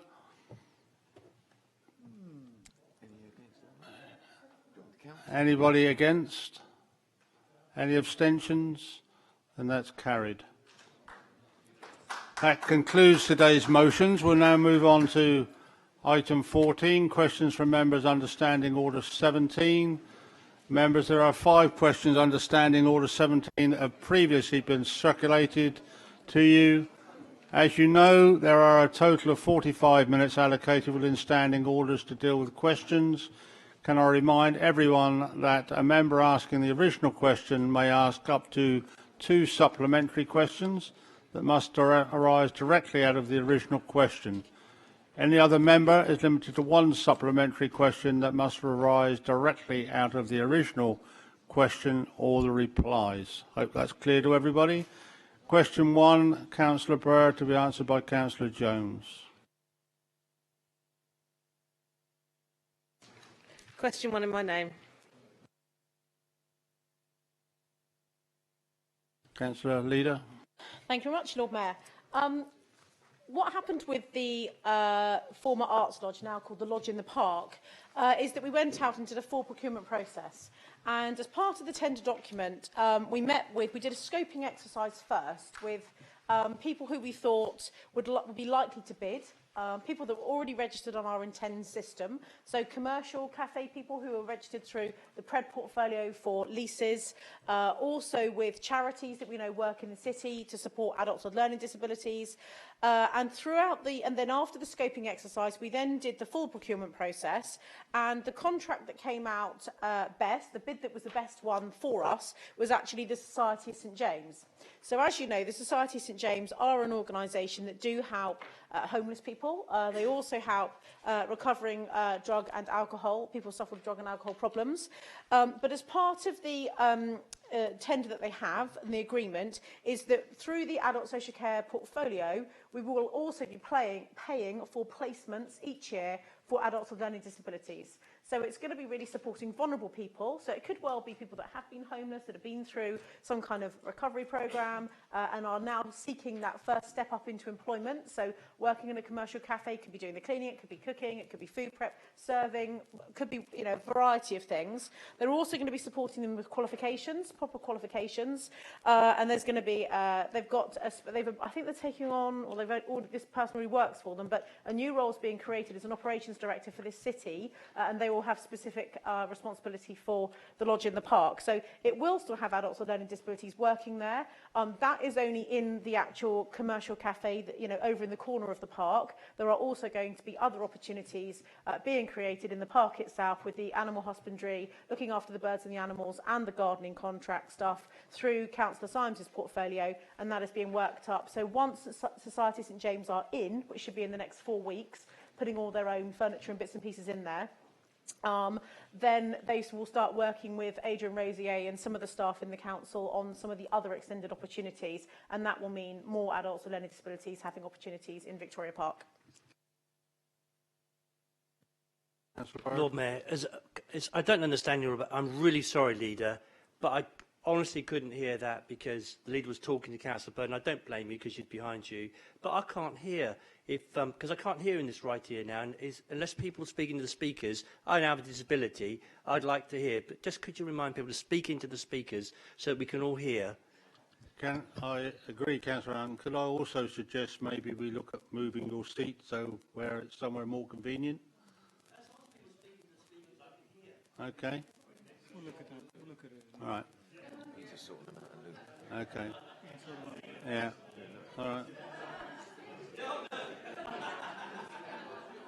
Right. Members, Councillor Bird. It's okay. I was going to suggest that perhaps Councillor Hunt use the same equipment as Councillor Godier as well. That's right. We'll plug him into the mains. I'm pretty sure he can hear me anyway. I'm Okay. not known for being shy and retiring. Additional question will be really, can the leader confirm that this will be an additional service to assist homeless persons? I'm concerned that it will become a referral unit for the council and that it will remain separate so that people won't be referred from the council to this unit for help. Thank you. Can I just clarify? Do you mean will homeless people be referred? Okay, no, they won't be. That will be up to the Society of St James to manage their own client base as to who works in there as part of a programme with them. The only referrals that will come from Portsmouth City Council to them will be referrals for placements with adults with learning disabilities. Certainly not any homeless people. No, that will be for them to themselves. Right. Question 2 then. Councillor Galloway to be answered by the leader. Question 2, my name, Lord Mayor. Thank you, Lord Mayor. So obviously this question is similar, but more talking about the infrastructure that would be required and going into the Arts Lodge. So there is actually quite a bit of work that's been done. The building was in a fairly poor state of repair when we took it back on the 6th, 7th of February, whatever the date was, 9th of February, I think it was. And so we've had to take down, there was a sort of a disabled ramp that went up into the main doorway, but it didn't quite comply with Disability Discrimination Act. So we've had to build a concrete ramp to go in and make it slightly wider with a new handrail. The toilet facilities have been replaced inside it so that there is a disability compliant toilet with also baby changing facilities. We've taken down a small internal wall inside so that there is a bigger open space for the seating area inside, and we've built a kind of patio is the wrong word, but like an outdoor seating area that will have, I think, up to 22 covers for the cafe. Obviously, because what we're trying to do is make sure that the passing, footfall, there's going to be a lot of people using the park over the next couple of years, particularly from September onwards, when a number of new people move into residential accommodation around the train station. Over, 3,000 new people we're anticipating there. So the footfall and the commercial viability of the cafe looks good and strong. The university are also committed to now moving forward with the development of the former Victoria Swim Bath site, which they bought from the council several years ago.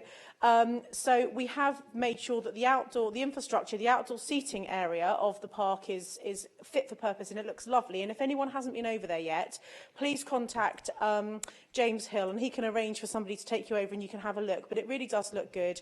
It's just now at the point where they're just finishing the painting inside. The commercial kitchen's going in, which is to the layout and spec that SSJ wanted it, Society of St James.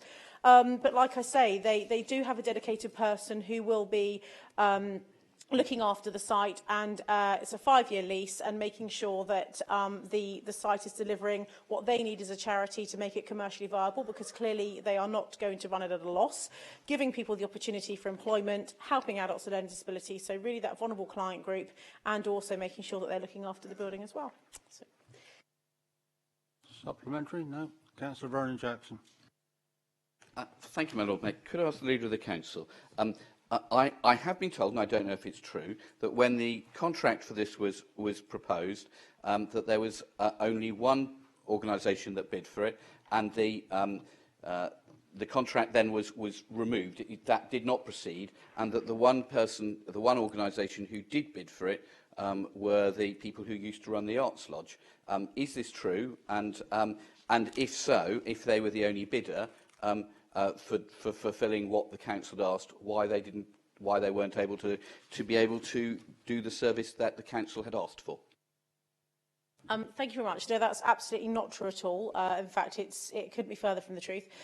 When I think it was March, April. I think it was March. I can email you the actual date that we did the initial scoping exercise. No, what happened initially was we put something out to say that we're going to be doing some scoping and looking for an alternative use for this site. That was really very early on after we'd taken back control of the building. And at that point, I think there were like 20 odd organisations that registered through Intend, and the former tenant of the Arts Lodge was one of those people. Then we went through the scoping exercise and we invited anyone who'd initially registered to come and have a look around the site and tell us how they thought it could work commercially, whilst also giving something back to the community. Because what we weren't necessarily saying, for example, and I hate to pick on a business, but let's say the 10th hole, okay? Let's say the people that run the 10th hole came in and said, we want to run it, but we just run like private sector cafes. We don't want to have any adults with learning disabilities. We just want to do our own thing. They wouldn't have passed the test. So we had to say to those commercial people, and we've got several very good ones in Southsea, as well as the charities that engaged, and we had them all there together. They had 2 or 3 walk-around days. How could you see this working? And then talk to them about what the funding would look like per placement, per person, through the adult social care portfolio. So they could factor that into their business plan. How many staff they'd have, how many covers they thought they could do, what kind of rent they thought they could pay as a consequence. So after we had the walking around exercise, I think there were about 14 that engaged in that process. So a few dropped off the way, and I think, well, he was one of them that then didn't do the walk around.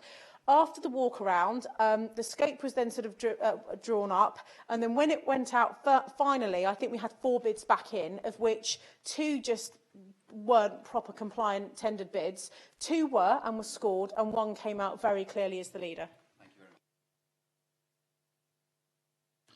Councillor Hunt. Yes, thank you very much indeed, Lord Mayor. May I ask the Leader of the Council, what is the projected income to the City Council for this premises now, and of course to the taxpayers for year 1, year 2 and year 3?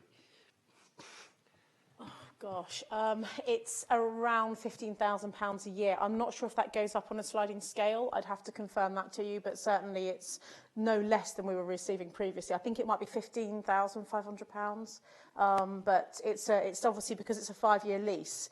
I think I'm pretty sure it's a fixed rent period as opposed to, I don't think is there a rent review at 3 years? I can confirm that for everyone in the City Council. I know it's around £15,000. I can't remember if there is a rent review in the 5 years. Councillor Pitt. Thank you, Lord Mayor. Just a quick question. Is there any arts provision at all within the new contract, or is that completely now gone? No, I don't think so. I mean, if they, I guess, have quiet periods, they might choose to run mother and baby sessions and children's art or community art. They may well choose to do some programmes like that, but they certainly haven't shared that with us at the moment. All I could be very confident to stand up and say to you at the moment is they're planning to run it as a cafe, not necessarily as an arts cafe. But like I say, if they do, lots of places, community centres, pubs do different themed things, they might choose to do that as well. But at the moment, as far as I'm aware, it's a community cafe. Question 3, Councillor Vernon Jackson to the Leader. The question 3 standing in my name, my Lord Mayor.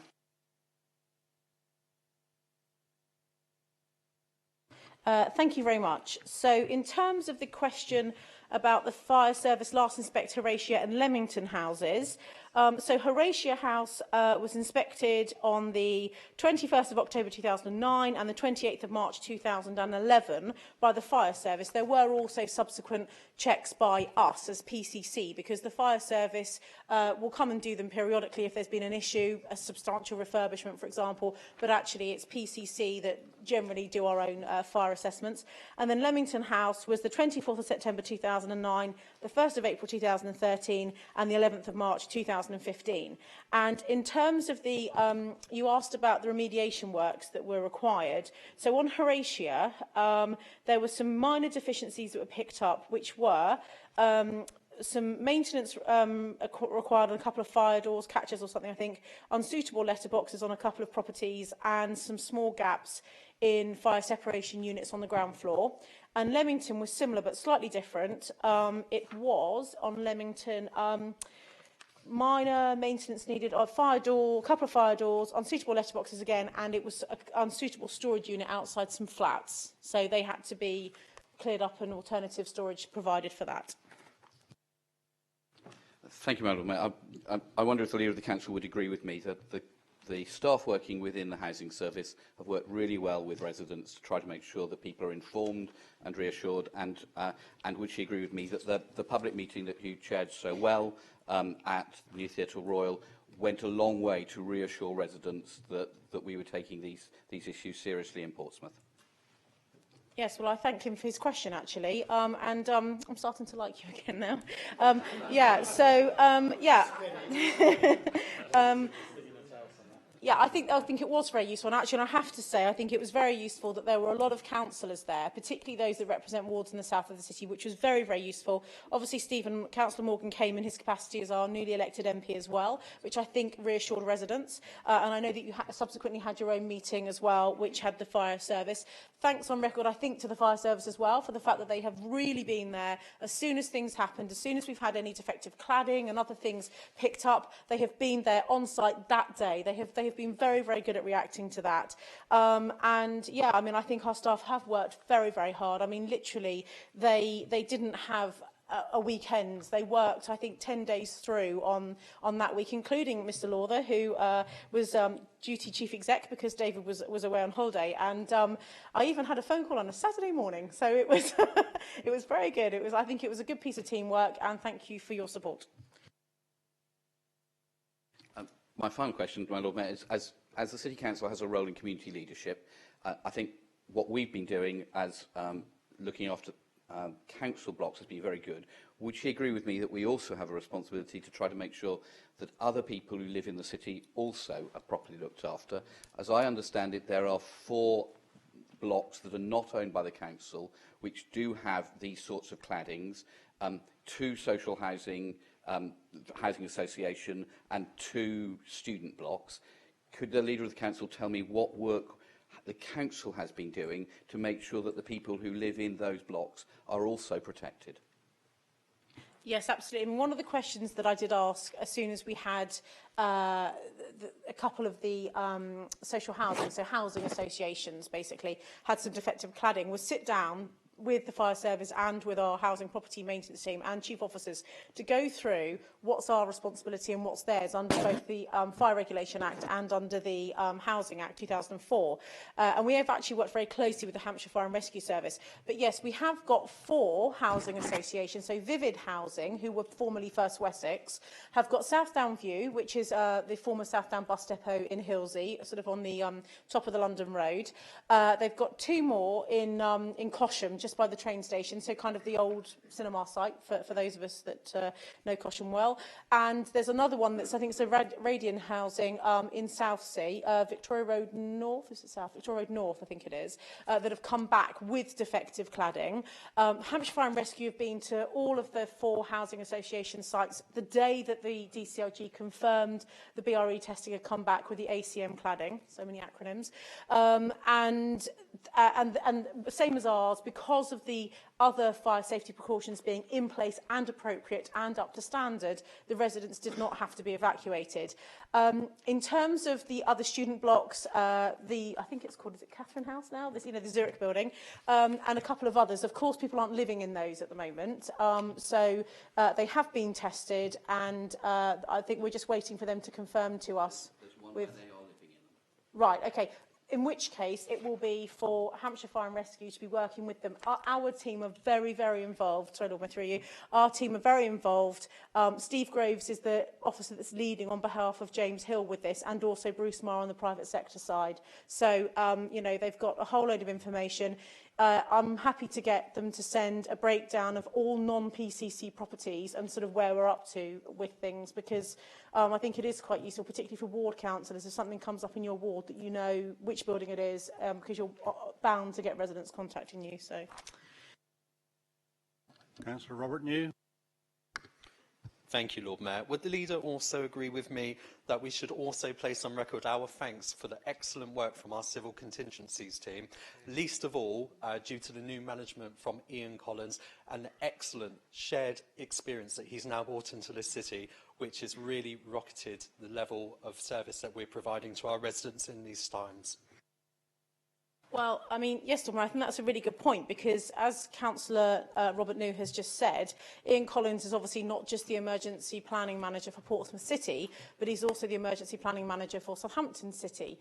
And of course, they are slightly more knowledgeable about the situation in Southampton because of the terrible disaster at Shirley Towers some 7 or 8 years ago.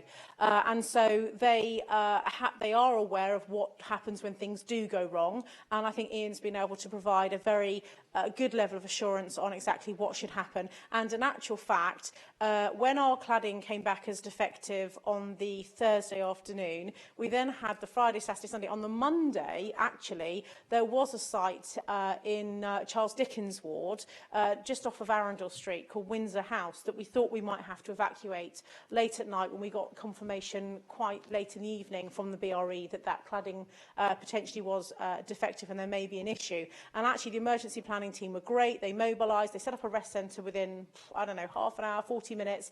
They were talking to residents, and then the fire service decided that actually the residents could stay because some of the minor fire safety defects were able to be addressed that evening. But actually, the emergency planning team were on site, and I think Councillor New's absolutely right that we should place on record our thanks to them as well. Thank you. Councillor Willington. Thank you, my Lord Mayor.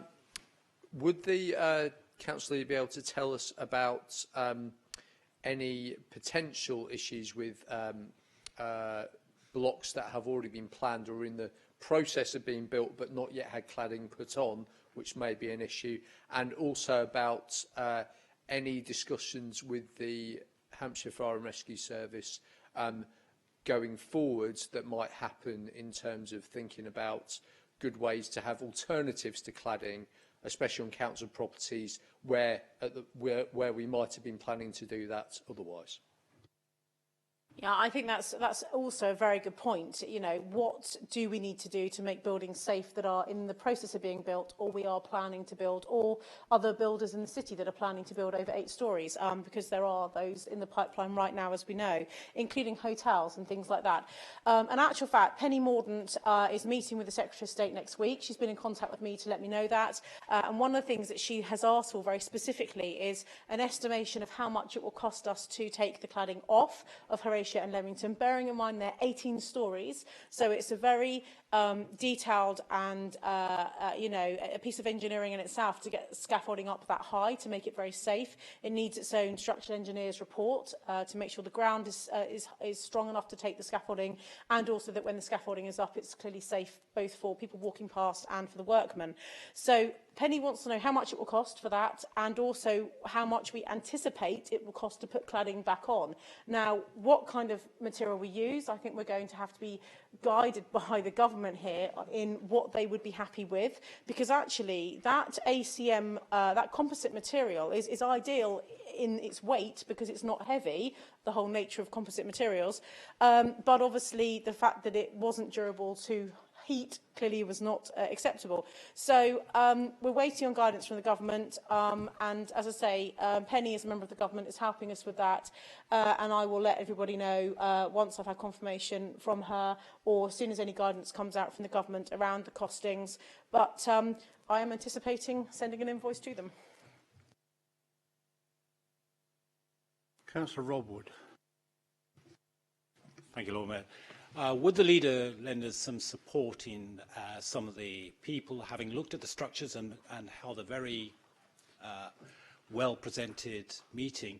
There are some feedback from some of the ethnic minorities that there is still a gap there in their being informed, and it would be very useful if the leader could support the local ward councillors in meeting with some of those to make sure we dot the I's and cross the T's there.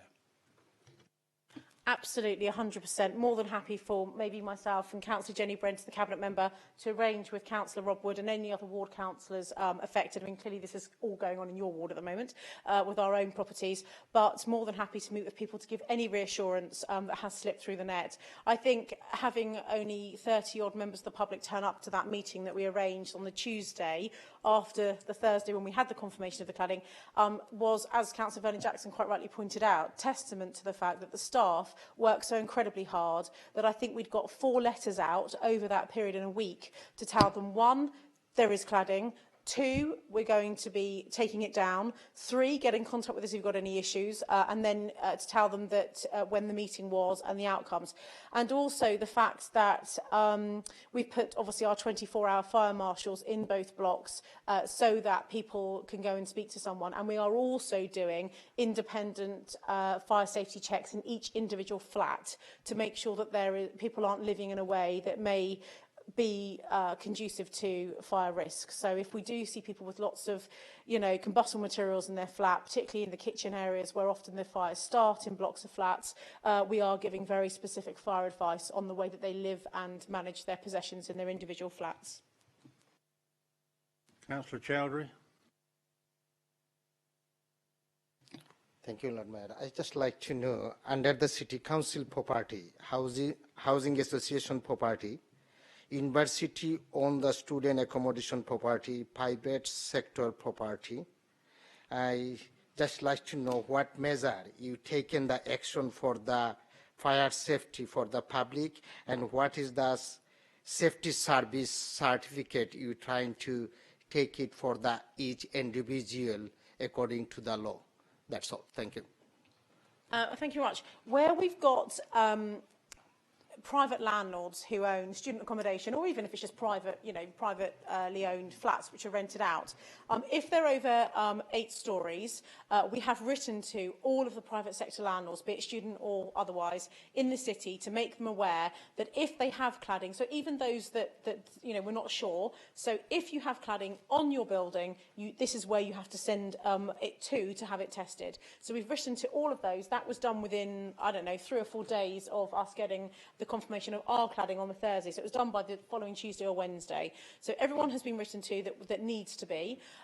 Where we've had no response from those landlords that we can see have got cladding on buildings, we have then gone one step further, picked up the phone and spoken to them and said, can you confirm what your cladding is made of? One particular building, I can't remember which one it is now, but we really thought it was ACM cladding.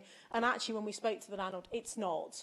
It's actually a completely different material. It just looks like it's ACM. So we've had feedback from a number in the city that have said, actually, ours isn't composite material, ours is fine. But as I say, there are some in train. I think pretty much all of the blocks in the city now that need to be tested, I think, have been. The last couple we've had back, as Councillor Brennan Jackson pointed out, it's been in the last literally couple of days, I think Friday of last week, and then confirmation on Monday, which is the one in Victoria Road North. But yeah, so we have written to everybody that needs to, in terms of what they require in terms of a sign-off from either the fire brigade or from us, well, it's not so much a sign-off from us or from them. If, for example, it is an HMO, so a landlord owns a house in St Edward Road that's split into 5 flatlets or student bedsit type things, that would be for us to, it's the responsibility as Port City Councils under the Housing Act, but the fire brigade get involved where there is a semi-mixed commercial usage. So if you had something like the former Brunel house, if that had student accommodation on the top 6 floors and the bottom 5 or 6 floors were offices, then that would come under the fire brigade under the Regulatory Reform Fire Safety Order 2005. So hostels, B&Bs and hotels are the responsibility to make sure that buildings are safe of the fire service. All multiple occupation that's managed or owned by a local housing authority is the fire service. Premises with a mixed commercial and associated residential accommodation or sheltered housing is the fire service. For Portsmouth City Council, it would be self-contained flats, whether they're purpose-built or converted, HMOs, whether they are selective or additional licensed, the sui generis ones, and single dwellings, including shared housing. So my house, for example, that I live in, if there was something that I was doing that was creating a concern to my neighbours because I was storing loads of gas canisters on my driveway or something, then actually that would be for Port City Council under the Housing Act 2004 to come and make sure that I wasn't using my property in a way that was going to be putting others and myself at risk of a fire, increased fire risk. But so it's under that piece of legislation that the local authority can take action, and on the other properties it would be for the fire service. But ultimately, the responsibility to make sure you've got fire alarms, smoke alarms, that properties are safe for landlords, whether that be a multi-student block or a house with 3 tenants in, it's down to the landlord. I just like to add on this question as well, if you could explain, because I understand.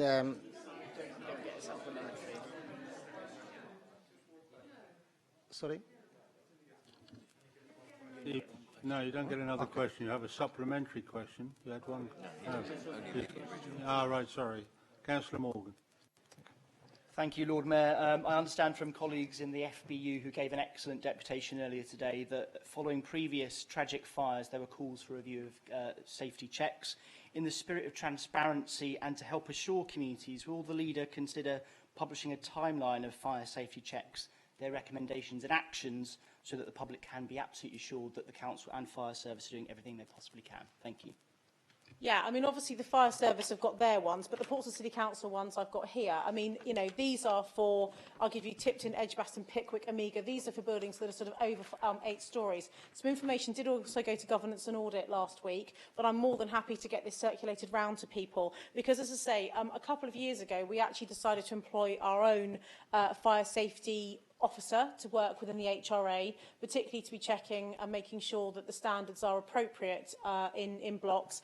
And the legislation, the national legislation says a fire safety check evacuation plan, for want of a better word, has to be in place. So as long as you've got one, and, you know, and then our fire safety officer is checking that, you know, the fire doors and the smoke alarms and the air vents, the air escapes are up to date, then that's us complying. But we decided to go one step further, as I say, and have somebody that specialises in focusing on that for us. So happy to share the dates for our higher-rise blocks across the city. You know that there are 18 high-rise blocks, but you have got some other bits and pieces on here that are maybe like, say, in Buckland, in Estella Road, where you've got 3 or 4 masonettes on top of each other. So whilst you wouldn't think of them as a block of flats, there are communal, because you've got stairways and lifts, and then even though they're open air balconies, walkways between the flats, it still counts as a block because they are built on top of each other. So I'm happy to send those along.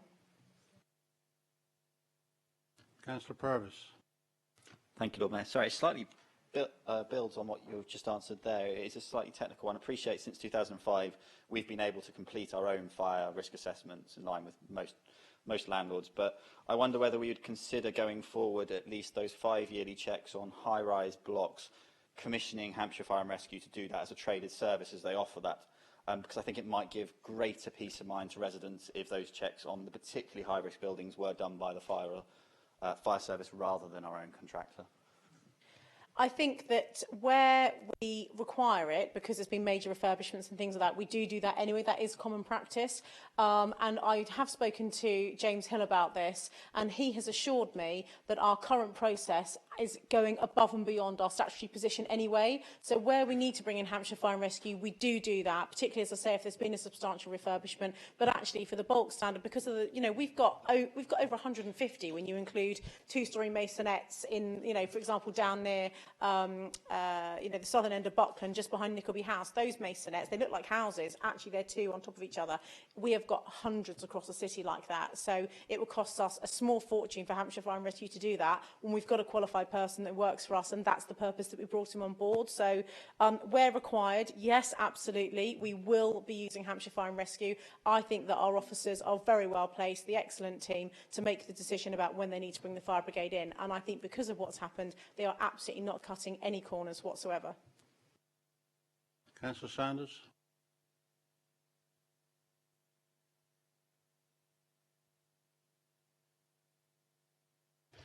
Thank you. Firstly, to declare a personal but not prejudicial interest in that my mother lives in Horatia House, so is currently facing cladding coming off. I want to ask on a slightly different point, which is that Councillor Jones mentioned the meeting Penny Mordaunt was having. I wondered whether any lobbying had occurred for Penny to ask whether any cash was available to retrofit sprinklers. Yes, I've written to both of the city MPs, which I did, Thursday, Friday. I think I did that on the Monday, and about the sprinkler, so I have asked for that. And I think at the moment, the government's position, and I'm assuming, you know, I'm waiting for Penny to have a meeting next week, but Councillor Morgan came back to me and said, yeah, keep his ear to the ground, and he'll let me know, let me know what sort of he hears. But clearly, me being a Conservative city leader and Penny being a Conservative MP, we are both well placed to also have our ear to the ground on these things. So I'm working very closely with the LGA and Lord Porter, who is obviously the chairman of the LGA, and he's been very good actually in giving some help and support. And I fed back to him some of the issues we've had. Obviously, as soon as our cladding was confirmed on those two buildings, he was on the phone to me within about an hour saying, right, you know, I'm about to go and see Sajid Javid, you know, what's your situation? How tall are they? How many residents are you evacuating? What's going on? So I have to say the LGA have been very, very supportive to us in all of this as well. So in terms of the sprinklers, yeah, as soon as I've got some more confirmation, I will share it with everybody. Councillor Bird.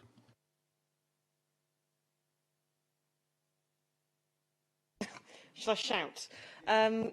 Just expanding on the question raised by Councillor Wood regarding the residents, have you heard yet from the Muslim Mothers Network, specifically from Roshni, as they have approached me directly to say that they have concerns, but they've been raising them directly with her? Obviously, I think she would feel more comfortable with either yourself or with Jenny. I just wanted to know if they'd actually approached you directly yet. If not, would you like me to pass on the details?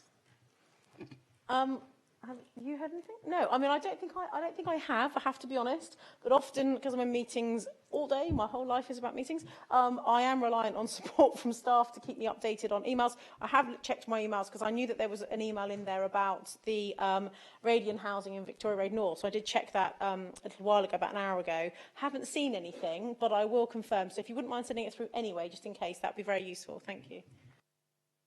Okay, thank you. Then move on. Question 4. Councillor Bird to be answered by Councillor Stubbs.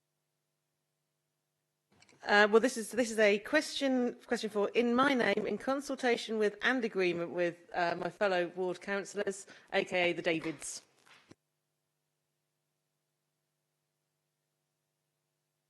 Councillor Stubbs, are you going to answer?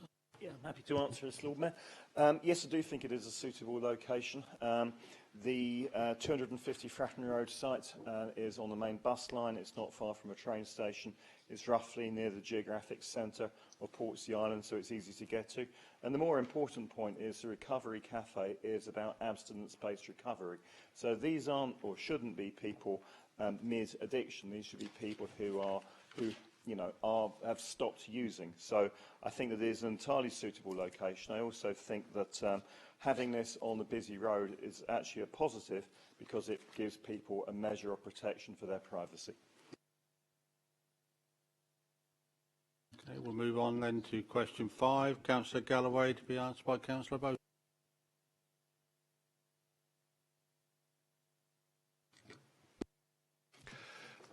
Thank you, Lord Mayor. I wasn't intending to speak, but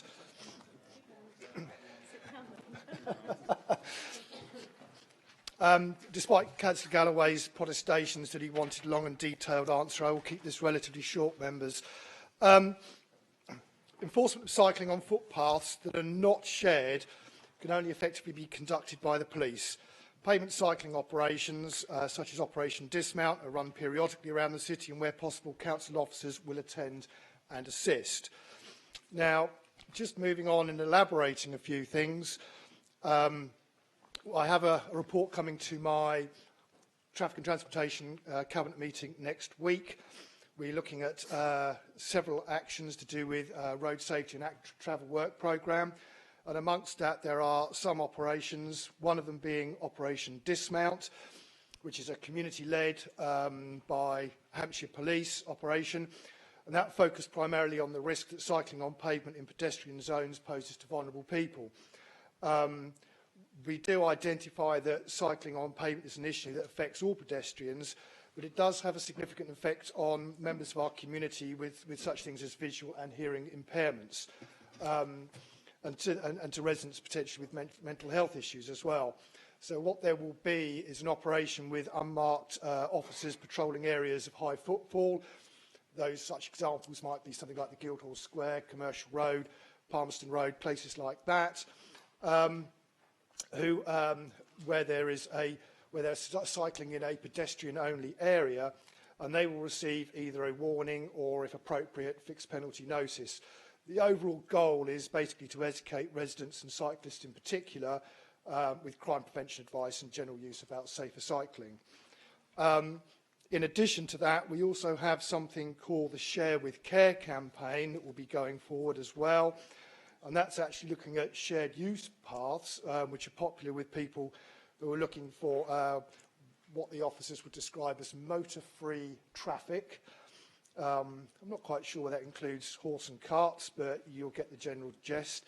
And that could be either for leisure activities or such things as travelling to and from work.